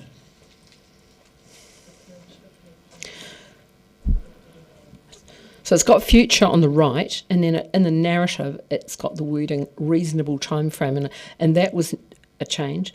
I just wonder if you have any idea what that means, because I don't. I know what I think I'd like it to mean, but it's okay if you don't have that. Can we come back to you on that one, Councillor Gary? I wouldn't mind. That'd be fine. And finally, my last question is around the school signs. I understood that there was, I've seen it somewhere, and I'm sorry I can't recall where, that you could apply for exceptions. And also there's an issue, I'll come back to that in a minute. One of the subtle changes is around the number of metres covered by the signs. Is that going to change? Would you know off the top of your head, Mr Spears, if that's going to change many of the coverage areas? Potentially. So before the end of this month, they'll release guidelines for the rule, and that'll give us a much more practical set of instructions about how to implement the rule, and then we'll be able to sort of work through those signs and where we have to change them. So let me get this straight. We're going from having consulted with our community as we were expected to do, and landed at a place which the community was engaged with and bought into, and now because of the government legislation we've got to change that no matter what the community said. Do we have to do another round of consultation or not? The rule sets parameters for changing a number of speeds back to previous speeds or different speeds, and there won't be a consultation around that because that's what's specified in the rule. And then going forward, we can change speeds through a consultation process as long as it meets certain criteria specified in the rule. But sorry, I was thinking about the schools. So I understood there was an exception. Maybe that's what you're talking about. And I'm thinking of places where, you know, outside of school hours, you've got the dairy and you've got the beach and you've got the public toilets and you've got the playground. And so even though it's not in school hours, you've got a lot of kids coming and going. Would that constitute an exception? We'll have to wait for the guidelines because the rule is quite a blanket rule and we need to work through the final guidelines for the rule. Councillor Houlihan. Thank you. So following on from that, just to clarify, because I was a wee bit confused too, but my understanding is we can't lower the speeds on just normal roads, but with schools we still can. Is that correct? Yes, so it mandates variable speed limits for schools. So during school hours, just before and just after, all school zones would have variable zones. But the rule makes it difficult or impossible to put in permanent changes. Thank you. So I've got a question around St Andrew Street. You mentioned before, because it's a state highway, the government's doing. Do we know where they are with that? We were fairly full steam on that project with Waka Kotahi until, what was it, 3 or 4 weeks ago with the announcement on the hospital. So they're just having a bit of a think at the moment. So, and then we'll regroup and see where we're going with that. And do you know what their hope was with it? Did they want fully pedestrianised, or are they keeping it as it is, just a lower speed, or what? Any indication what they were aiming for? So one of the challenges is that they had State Highway 88, St Andrew Street, going right in front of part of the hospital. And so what they wanted to do was kind of calm that street down so that it wasn't going to be pedestrianised. I think there was a Barnes dance there at that corner, and there was some changes in terms of where you could turn, but the outcome really was to try and make that street a little calmer and slower. So under their own now legislation that you were just talking about a second ago, legally, can they do that under that? Because that is a general road, it's a state highway. Can they lower the speeds under that new legislation? Yeah, no, you're absolutely right.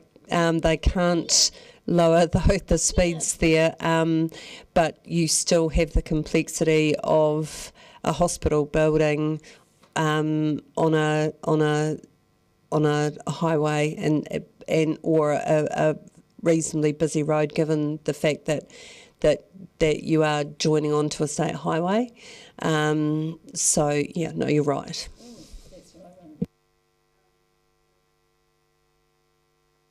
Thank you. That was my main questions, although I wanted to ask something about the tunnels trail, but I assume you've already asked all of that.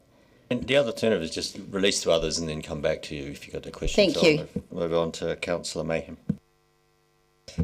Just a couple of things. Under the projects not included, we've got D, the Centres program. Does not align with GPS 2024 strategic priorities. So is that all of our main centres? When we went for a look around, we looked at Brockville, Caversham, Port Chalmers. Is that right? The Centres program was the program of upgrades to those town centres that are identified in the district plan, yes. So because it hasn't been included in the 2024 strategic priorities, when could we expect these projects to happen? I know from the Port Chalmers people, the first cruise ship is coming in today, and they have been crying out for an upgrade to the main street in Port Chalmers based on the fact it is the gateway to all of those visiting tourists. So I think, Councillor, if you have a look at the items or the themes that aren't included in the NLTP, it's very clear that cycleways, curb build-outs, slowing everyone down are definitely not themes that are supported through this GPS. And that just translates into not being co-funded by Waka Kotahi. There's no reason in most cases, apart from a few legislative things, that you can't fund them yourself as a council. It just means that that you're not getting the co-funding. That's all, the subsidy. And bearing in mind, thank you, Helen, that the road into Port Chalmers is a state highway as well. Just reading through the regional land transport plans, they're very aspirational, and there does seem to be a lot of focus on active transport, on cycling, on walking, on all of the things that we see there is no funding for. So I guess. I can answer that because we actually, the reps do a lot of the writing, are involved with a lot of the writing. We had to write the regional land transport plan while we were waiting on the GPS to come out. So it was written, the narratives, you can see them, they don't match. The narratives are written under the old GPS, and then we had like 2 weeks to write the new GPS, so we didn't go back and rewrite all the narratives. So in fact, that disparity between what you can see in the funding and what's written is basically the difference between what was in the old GPS and now what is in the new GPS. Previously, we were led to believe if you wanted something to happen, you had to get it into the regional land transport plan, especially with regard to, say, cycleways and future plans. So does this mean we have to find the money as a council for any of these projects to actually take place? Well, the commentary about has to be in the plan is that if there is any funding and they're saying, do you have anything you want to do, you have to be able to point to it in the plan. Being in the plan isn't a guarantee of funding. It's just that if any funding comes up, you must be in the plan to get that funding. Just saying these things out loud for anyone who might be watching, wondering why their aspirations are not being fulfilled. Which brings me to another community aspiration around safety, and here under road safety, page 164 of our document, and I think it's 110 of the regional land transport plans. Under sustainable urban and regional development, we have safety of the Oamaru to Dunedin highway. As you know, my community has campaigned for some safety aspects, but the feedback we've had is that from Waka Kotahi is that their hands are tied with around speed limit reviews and recommendations. Is that right? Under the new speed rule, it would be challenging for them to lower the speed limit on the state highway. There are projects around resilience upgrades on the highway between Oamaru and Dunedin. What does resilience mean? Keeping people alive? That's resilience. In this context, resilience is more about keeping the state highway open, so addressing where there are risks around floods or slips. And I think you'll find it'll be about keeping the state highway moving as well, because if you look at one of the underpinning principles of the government policy statement on land transport, it's about economic prosperity. Economic prosperity, generally speaking, is linked to keeping the wheels turning, whether it be in a vehicle or in a truck. So I suspect, I could be wrong, but it'll be things like passing bays. It'll be things like keeping the state highway open.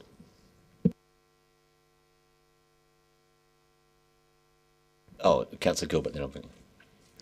Well, that was actually what I was going to ask about as well. So clearly, over the next 3 years, the focus for safety is actually bullshit, because safety is not coming before economics, by the sounds of it.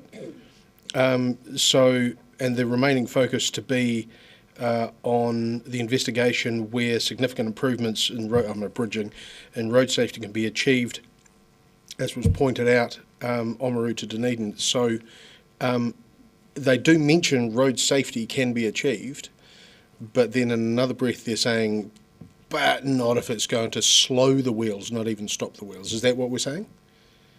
The GPS final version quite clearly states that 2 of the strategic priorities, economic growth and productivity and maintenance and resilience, are their primary objectives, and that safety and value for money are supporting. So, Councillor, I think what you'll see in the safety space as prior to the release of this current GPS, the focus was around education. It was around slowing people down. It was about making the roads safer, and it was a whole raft of initiatives. This GPS, whilst it nods to safety, but the safety things are around, as Helen mentioned, education around drugs and alcohol and driving. Police enforcement, cameras on traffic lights so that people can get fined for speeding to eradicate that kind of behaviour. So I hate using this word, but it's slightly more punitive approach to safety. in terms of its response to road safety issues. Okay, I'm going to need time for my brain to process that. Also remembering that those State Highway 1 improvements from Oamaru to Dunedin, that's been going on for about 4 years. So that actually is an activity and body of work that started under the previous government. Its directives and what it will be allowed to do will be dependent on what's in the GPS. So what it will do now will be different from what it would have done under the previous GPS. Councillor Lucas.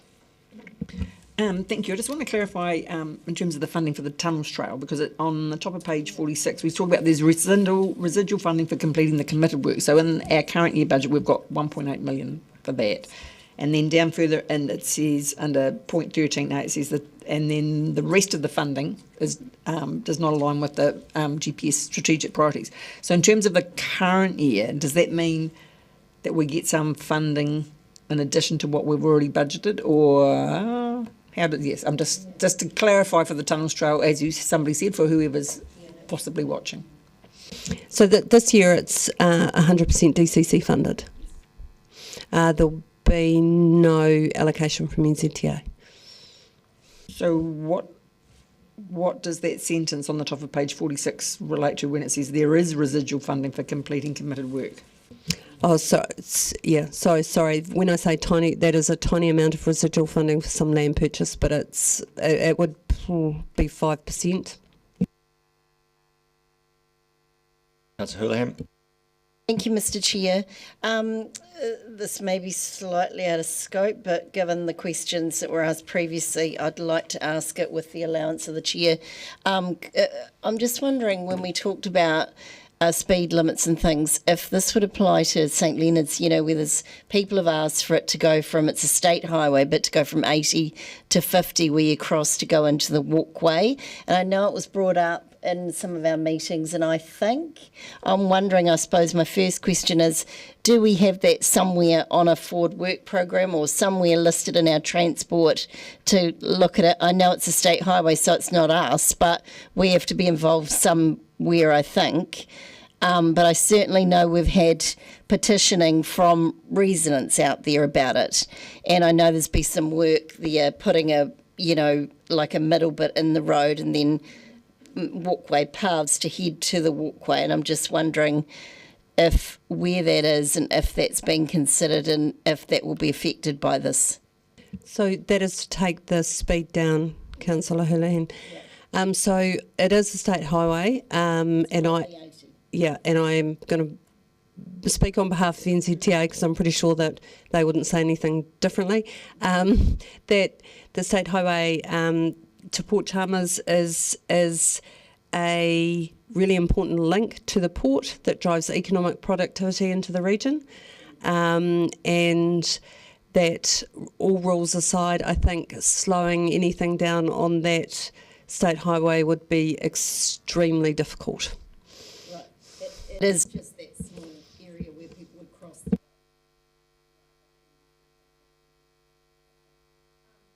So can I just follow on from Councillor Mayham's question and Councillor Lucas's question around the tunnels trail? Because all of us, I'd imagine, or many of us, are probably getting calls from people involved with the cycling and saying what's happening. I certainly am. So if we had to keep funding it for the next, is it in the 9, where are we sitting with that in the 9-year plan then, if that's the case at the moment there's no funding for it, is through Waka Kotahi? Yeah, it would have to be considered without co-funding from Waka Kotahi as part of the 9-year plan. Thank you. Councillor Gary.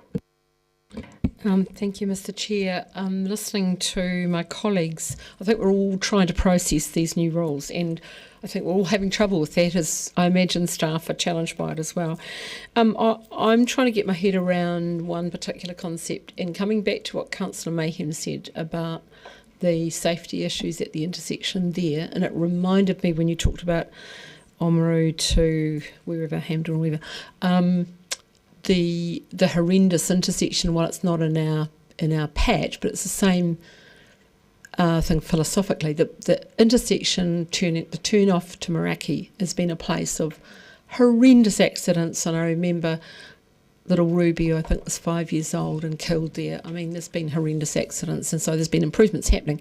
So are you saying that even where there are known hotspots safety-wise, the overriding consideration under the current new rules and the GPS is around that economic activity, keeping the wheels turning, as you've said, the consistency and speed? How on earth do they factor in the safety stuff? I just can't see how those two things. It's almost like it's mutually exclusive, and I don't know. I don't understand that. Can you enlighten me, Ms. Benson? Can she comment on government policy? Well, I'm trying to understand how you're unpicking it. Perhaps not. But how do we process that in terms of Councillor Mayhem's example? But I'm not asking you particularly around that one. I can't see how those two things go together, and I'm trying desperately to understand it. I find it very hard personally to answer that question, Councillor Gary. I do understand where you are coming from those trade-offs. From my background, I can't figure them out. But we are, the one thing that is true in the transport world, the government policy statement is the government policy statement, and it is our co-funding, and we make our way through it. I understand, and thank you. I'm sure the team are doing their very best, but I'm just trying to get my head around it. I think the other one that might be relevant for the councillors to be really clear on, that the government policy statement is generated by the Ministry of Transport, is it not, and by the Minister, and then they instruct Waka Kotahi NZTA what they will do, and there is no choice in the NZTA component. They are merely doing what they're instructed. That is correct, right?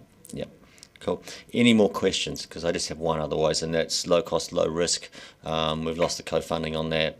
I asked you before the meeting, you think that was around about a $2 million budget, right? So we lost $1 million co-funding. Yeah, so we always put $2 million whole numbers. That was 50% Waka Kotahi and 50% TCC, and that particular low cost, low risk budget has been removed.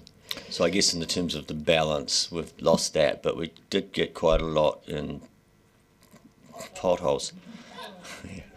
That's the correct term.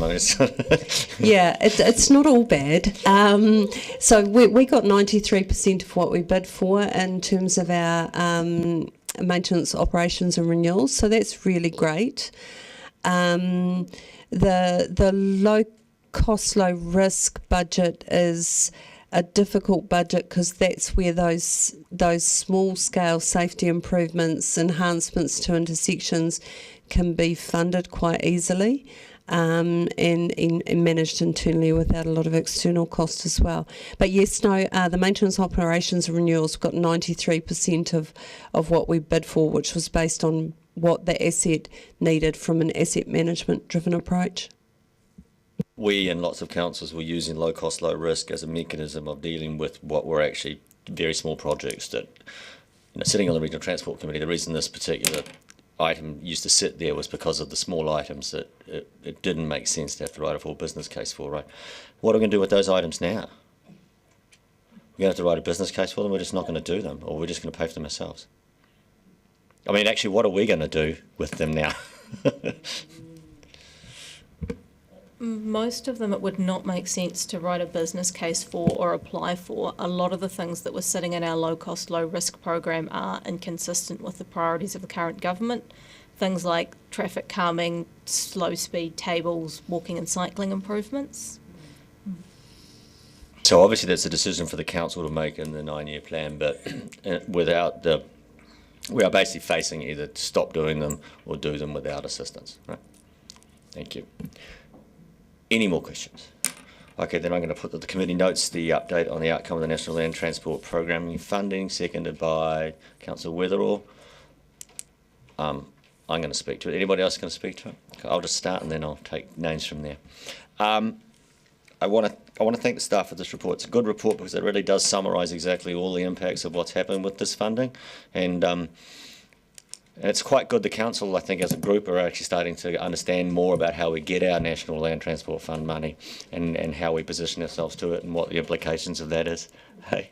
Or lack of it. Well, and that's the important part. And the really big one is when you hear people in transport say we're waiting on the government policy statement, you genuinely are waiting on the government policy statement. It is quite prescriptive in what it will tell you you can and can't do, and it does have a major impact on your ability to deliver. Consequently, if you are interested in things like cycleways and walking under this current GPS, there is no real resource for it. There is a huge amount of resource, though, for improving road surfaces.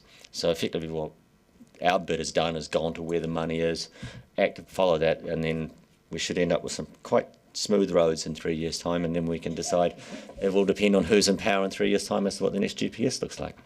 Councillor Mayhem, and then... Thank you. As we've heard, the government policy statement is what it is. It is going to impact on our delivery around things that are important to our safety in a city. Traffic slowing and calming, slower speeds around our schools, and walking and cycling initiatives. As Councillor O'Malley has said, we're either going to have to stop doing it or find our own revenue.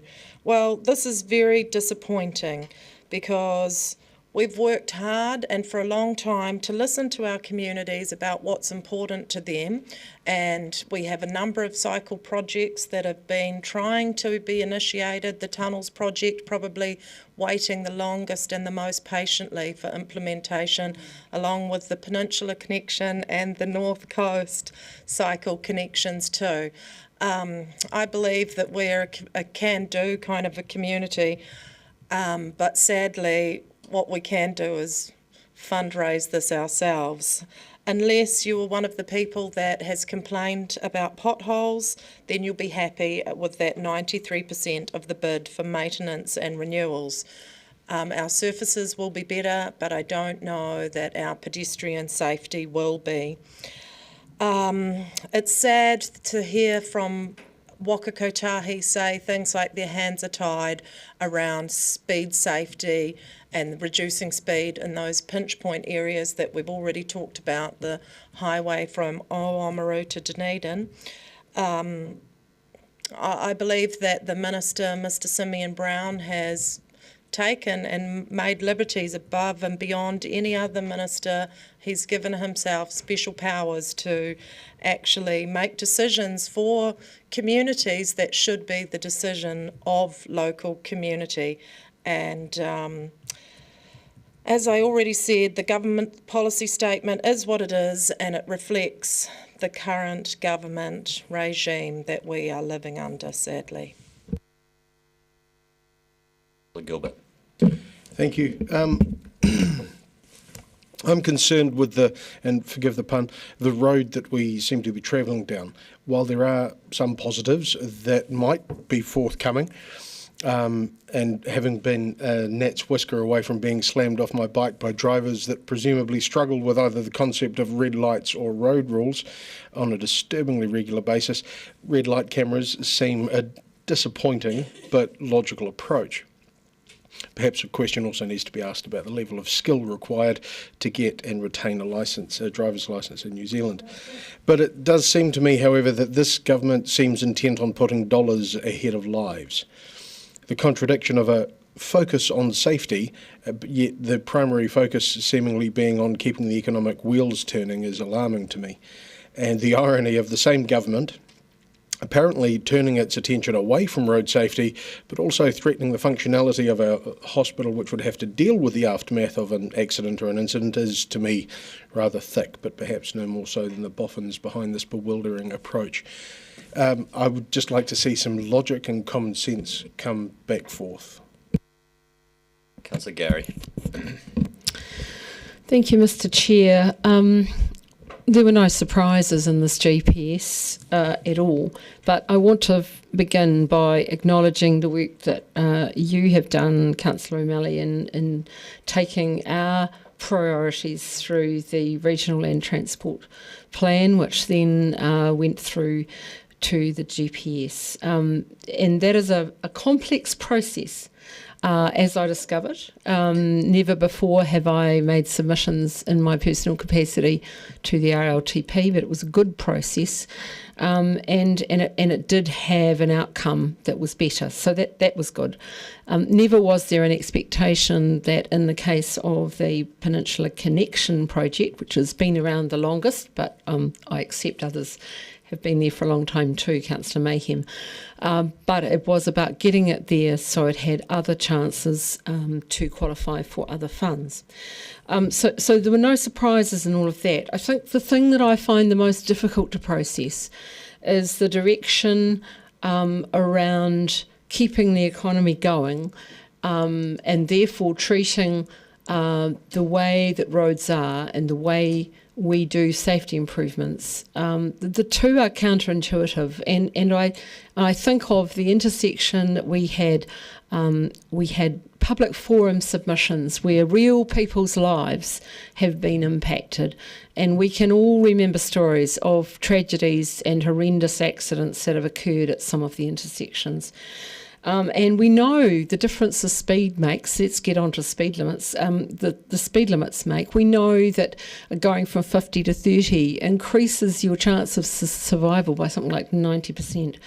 And I really struggle. I really struggle with those rules, the new rules, after the immense amount of work our staff did, consulting with the community to get bespoke applications for their community that work for their community, and they're now in place and people have got used to them, and heavens knows people have even got used to the reduced speed limits on the peninsula that was such an outcry about, and I don't wake up in the middle of the night having to go and rescue people who've had accidents at the bottom of my drive.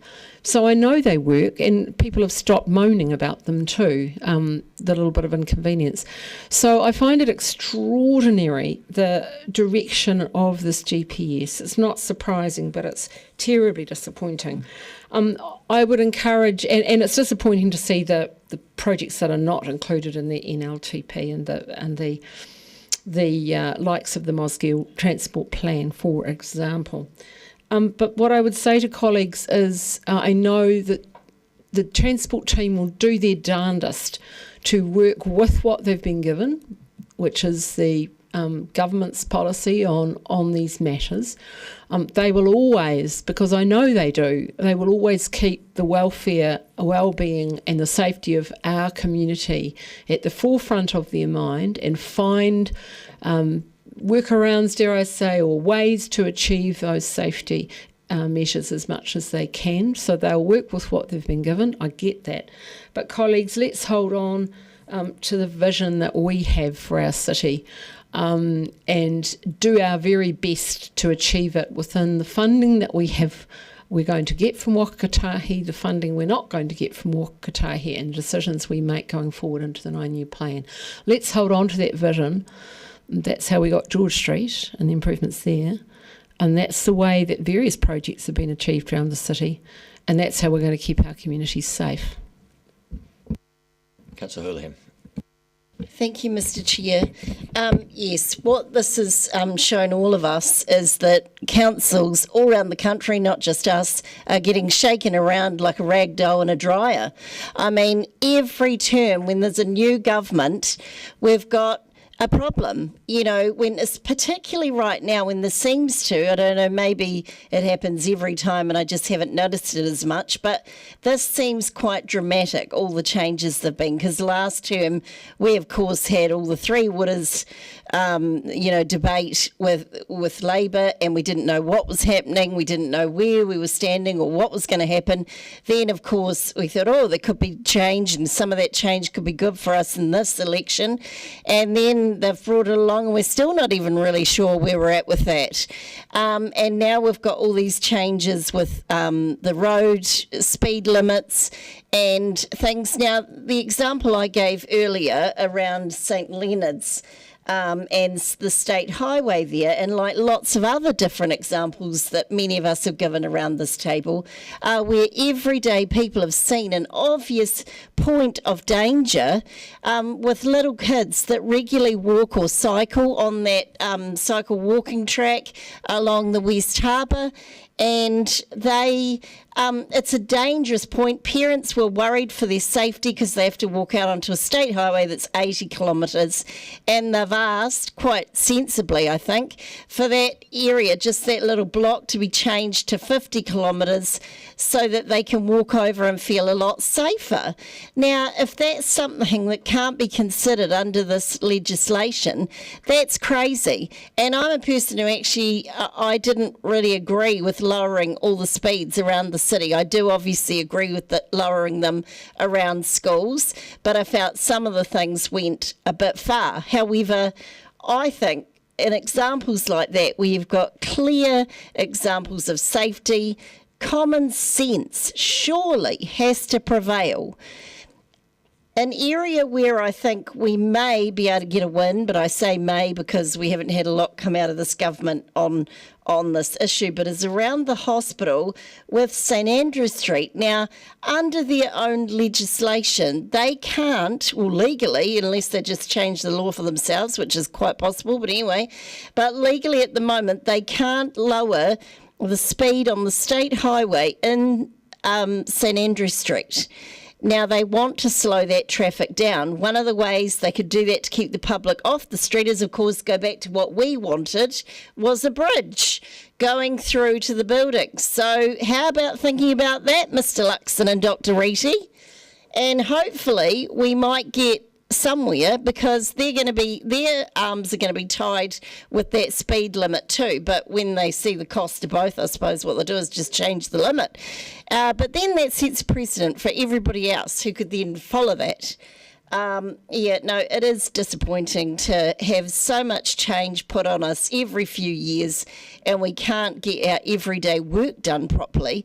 And when I think about the Tunnels Trust, now I also aren't overly in favour of some of the cycleways, but this particular cycleway, the Tunnels Trust, is quite, in my opinion, quite different to some that have been set up that people get a bit annoyed about. But this one is directly taking cars off the road from Mosgiel to town and will give a direct route for people to get into town, and another option, a healthier option, possibly some could argue a safer option, good exercise, fresh air, hopefully they're not breathing in too many fumes, and through different tunnels and things. And plus this, it's not like they've just come up with this idea. This project has been sitting there for years. And let's not forget the work that volunteers over years and years and years and years have done for this project. I mean, I know many of them are absolutely gutted, thinking that this could be put on the back burner. And the problem we're left with is picking up the mess that this government has left us in the situation that if we want this, the only option we have at the moment, as I understand it, is that we have to pay for the full amount. And that's just too much for our ratepayers to take. More rates increases, and nobody wants that.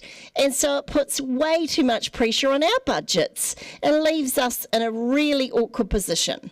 What do we do? Thanks very much. Excellent timing. Councillor Barker. Thank you. I think we keep doing what we're doing, which is hunt with the hares and hunt with the hounds and run with the hares. And I would like to thank the team and congratulate the team for getting over 93% of the funding. And this is a good example, I guess, of the discipline that's been brought into the team to make sure that we are hunting with both the hounds and the hares to get the right funding, or to get the available funding, and to use that COVID term, pivot. And I would like to thank Councillor O'Malley for his concentration on the RELTP and teaching us all about how the process works, because it is a long and painful process, probably longer than having children, but at least I think we are headed towards that. And I think we've built the suite of built the suite of projects and put them in the book, and there'll be some that the current government like and some they don't like, but as long as they're in the RLTP, they have some chance of getting funded, because as we all know, the funds change frequently. So that you know, this government might listen to the people and perhaps concentrate a little bit more on the safety aspects rather than the pothole aspects, and we can but hope. But in the meantime, I think we've got all of our projects covered, and it will be a good chance for us to also talk during the 9-year plan process about whether we're going to invest ourselves or whether we're going to wait a couple of years, see what the government has for us, and whether we can actually use the co-funding, because the co-funding's huge. I mean, it's millions and millions of dollars, so we have to set ourselves up as best we can, and I do believe we've done that. Councillor Lucas. Thank you. 15 months ago, the Mosgiel Torre Community Board organised a public meeting to talk about the transport issues in Mosgiel, and Councillor O'Malley fronted that meeting and explained the process of the RLTP and the need to get anything in that, and I will echo the thanks to you, Councillor, for making sure that a lot of those issues that the Mosgiel community in particular asked for got into the RLTP. And I find it fascinating that the GPS say their strategic priorities are economic growth and productivity and increased resilience. And I would have thought that this project in particular fits right into that, including looking at the intersection into Mosgiel. I would have thought would have fitted right into that.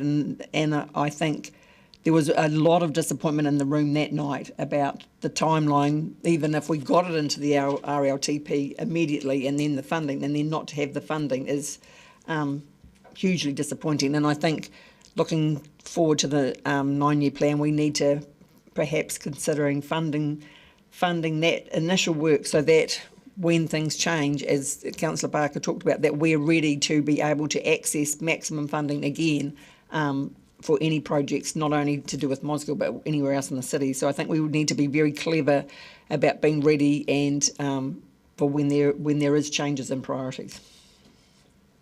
Okay, any more speakers? In my right of reply, I'm going to go straight back to what you just said, Councillor Lucas, because I kind of completely agree that based on the way in which you finally get your funding, you have to have got into a certain part of the cycle in one cycle, otherwise you have completely missed out on that cycle. And if we don't land the report in the next funding cycle, we'll miss that cycle out completely. So we need to be clear to the people of Mosgiel that that will be the implication of not getting that report done. I do want to call out and a special acknowledgement of James Cagle from NZTA, the South Island Relationships Manager. I feel sorry for him. I hope he's well paid, because he's definitely between a rock and a hard place. And I certainly know, like on the Waititi corner, he is in active dialogue with us as to what they can do, what dance they can do with their feet tied together is really what it comes down to. So they will try their best. And it really is probably the take-home point of what you've seen here is that this is the consequence of the wishes of the Minister of Transport. So if you have any issues with this, that is the office you write your letter to. It's only tormenting the NZTA people to basically attack the messenger. The message is coming from the Ministry of Transport, and it is the Minister's position on this that has set this GPS up the way it is. And it does. It impinges on a lot of the things that we have of ambition for, and we will have to make that decision going forward as to whether that will wait or whether we would fund it. With that, I put it. Yes. All those in favour? Against? Carried. 11. This is a big one. Naming of one public road and one private right of way. I have to find it on the report. I'm going to call it. Yeah. Yeah, just. Okay, so any questions? Councillor Gary. And Councillor Mr. Spears, I just wondered if you can tell me, McFarlane Lane, did the developer come up with this themselves, or did they get a little guidance? Both of these names are on the pre-approved road name register. So when we were talking with the developer, we gave them the option because it's easier for them to use a road that's pre-approved. You nudged them towards it. Good, good. Councillor Barker. Thank you, Chair. Earlier, I don't know if you heard it, there was talk about mana whenua and more women's road names, and I was just looking up the website, the source of all knowledge, and it says that DCC is engaging with the wider Dunedin community to increase the diversity of road names used in the city. As part of this, we will engage with mana whenua to have road names that represent the stories, values and local history of mana whenua. So I just wonder where that project's at. We had have some discussions with mana whenua, and then there was work being done sort of for a more strategic piece of naming within DCC, and that was being led by the Maori relationships team, and that is ongoing, and we'll engage with that. So it's sort of a wider context for the city to consider these things. Councillor Mayhem. I was excited to see Shona McFarlane's name suggested as the street name, but I'm wondering, when it just says McFarlane Way, nobody will know that the street name is acknowledging Shona. Is there a possibility that it could be the full name, Shona McFarlane? Or is that too many characters long for a small street? I'd have to count the number of letters in the name to make sure it doesn't go over the 15 limit count. But also it's a private way that's proposed for, so we don't generally intervene too much in private ways. We do more so on public roads. It's 14 characters if you don't count the space. It's 15 if you count the space. Can it be just Shona's Way or the highway? Then Shona who? You know, we're back to the same problem. That's right. Any more questions? Councillor Weatherall. McFarlane Lane. Would it not be better to have McFarlane Way? You mentioned way instead of 2 lanes.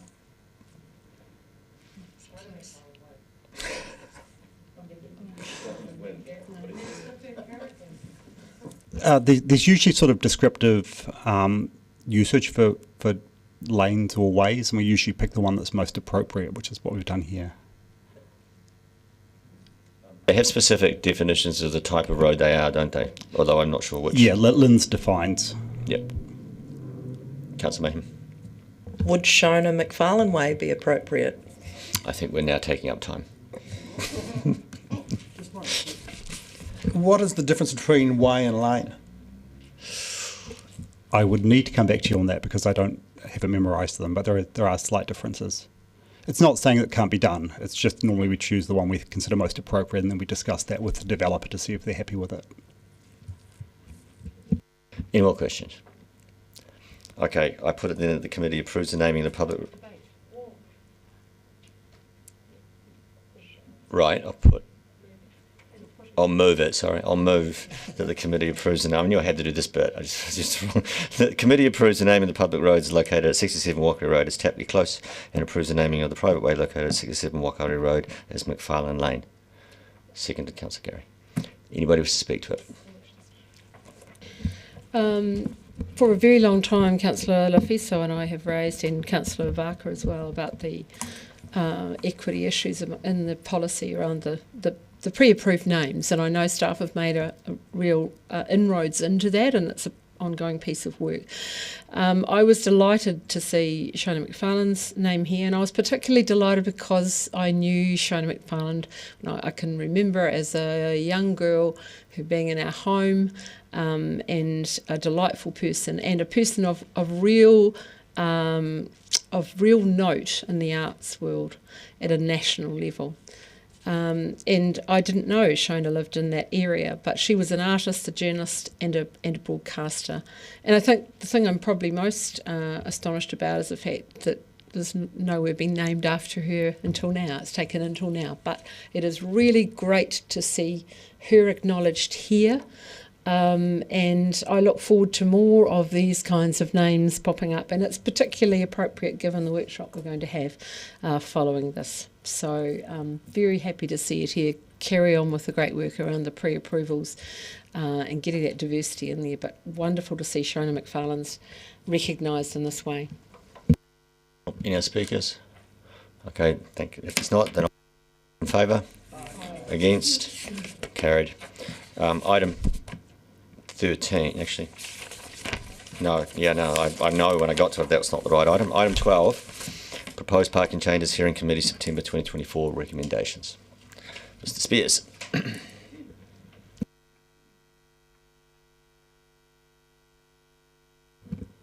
I'll just see if there's any questions. Are there any questions? I think this is a first. Oh no, there isn't. I was just going to say this will be a first. Councillor Wiley. Thank you. I noted, especially around the Andersons Bay Road, there seemed to be a disconnect with the retailers talking about the changes and supporting the changes, yet employees from some of those businesses frustrated about the lack of work parking or long-term parking. Do you have anything to add that came out of the hearing? And obviously the hearing panel members may want to relate to that, but I just saw that disconnect quite strongly in many. Yeah, it was quite strong. And in the end, when we went to the hearings committee, we didn't make a recommendation. We presented both options for the hearings committee to consider. It's pertinent that that area is zoned for large format retail, so it was appropriate to consider restrictions in the area. And we left it to the hearings committee's discretion to decide on the best option. Councillor Lucas wants Can I answer? Because we sat on the hearings committee, and I guess where I got to my thinking was, if the businesses don't have customers, therefore they can't employ their staff. It becomes, a bit of a circular argument. So we need the ability for the customers to come to support the businesses, so the businesses are successful, so they can employ more people. So so that was kind of where my thinking got to. Don't know if that helps.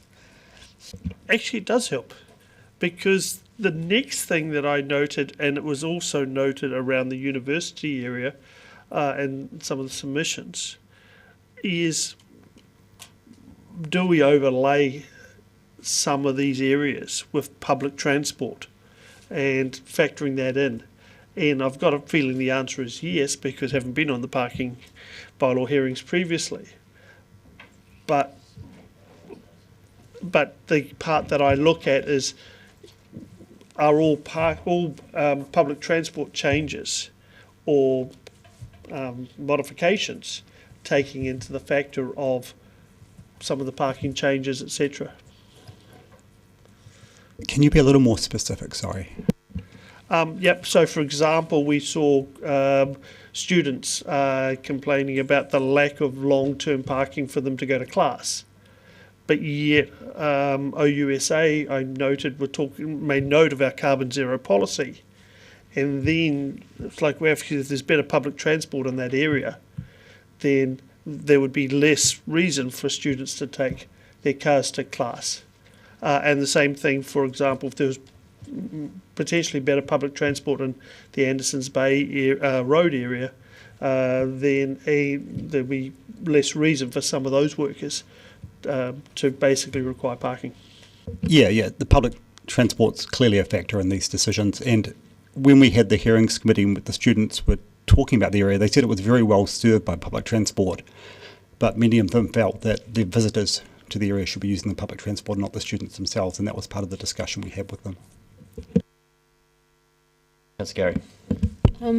Two things on page 178, and the numbering's a wee bit out of sync, but I'll take the first paragraph 13, which is about the 17 resident-only parks. That's quite a lot of parks to suddenly not need for resident-only. Can you just unpack that a little for us? We've removed a lot of resident parking over subsequent committees where we've got very low utilisation of that parking, because the parking system as it stands at the moment is you require a permit and you get a permit for 12 months, and then next year reapply, someone else can apply for that permit. Often with students, those spaces sit empty for 3 to 6 months of the year because no one's there or no one's applied for the permit. And some of these spaces, like on Constitution Street, typically 60 to 80% of those parks aren't allocated at all, so they just sit empty during the year. So all we're trying to do is free them up for more people to use them. I don't think I'd realised about the turnover in the parking permit part. And presumably a student might have a car one year, but the next year the next people there don't have a car. That kind of thing happens too, presumably? Yeah, often, and it's not just students, but often people who are wanting to apply for those parks don't meet the criteria. So we end up processing more applications than we can approve. So there's an administrative burden. All we're really doing is returning it mostly to free form parking. That's really helpful to understand. Now, if you go down to the next heading, Princess Street, and there's another number 13 there, and it's about the Fable Hotel coach stop. Now, I remember when they pleaded for us to give them a coach stop, and suddenly I noticed they don't want it anymore. Can you unpack that for us, please? So when we did the exchange changes to bus stops maybe 18 months ago, it was quite some time ago, we retained that coach stop there because we assumed that they would want it. And we had done some feedback with them and they hadn't mentioned anything to us. But then during the more recent discussions with them, the general manager came to us and said they don't use that coach stop anymore and requested us to remove it. And so we returned it to different parking. Where do the coaches stop? According to the general manager, they don't stop there anymore. That's what we've been told. Thank you. Stop at cheaper hotels. I think this other thing is that there's less coach traffic in general, isn't there? Yeah. Cool. Different market, I think. Yeah. Any more questions? Okay, then I will move that the committee adopts the proposed changes as outlined. Notes the committee has considered feedback from consultation on the proposed changes to parking restrictions and notes that all parking restrictions previously approved by the council remain unchanged. Seconded, Councillor Lucas. I'm just going to briefly speak to it because a few things came up there. One, the consideration between long-term worker parking and turnover for commercial parking in the Anderson Bay Road was probably the central decision there, and that really comes down to it's the conflict we're having everywhere, really. We've only got a certain amount of road reserve, and it has to be applied in the way that's most useful for that area. And if they were full up with the workers, there'd be no room for the people to buy there. The other one, at the Harbour Terrace one, I did take on OUSA's view that somehow we were undermining our carbon zero plan when they were advocating for cars. And the issue really was, in the end, that there'd been a lot of modification already on Harbour Terrace. The original proposition was to run the full length of Harbour Terrace and convert that all over to sports parking.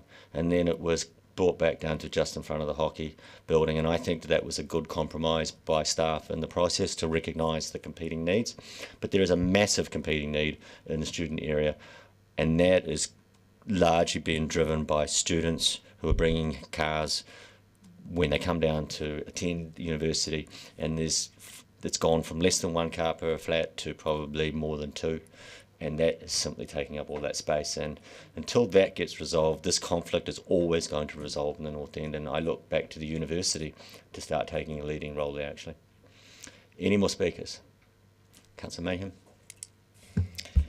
Thank you, Chair. I just wanted to be clear around the changes to the 17 residential parks, that was to return them to freeform parking, restricted or unrestricted, not a loss of parking at all.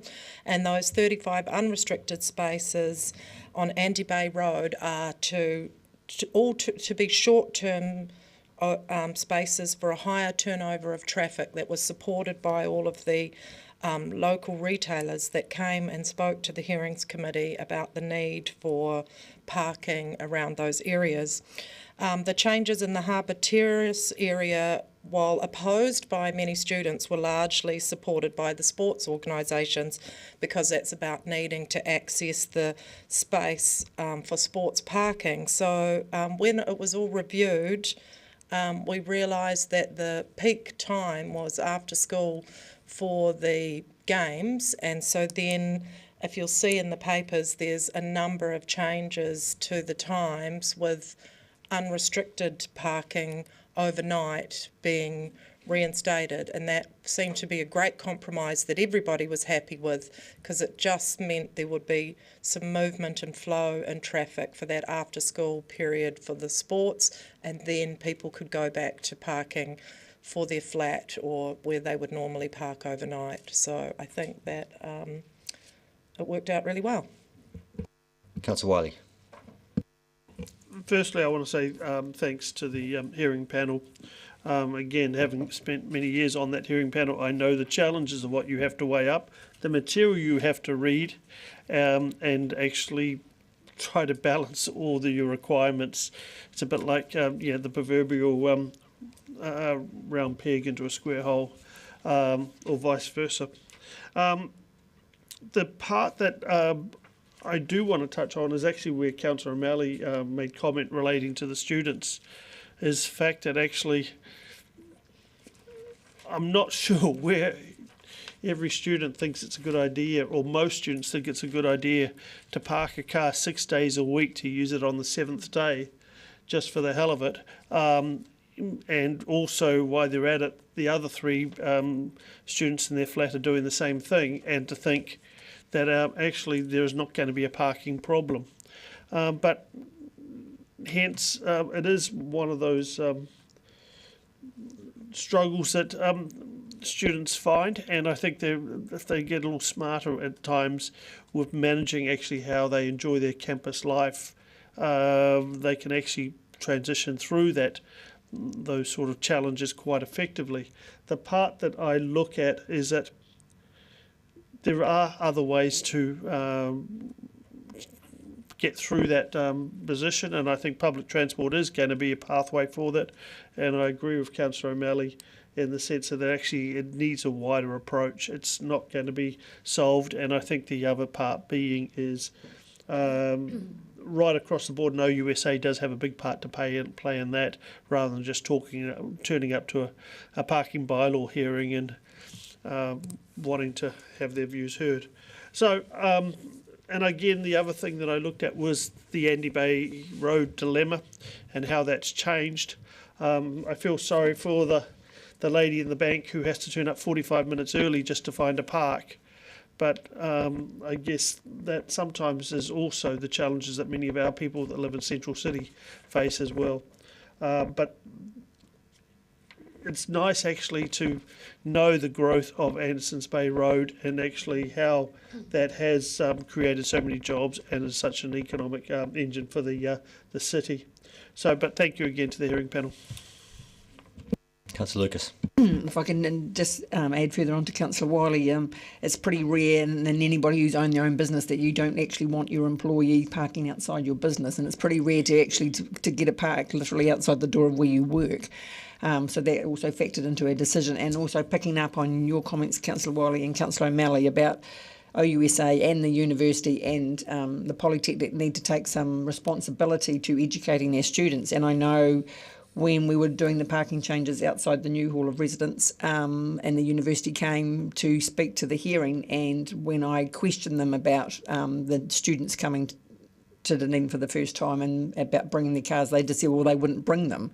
And I said, well, I just think that's quite naive to think that, and I think there's a real education process that needs to happen, because, you know, there are many flats that don't have any cars or just one car, but that's not necessarily the case, and we are going to continue to have this conflict between users in the area, and something has to be done about it to make sure that everybody can actually use the parks down there without these competing interests. Yeah, thank you. Any more speakers? I'm just going to touch on 2 points in the right of reply, and one is this whole relationship with the university and student association. I tried about 3 years ago to establish some relationship with OUSA by bringing transport staff to the OUSA executive and meeting with, I think it was called their governance interrelations office, something like that.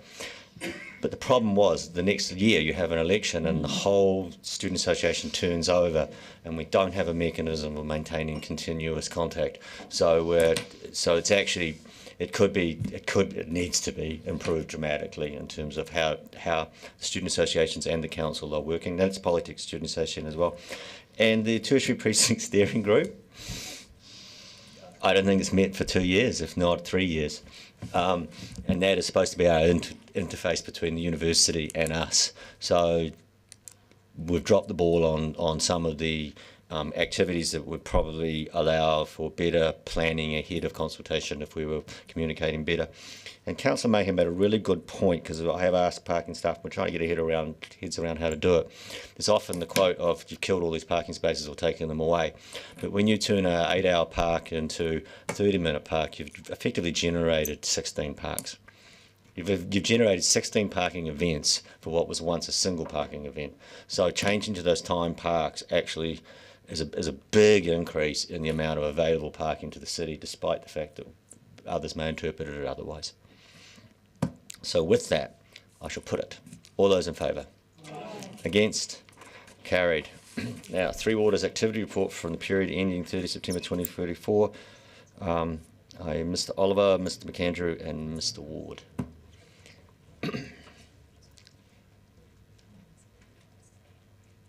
And I'm reminding everybody here that we've got a meeting at 3, so we are in control of whether we're on time or not.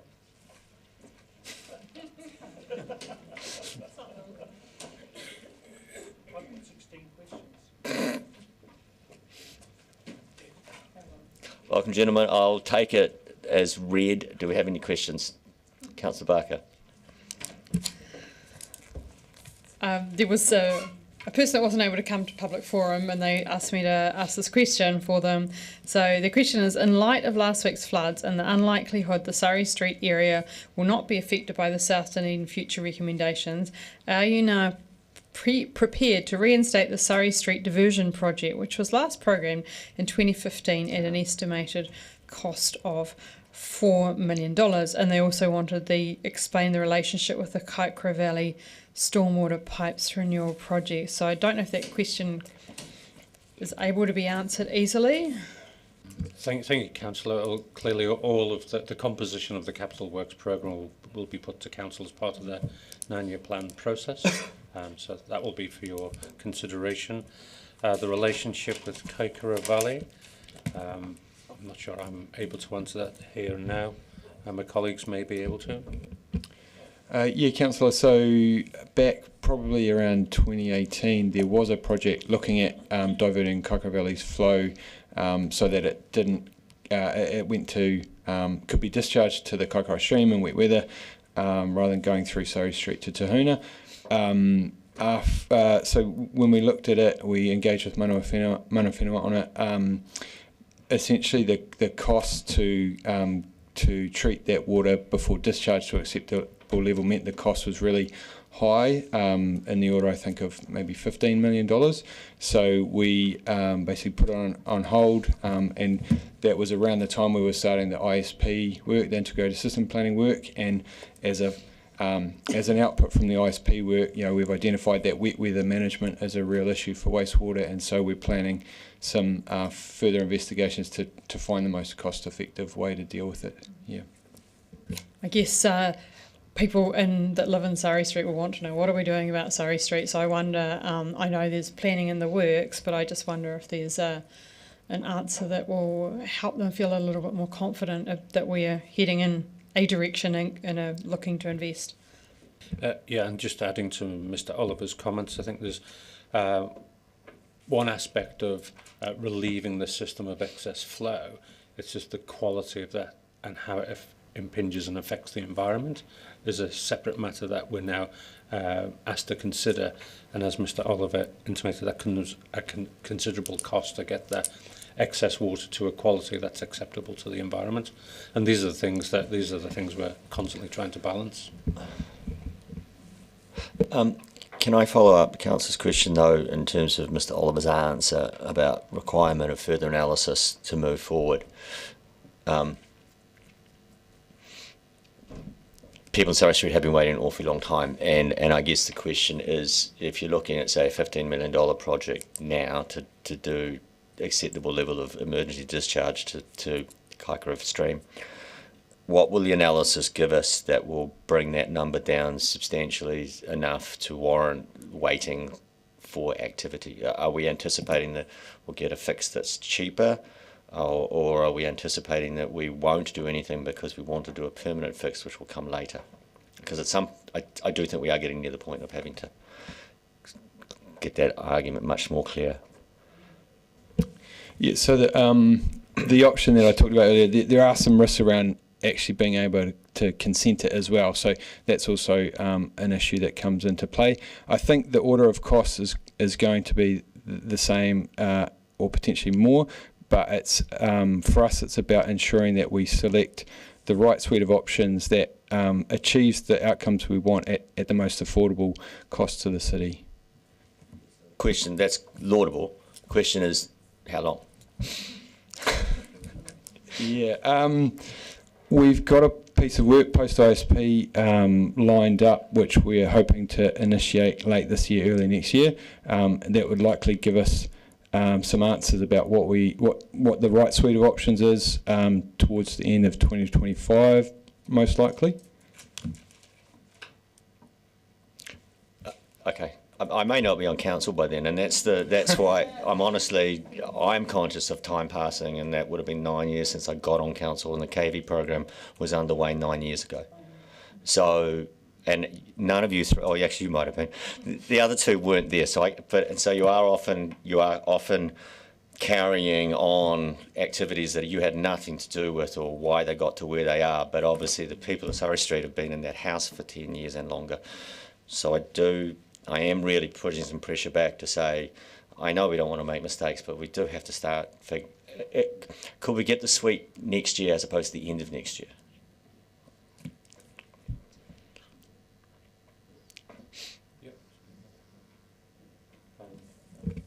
Rather than give a hard yes and no, if we could take that as an action for us, please, to report back on. Put it right back there now. Yep. What shall I call it? Surrey Street or Karakia Valley? Honestly, for you guys to remember, am I calling it Surrey Street Relief or Karakia Valley? I would say, well, that was the origin of the question from Councillor Barker, so yes, please. Cool. Thank you. Oh, and a follow-up, and then we'll... Sorry, just to follow up is around the South Dunedin future recommendations. So I just want to understand that the Surrey Street Karakia Valley project, is that dependent on any of the South Dunedin future recommendations, given that's on another timeline that ends hopefully in 2026 with the final plan? Are those interrelated, or is there the possibility that we're able to kind of fix one and not wait for the other to be finished? Well, there's certainly a high level of interrelationship between the Three Waters work and the programme. We'll look at this independent of the programme. As ever, we're trying to maximise on the no regrets or the pieces of work that stand alone. This may well be one of them. Given the interest from the public and from the people who are all red and yellow stickered, etc., I think it's a pretty high priority for us. The other question, is there any money for 24-25 for South Dunedin Three Water pipe renewals? Now, I think let me think, in the last couple of days there's been comment, and I think it was fed back to me, that we haven't spent any money on South Dunedin pipes, and I strongly refuted that because, of course, we have spent money on South Dunedin, so on the pipes and the pumping stations, and this is the first chance, I guess, to ask in public since the floods. So I don't know if you can give me a quantum, but is there money in 24-25 for South Dunedin Three Water pipe renewals? And if you have a figure in your head, that would be helpful. Less so about pipe renewals, but certainly in terms of the functionality of the existing assets we do have. Not off the top of my head, sorry. Yeah. No, you like to be precise. Yep. Councillor Walker. Yeah, well, Mr. Chair, the things we want to do before we get thrown off or retire from council. My list is long. 2 questions. I think it's number 47. Just curious around the suggestion there's work being progressed because of something. I don't know what that acronym HIAB means. It's coming to the end of its safe life. But am I right? Can you tell me what it is? And can I assume it to get a new one's expensive? Yeah, thank you, Councillor. It's basically a HIAB is a brand of portable crane on the back of a truck, like a PAL-Finger would be an alternative. But basically a little arm on the back of a truck which you can use to lift pumps out of wells. So it's essentially a portable crane. And yes, it is expensive to replace them. We're currently reviewing the options in regards to whether we could lease it or procure it, and we're working with the DCC fleet team on that. And I guess, could it be one of those things as we progress with the government's changes and what we're doing, that it could be the sort of thing that could be utilised by multiple council areas? Yeah, potentially, yeah.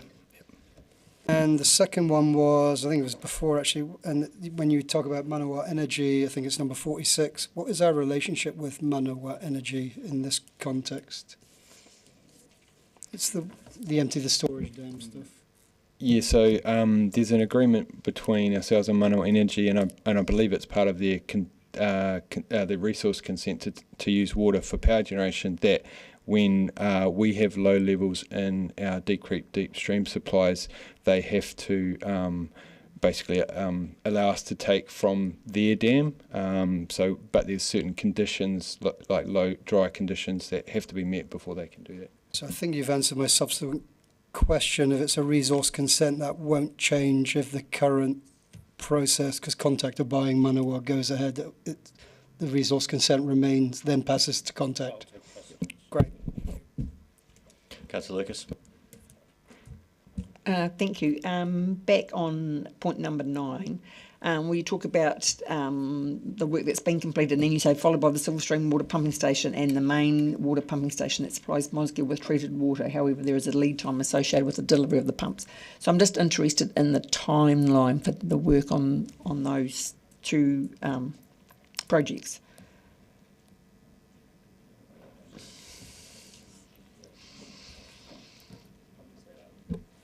Forgive us, Councillor, we don't have the precise answer, but typically for those sort of purchases, procurements, you're talking 6 to 9 months lead time. They're typically, as we described to you previously, overseas, whether it's from Germany or China or India, but typically overseas, 6 months at least. So they won't be in this financial year, the work done on them. I mean, they may have arrived, but the work won't be done on them. Across the programme of works for the pump station renewals, there is a reasonably significant amount of work this year. I don't know specifically if the pumps that are mentioned in this report will be delivered this year or not, but there's certainly a significant capital spend through that programme to upgrade pump stations across the city. I know those ones in particular have been sitting on the work programme for quite some time, so that's why I've got the interest in when they might be delivered. Now, my other question is completely changing tack on the top of page 219, the second abatement notice, which is relation to the Tahuna wastewater treatment plant discharge to air. And the other ones talk about meeting the requirements within the timeline, but this one, all you talk about is doing the progress update to the ORC this month. So this one is obviously a bit more complicated in terms of meeting the requirements of the abatement notice. Yep, that's a good question. So we received the Tahuna Air abatement notice was received much later than the other two. It is slightly more complex, and we're working through a short list of options with Regional Council currently. I believe the current deadline is the current date is the 1st of November or possibly the 1st of December. However, we've agreed in principle with ORC to extend that, and we're meeting next Tuesday to confirm that. So we will have an updated date very soon. Councillor Houlihan. Thank you, Mr. Chair. Back in 2016, I can remember Councillor O'Malley and myself actually having quite a full-on debate about this exact Kaikorai Valley and Surrey Street and the Three Waters issues in that area and the timeline for that being fixed. And at that time, I think it was thought it was going to be about 5 years. I'm just wondering, I know you've said some things previously just before, but can we just get a bit more clarification on what's holding it up? I just feel a bit confused as to why it's taken, so long. And I'll back that up by saying that all of us, I can't remember the timeline, someone here will be able to correct, tell me the date if it's needed, but we did vote for to spend the higher amount on our infrastructure at a year or 18 months ago or something. And I know at the time, Councillor O'Malley did a really impassioned speech, and that certainly all of us were really, yes, we want it. And in my speech at that time, this is a question, I mentioned we've got to give priority to Surrey Street and that area, and that problem area, that Easter Crescent, Surrey Street corner has been a problem for years, and I'm just wondering why that wasn't done and hasn't been done yet. I think you got the answer before, but I'll just don't understand. well, because the consenting mostly in the Kaikoura stream would be the major barrier there, and then the cost of investment in building and basically a unit that would be able to discharge and treat the water deficient for environment is very expensive. So we've caught back there at the moment, trying to go forward. Is that more or less where we're at? I mean, it's not like we haven't acted. It's excuse me, Chair, if I could please add to your comment. So often a plausible concept will emerge that you think you can take forward, but as you develop that concept, you might find there are complexities in delivering that. So here, the plausible concept is hydraulically transferring flow from one place to another. That's relatively straightforward. But if that is of a quality that is detrimental, injurious, or will affect the environment, you have to do something about it. And with the wet weather systems, you can have treatment facilities, but they're very different to wastewater treatment plants that run constantly, because you have to turn them on just in time to be able to receive the flow and then to discharge its content. So there's those complexities, and then as Mr. Chair described, there's the consenting aspects of that. So back when you first was described to you, not being there, I anticipate it was seen as a relatively straightforward concept. But these later complexities will have added to the advancement of that, and that's probably why we're where we are today. So I'm just wondering, do you have any indication of what to fix it, what cost it would be? Because as a council, if we were told, it's, 20 million or 30 million or 500 million or whatever, then we know what we're talking about, and then we can go back to those people in Surrey Street and say, look, this is the cost and this is where we're at. But it might be we can say, okay, we've got X amount in your budget that we put the high infrastructure spend, and then we have to look at an urgency at where we can pick up the rest to get it done faster. You know what I mean? Without a figure, it's very hard for us to help you achieve that goal. I think Mr. Oliver was indicating in the region of about $15 million. 15 million. Well, that was for the option where we don't think we'd be able to consent it. There was another piece of work done a few years back that looked at diverting that Kaikoura Valley flow to the Green Island treatment plant. The pipeline alone was 20 million, and that's back several years ago. So obviously that's probably closer to 30 million now. And then that didn't include any costs at the treatment plant to do any upgrades to handle the flow. So you could be looking at the 20, 30 million again potentially. So it's probably at best guess right now in that order of cost of somewhere between 30 and 60 million perhaps.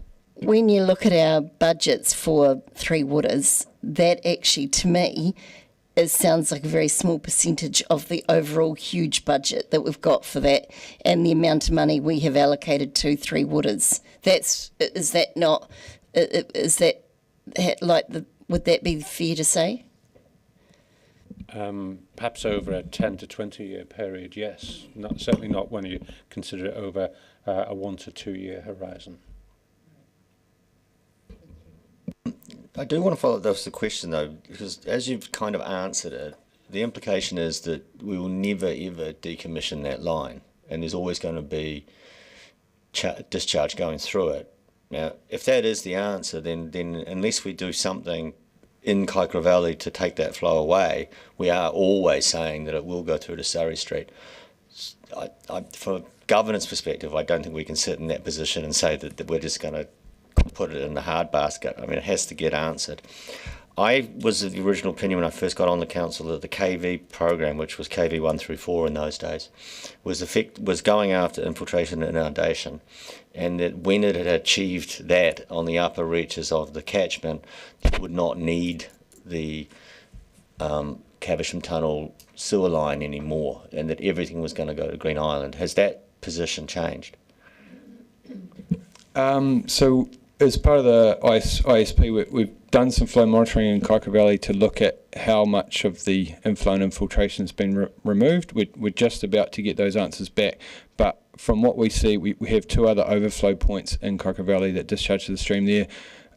They still occur, one of them in particular, very frequently, so it appears that perhaps those renewals haven't eliminated the I&I as much as we would have hoped for, and as we've talked about in previous ISCOM meetings, a lot of that inflow and infiltration comes from the private laterals and things like cross connections, which our pipe renewals don't get an opportunity to tackle. So those are the things that we need to consider doing going forward. Big ones, because if we have not actually had an impact on I&I, we've got very good mains, but we're still going to get all the sewer outflows from that point on, which gets to Councillor Vandervis's point earlier, which I think is why we did the laterals in George Street, because we weren't going to dig that one up while we established a policy. I've got you, but you're not. There's still a bit in between. Councillor Gary.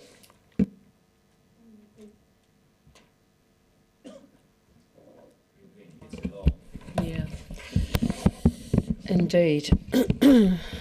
Just on the Kaikoura stream, would it be true to say that over the period since we first considered it, we've become a great deal more aware of the importance of the Kaikoura stream to mana whenua?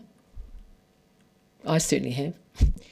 Yeah, absolutely, and that was really clear speaking to Edward Ellison at Otako when we discussed the project with him back in kind of 2018. Yep. Then that impacts on consenting and on it goes.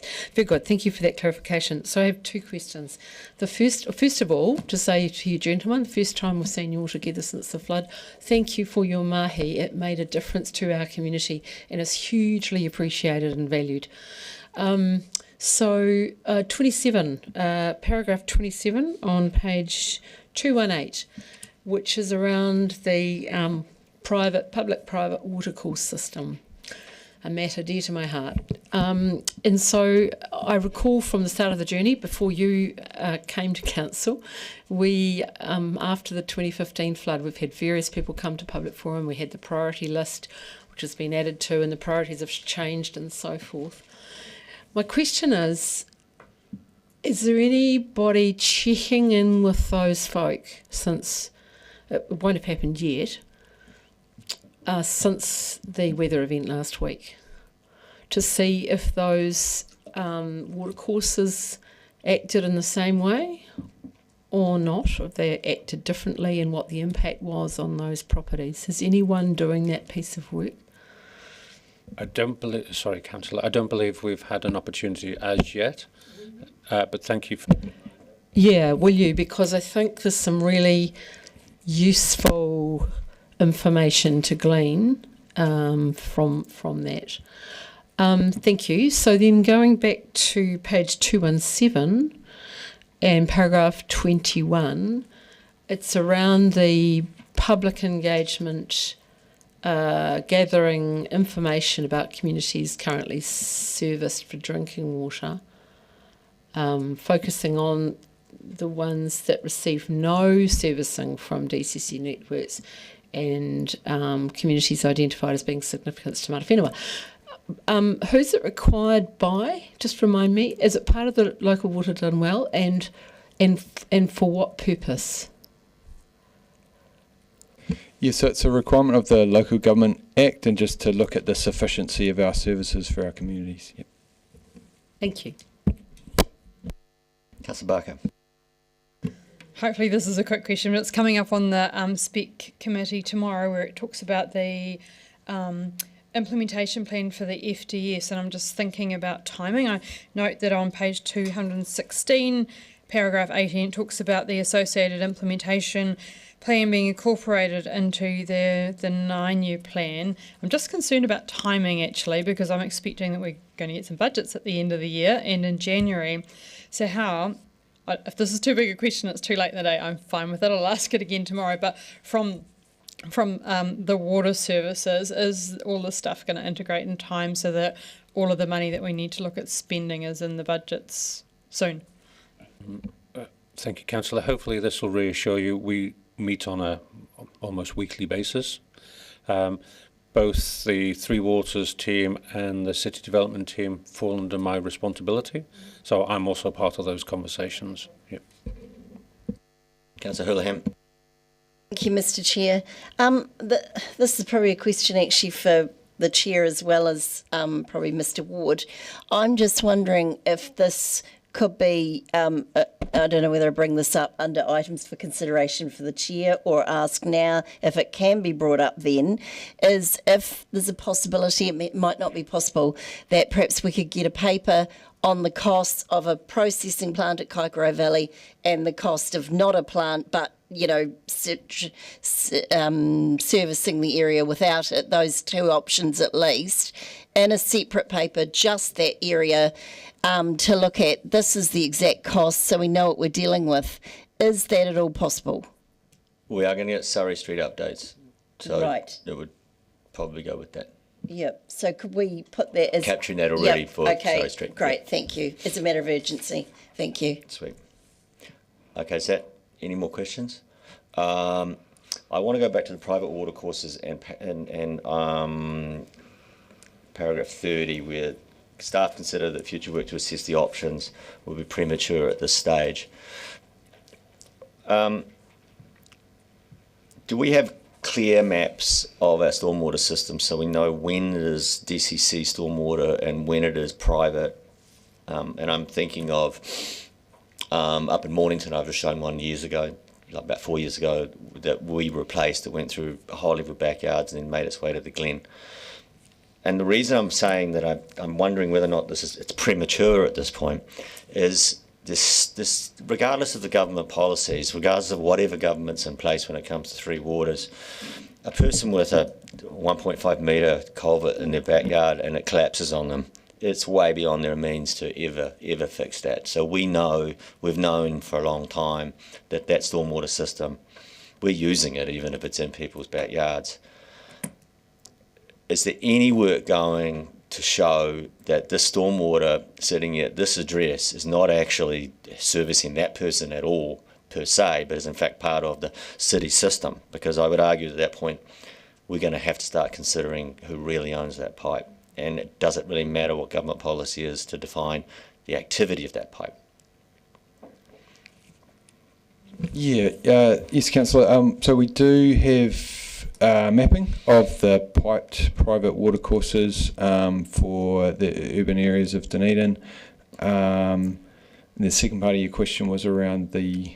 Well, does that, once we've got the mapping, yep, can we categorise a pipe as saying integral to the city system? Because at that point, although it's private, it's really public as well. And I'm not asking for a decision, I'm definitely not asking for a decision here today in front of the media. But that's a multi-million-dollar question that has to get answered. It may or may not get answered by government policy, but the identification of those particular stormwater lines can be done independently of the policy. And I guess what I'm asking is, when or will we do a body of work to say these are the pipes, here they are, this is the extent of them? Yeah, so we do have some legal opinion about that tipping point, about how many connections means it's essentially not private, it's actually public. And I think once this government information drops later this year, or at the end of 2024, then we can move forward with the work. I can see the government policy being relevant to reparations and cost burden, but I'm thinking more from duty of care from our end. Do we have to wait on a government policy to acknowledge an issue? That's probably not to you three, it's probably to the rest of us around here, but I do think we need to get to that. I feel in my question, and I might as well give it now as a speech later, there is an emerging crisis here, which actually could be almost bigger than some of the fresh water would be, drinking water, and there's got to be a certain amount of analysis we can do now, which doesn't necessarily commit us one way or the other. Because I would argue that one connection to a stormwater pipe's all it needs if it's actually just taking a feeder from a street up the road. It's more volume going through it as much as anything else. Mr. Ward. Thank you, Mr. Chair. We would only suggest in that approach simply to make sure there was certainty in our work, we prioritise our work with maximum certainty. As you may have witnessed and experienced, we've undertaken bodies of work over the last few years that have been subject to external change. And we're just trying to minimise that impact on the team, just trying to look forward. At a basic level, the description of public-private will be portrayed in GIS. The overlay over and above that will be the functionality depending on the number of connections and what's serviced. Or where it sits in the network, really. Like when you say number of connections, if it's a pipe downstream from another pipe that has 100 connections in it, does this pipe have 100 connections? So so there's a body of analysis to do that, to get that sort of factually correct. Okay, and now I'm going to ask the most pertinent question. When do you think that body of work will be? Well, subject to whether it's paused pending the government policy statement or advances. There's a good few months' worth of work that I would have thought. For my personal feeling is I don't see the need to pause it because it doesn't define whatever the government position is. It's that pipe still has either 100 connections on it or 10 connections on it. And so we'd need to know that information however we went forward, no matter what government position there was, is my take on that. In terms of you are deciding whether you will or will not pass forward, are you asking us for an opinion on whether you would do this analysis now, or is that an operational matter? I think it straddles both governance and operational to a degree. For us at an operational level, it would have to be prioritised against other work. So, and for us, we might make calls that you might or might not agree with. So it does straddle into governance as well. For us, given our priorities of the capital programme, body of work and maintenance, it would probably be a third tier priority. For you, it might be a higher priority. Okay. Well, just raised it at this point, otherwise we'll be here for another hour, so thank you. Any more questions? Then I will move that the committee notes the Three Waters Activity Report for the period ending 30 September 2024. Seconded, Councillor Gary. Anybody wish to speak? Councillor Gary. First off, I value the work you do, gentlemen, and as I said earlier, the work has made a difference in people's lives, and that was really evident during the weather event, in the amount of damage with what I saw, and that was limited because the road I live on was closed, but it wasn't as big as in 2015. And this is pertinent to the report we've got. However, a second time round, 9 years apart, what's of value is seeing how various parts of our system worked well and what didn't. And that sometimes comes down to the direction the rain's coming from. Is there any wind in it as well? How stormy is it? All those things, lots of different things. But there were certainly some common patterns that I saw. And I think it would be hugely useful to us to gather that information, and I've mentioned that to Mr. West in terms of, as a recovery manager, of accumulating those videos, photos, and that anecdotal information. It's particularly true around the watercourses, because if you've got a watercourse, be it public or private, and I know it does make a difference to us and who pays what, but for people having to deal with a watercourse coming near their home, and the damage that watercourse can cause, it is hugely stressful. I've been dealing with some families who were flooded not in their homes, but in their places of work, in their basements, and with worry to foundations, and businesses where people weren't here in 2015, so they didn't know what was going to happen. And some of the properties on that priority list for the public-private, might I say, have changed hands, and the new owners were not made aware of the issue. So I think it's really important we check that out in relation to that. There will be some very stressed people out there, and the thing is that we've had no interaction with them as a council. Because they weren't red stickered, they aren't part of that whole system, that whole issue. We've got people who've got a car that's been damaged, Their livelihoods have been affected, but they won't have had any interaction with council through the weather events. So I do encourage us to collect the data, to check out how things behaved, and to have a look at that public-private watercourse issue, because I know it's been added to over time and we really haven't addressed it. I know we've tried really hard. So thank you again, gentlemen. Keep up the great work. There's still so much to do. Councillor Houlihan. Thank you, Mr. Chair. Firstly, yes, absolutely. And sorry I didn't say it before, I meant to, but thank you very much to the team from the infrastructure team for the work they did during the floods. It's hard on everybody in the city, and I think the pressure they would have had at that time would have been enormous. So thank you so much. I mean, the whole city thanks you. I'm sure of that.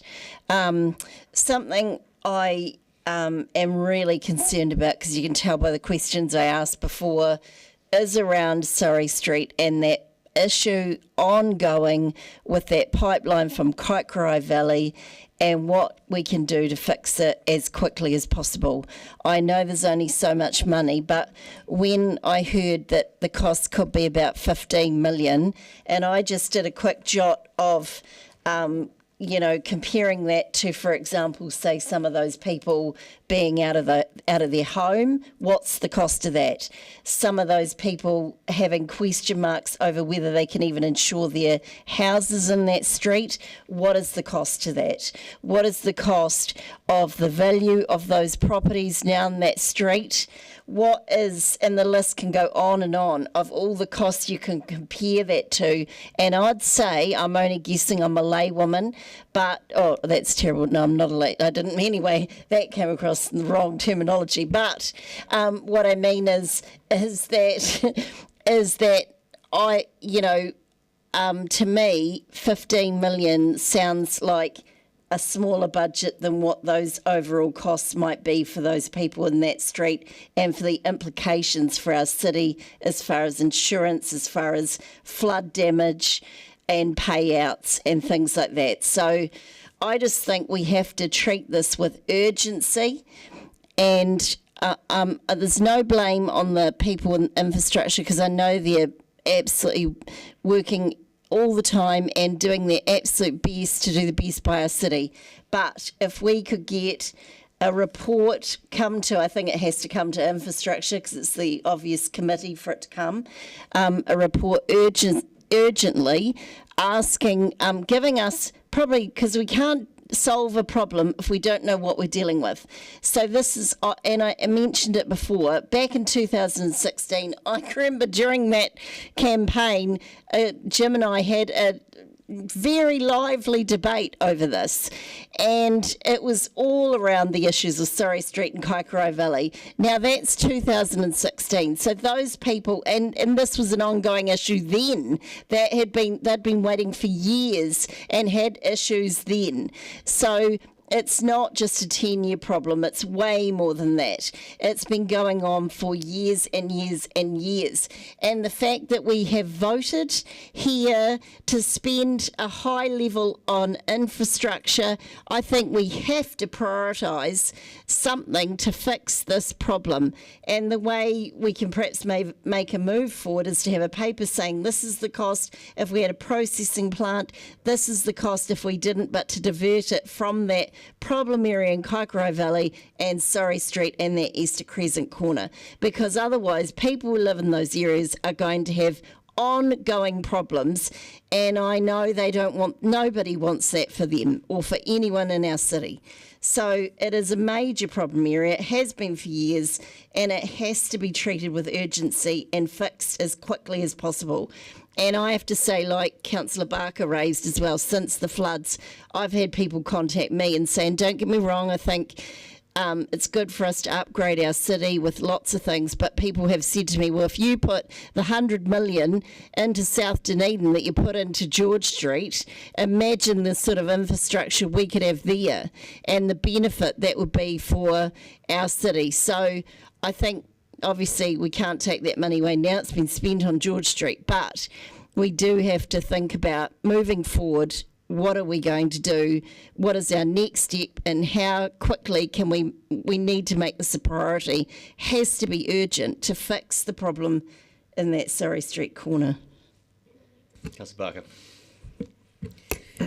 Thank you, Chair. I guess it's one of the reasons I asked about the future development strategy, the long-term plan, some of the other work as well. I think that there's a balance between doing a quick fix, and I think that was really well explained about what a quick fix ends up being as a $15 million it's not quite a band-aid, but a $15 million big solution on something that possibly needs another looking at. I specifically asked the questions, I guess, about Surrey Street because, first of all, I was asked to, but I was also at the evacuation centre with Councillor Wiley on the Friday night, and we have to look people in the eye and we have to tell them that we're actually doing work on this. So I can sense that there is as frustrated as we all are about how long it takes to plan this stuff and how long it takes to budget this stuff. So I think that's why I was certainly wanting to get more information on Surrey Street in particular in a report, but I note also that we don't have any more ISCOM meetings for the rest of the year, infrastructure meetings, so perhaps we could ask for that to come to council, because then otherwise it's another 6 month delay before we get another report. So, and I know that South Dunedin futures are coming as well, but I think that the people of Dunedin, actually it was on the front page of the paper, do something. And I think if we can't do anything immediately, then we need to explain what is happening, because these people's lives are devastated. There's just so many red stickered and yellow stickered and white stickered people, and they're living that reality every day, and we have to look them in the face and tell them that we are doing something. I do want to give a special thanks to all of the teams for all of the work they've done, and for the team for their great comms. I thought that the comms over this were wonderful, and I also do note that they have asked for people to send information, pictures, videos, etc. of the floods, and to my great amusement, I had a look at them this morning, and there was someone had photoshopped a shark in one of them. So I don't necessarily know that's factually based. However, the wonderful thing is that people are engaging with it, and I think that citizen science is a great thing, because we can build all the theory that we want, we can do all of that kind of stuff, but the reality is that when these events happen, they are useful for collecting that. So I encourage anyone that's watching or listening to send in your flood photos too, and also that information. It'll be incredibly useful to the team and hopefully make that boat go faster. I'm just going to use my right to reply. First thing I want to say actually is this is the second activity report we've got from Tree Water since we asked for them, and it is an exceptional standard again. And I actually want to note that we talked about only about 5% of it. The treatment plant upgrades that are going through there is significant. The actual body of work as you go through this report is there's a phenomenal amount of work being executed here by the staff. As is often the case, then as you write a report, an enormous event occurs at the same time, and everybody's head's in the event as opposed to the report in front of them. So we've concentrated to some extent on a subset of this report, which is effectively how it affects South Dunedin.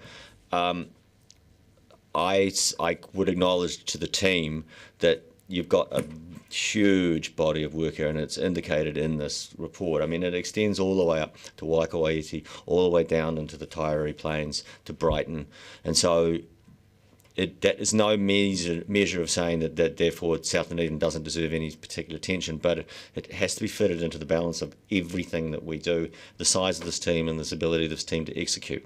That said, I think the message that is also coming back from the chamber is there will be a need to put emphasis in on how the Kaikoura Valley system is working and how it interacts with Te Huna and the South Dunedin floodplain, and that in that regard, we, from the governance perspective, will be looking for a sufficiently repetitive report so we can see that there's activity going on, so we can explain to our community where that's going, and we can make those decisions about whether or not we want to do any interim measures. I mean, my feeling is that there are going to have to be interim measures done in South Dunedin that may have a 20 or 30 year horizon to provide security and safety for that community now while we go through the designing and execution of what the final solution will be.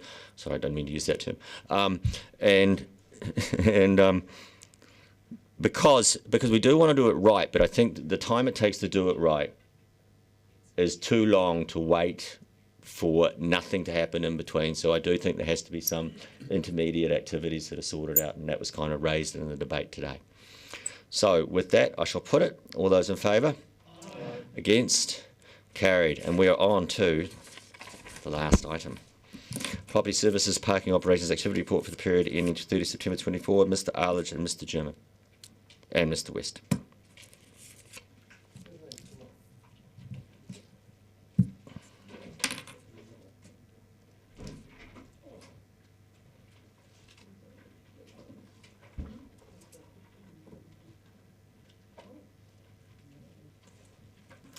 Thank you, gentlemen. Ready to take questions?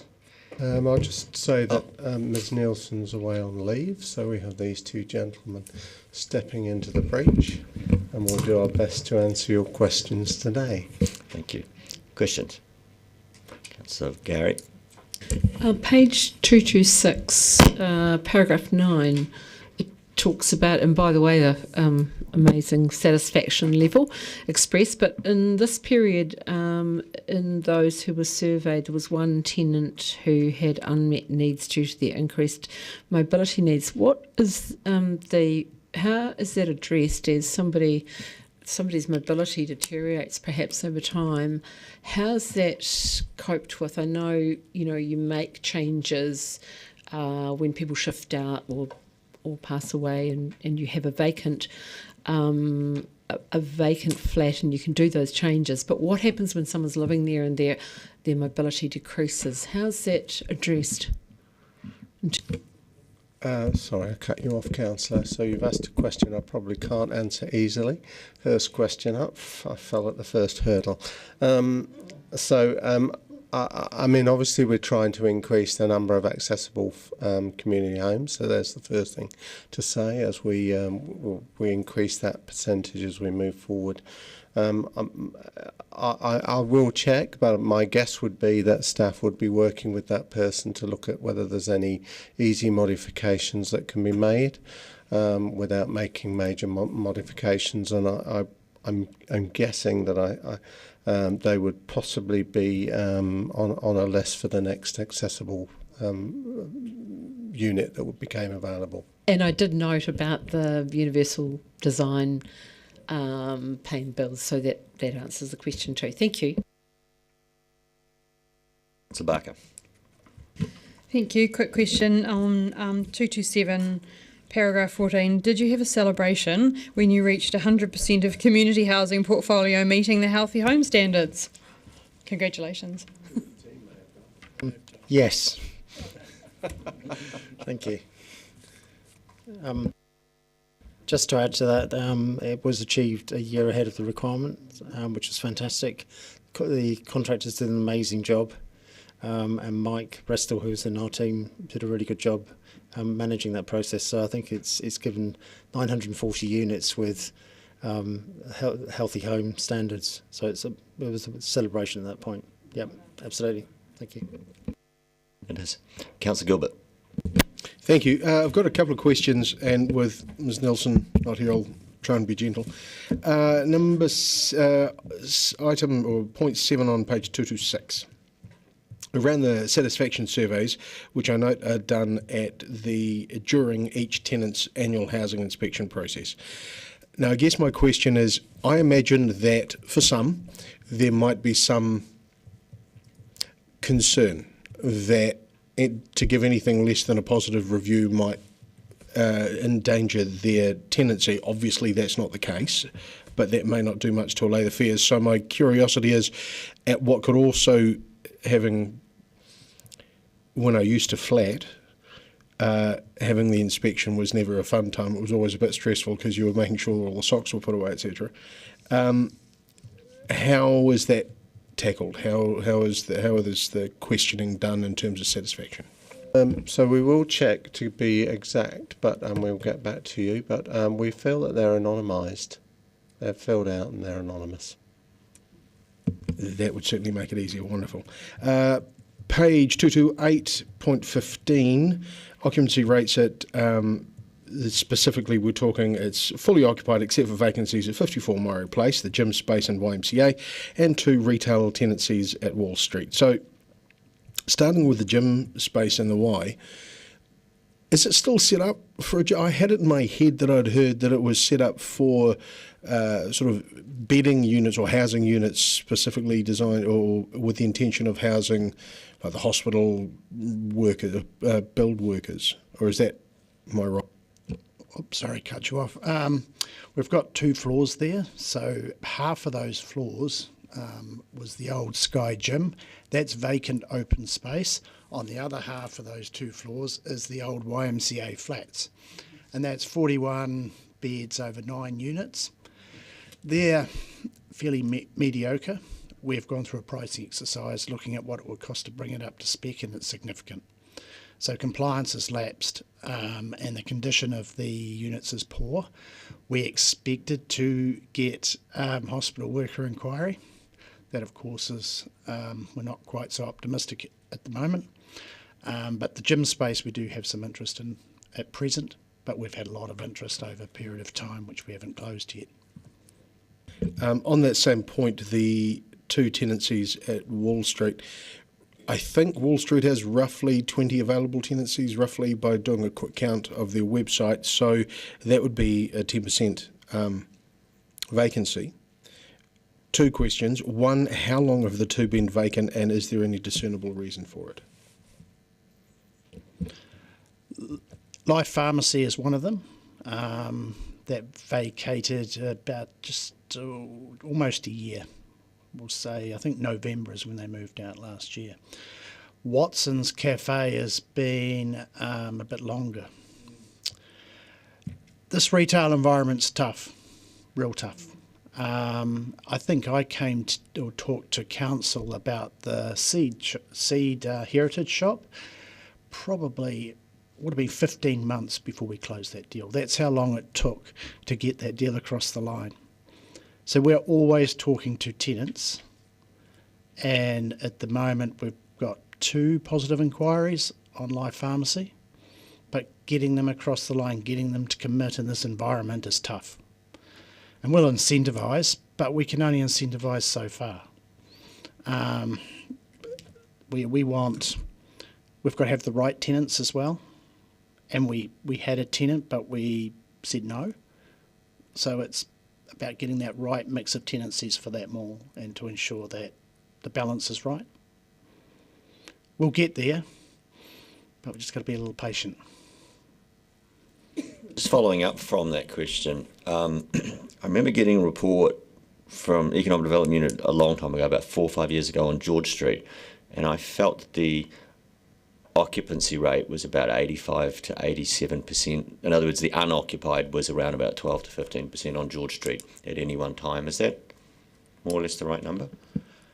For all of George Street, I'd have to check that, Councillor. I can't remember. It wasn't a report, it was about that number. So that 10%, as you're hearing it, reminds me of that was kind of like the number that was always there, because the Chamber of Commerce were coming to us saying George Street's dying.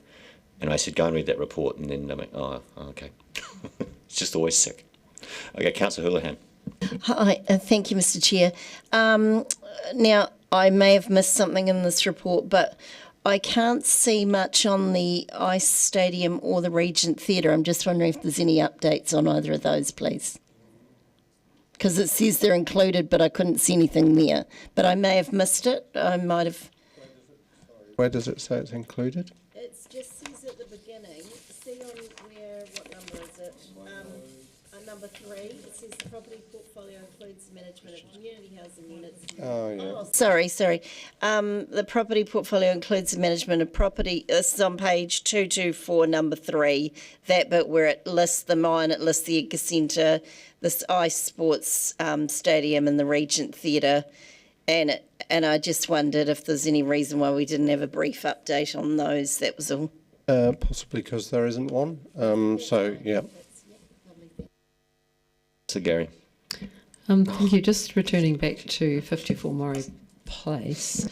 At one point there was mention of the possibility of using that to host international students, given we have a problem around accommodation for our growing international students in the city. Has there been any more thought about that? Yeah, that inquiry would have been about a year ago, and I'd spent some time talking to another staff member about that, and I was open to looking at it.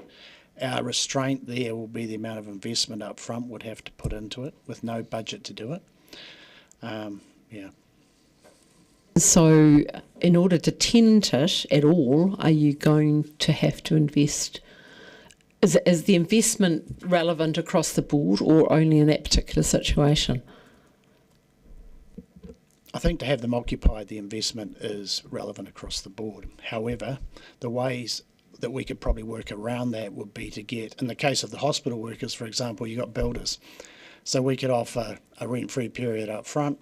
You guys do, they could do so much work and we could do so much work, so we could share that initial startup costs and divide the cost that way. So we don't have the same opportunity with internationals, students? If we had an intermediary who would be keen on making a business out of it, which it would be a business, then we could talk about running it that way. I would encourage you not to dismiss that out of hand, but to keep that conversation live, just wearing my Study Dunedin hat. Yeah, I was well aware of that too, so thank you. Councillor Lucas. Thank you. I just want to talk about community housing, the capital projects, in particular points 23 to 25. And we talk about the new housing units on Fitzroy Street and Oxford Street, which are both in this current year's capital budgets. And then Thorn Street, which is not this year. So do we have a date when Thorn Street, or that's got to be discussed as part of the 9-year plan? So we've had some costings back on the pricing, which we're checking is what we're doing right now. They look a little high, so we're just doing some comparative costings and talking with the team before we take in the next step.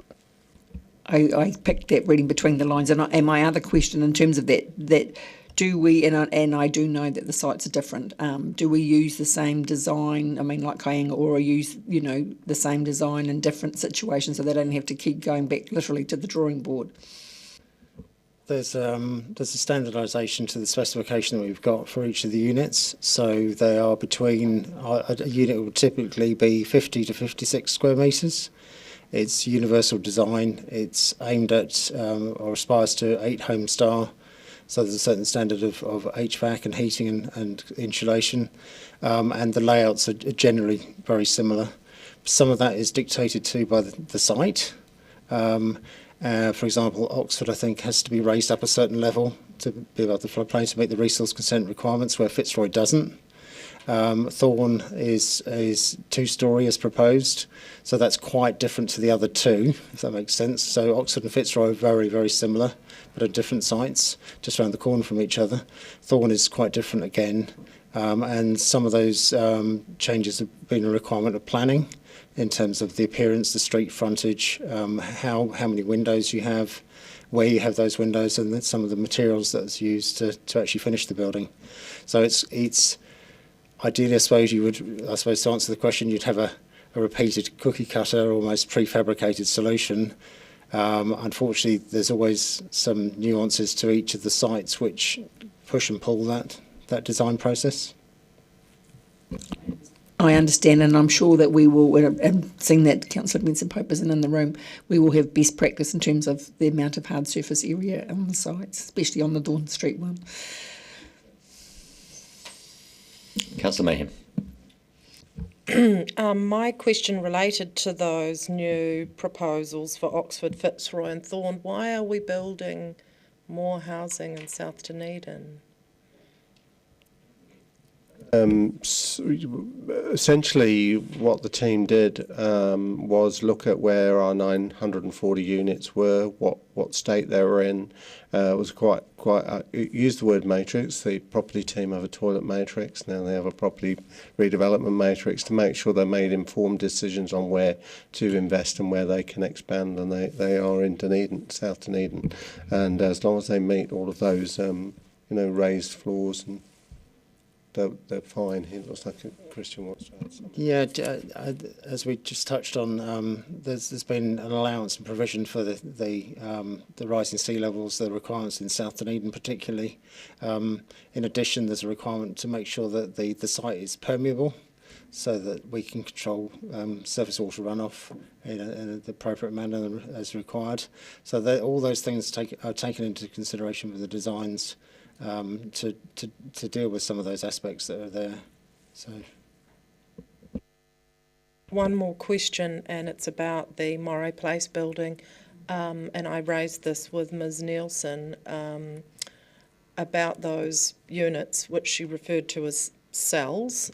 She said that there was a requirement of 100% occupancy at all times for the building to be occupied too. Is that correct?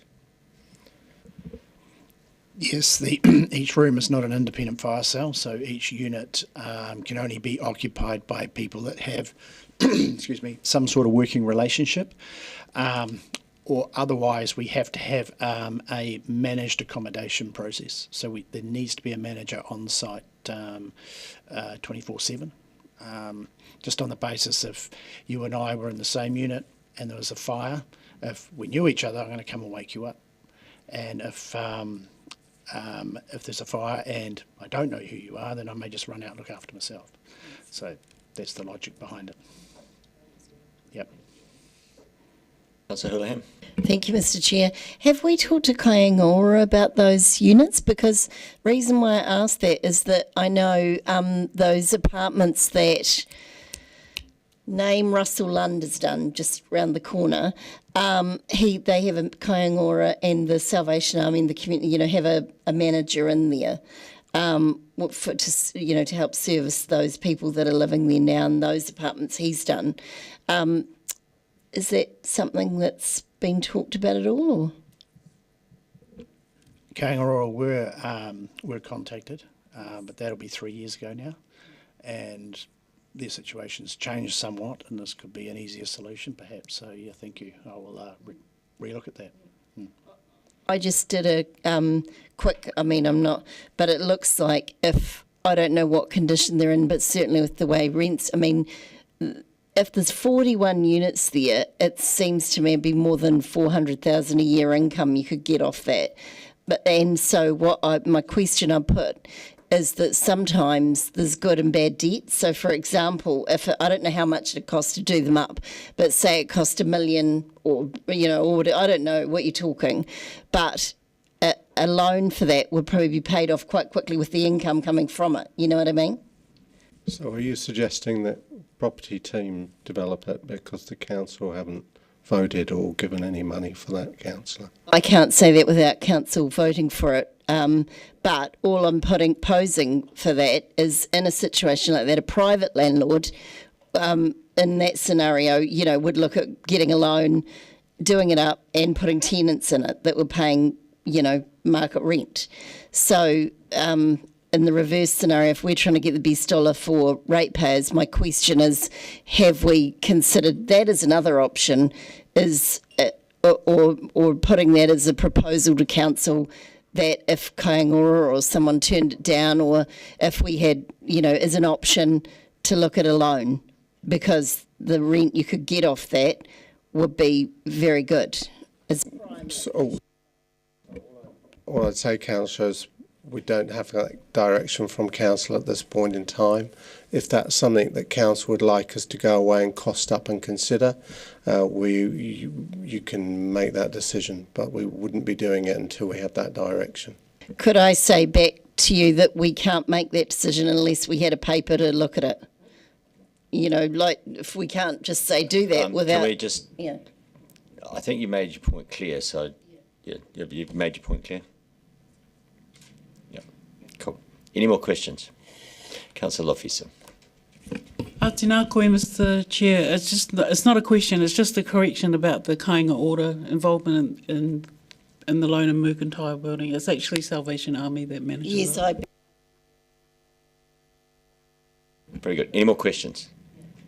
Thanks for the clarification. I move that the committee notes the property services and public parking operations activity report for the period ending 30 September 2024. Seconded, Councillor Gilbert. Does anybody wish to speak to it? Good. Then I'll put it. All those in favour? Aye. Against? Carried. Last item is item for consideration by the Chair, and I've got Councillor Barker, Forward Work Programme 3 Waters, but I can't remember the exact wording I want to put in there. I've been keeping a handy list of stuff. So there's the 3 Water Strategy update. Yep. And then there's the George Street outcome report.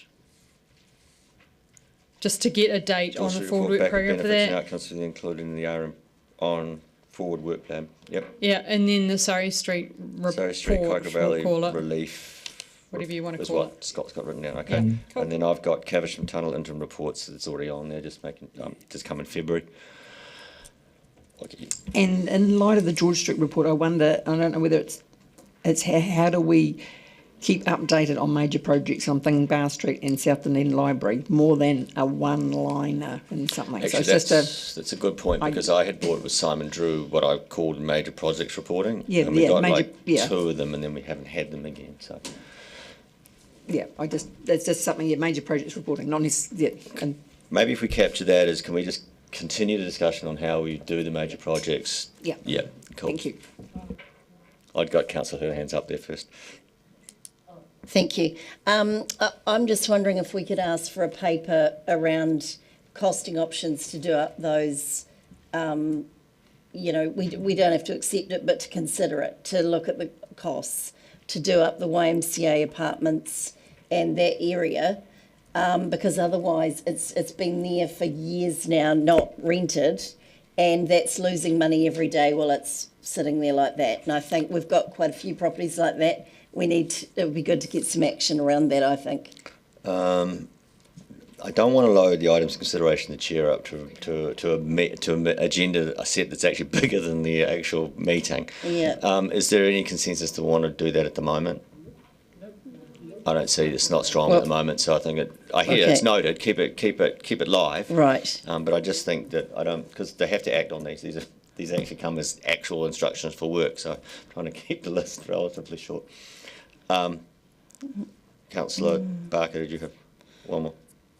Well, I don't quite know. It was about the drinking water fountains from Councillor Wai last time, and it's in there, but I don't know that it's been captured. There was an answer that staff advised that Bath Street was the most current project, but it said a design report would be brought to a future infrastructure services committee. I don't know if it was a design report on Bath Street or just like general water fountain thingy. So that's back to the minutes of the previous meeting, but...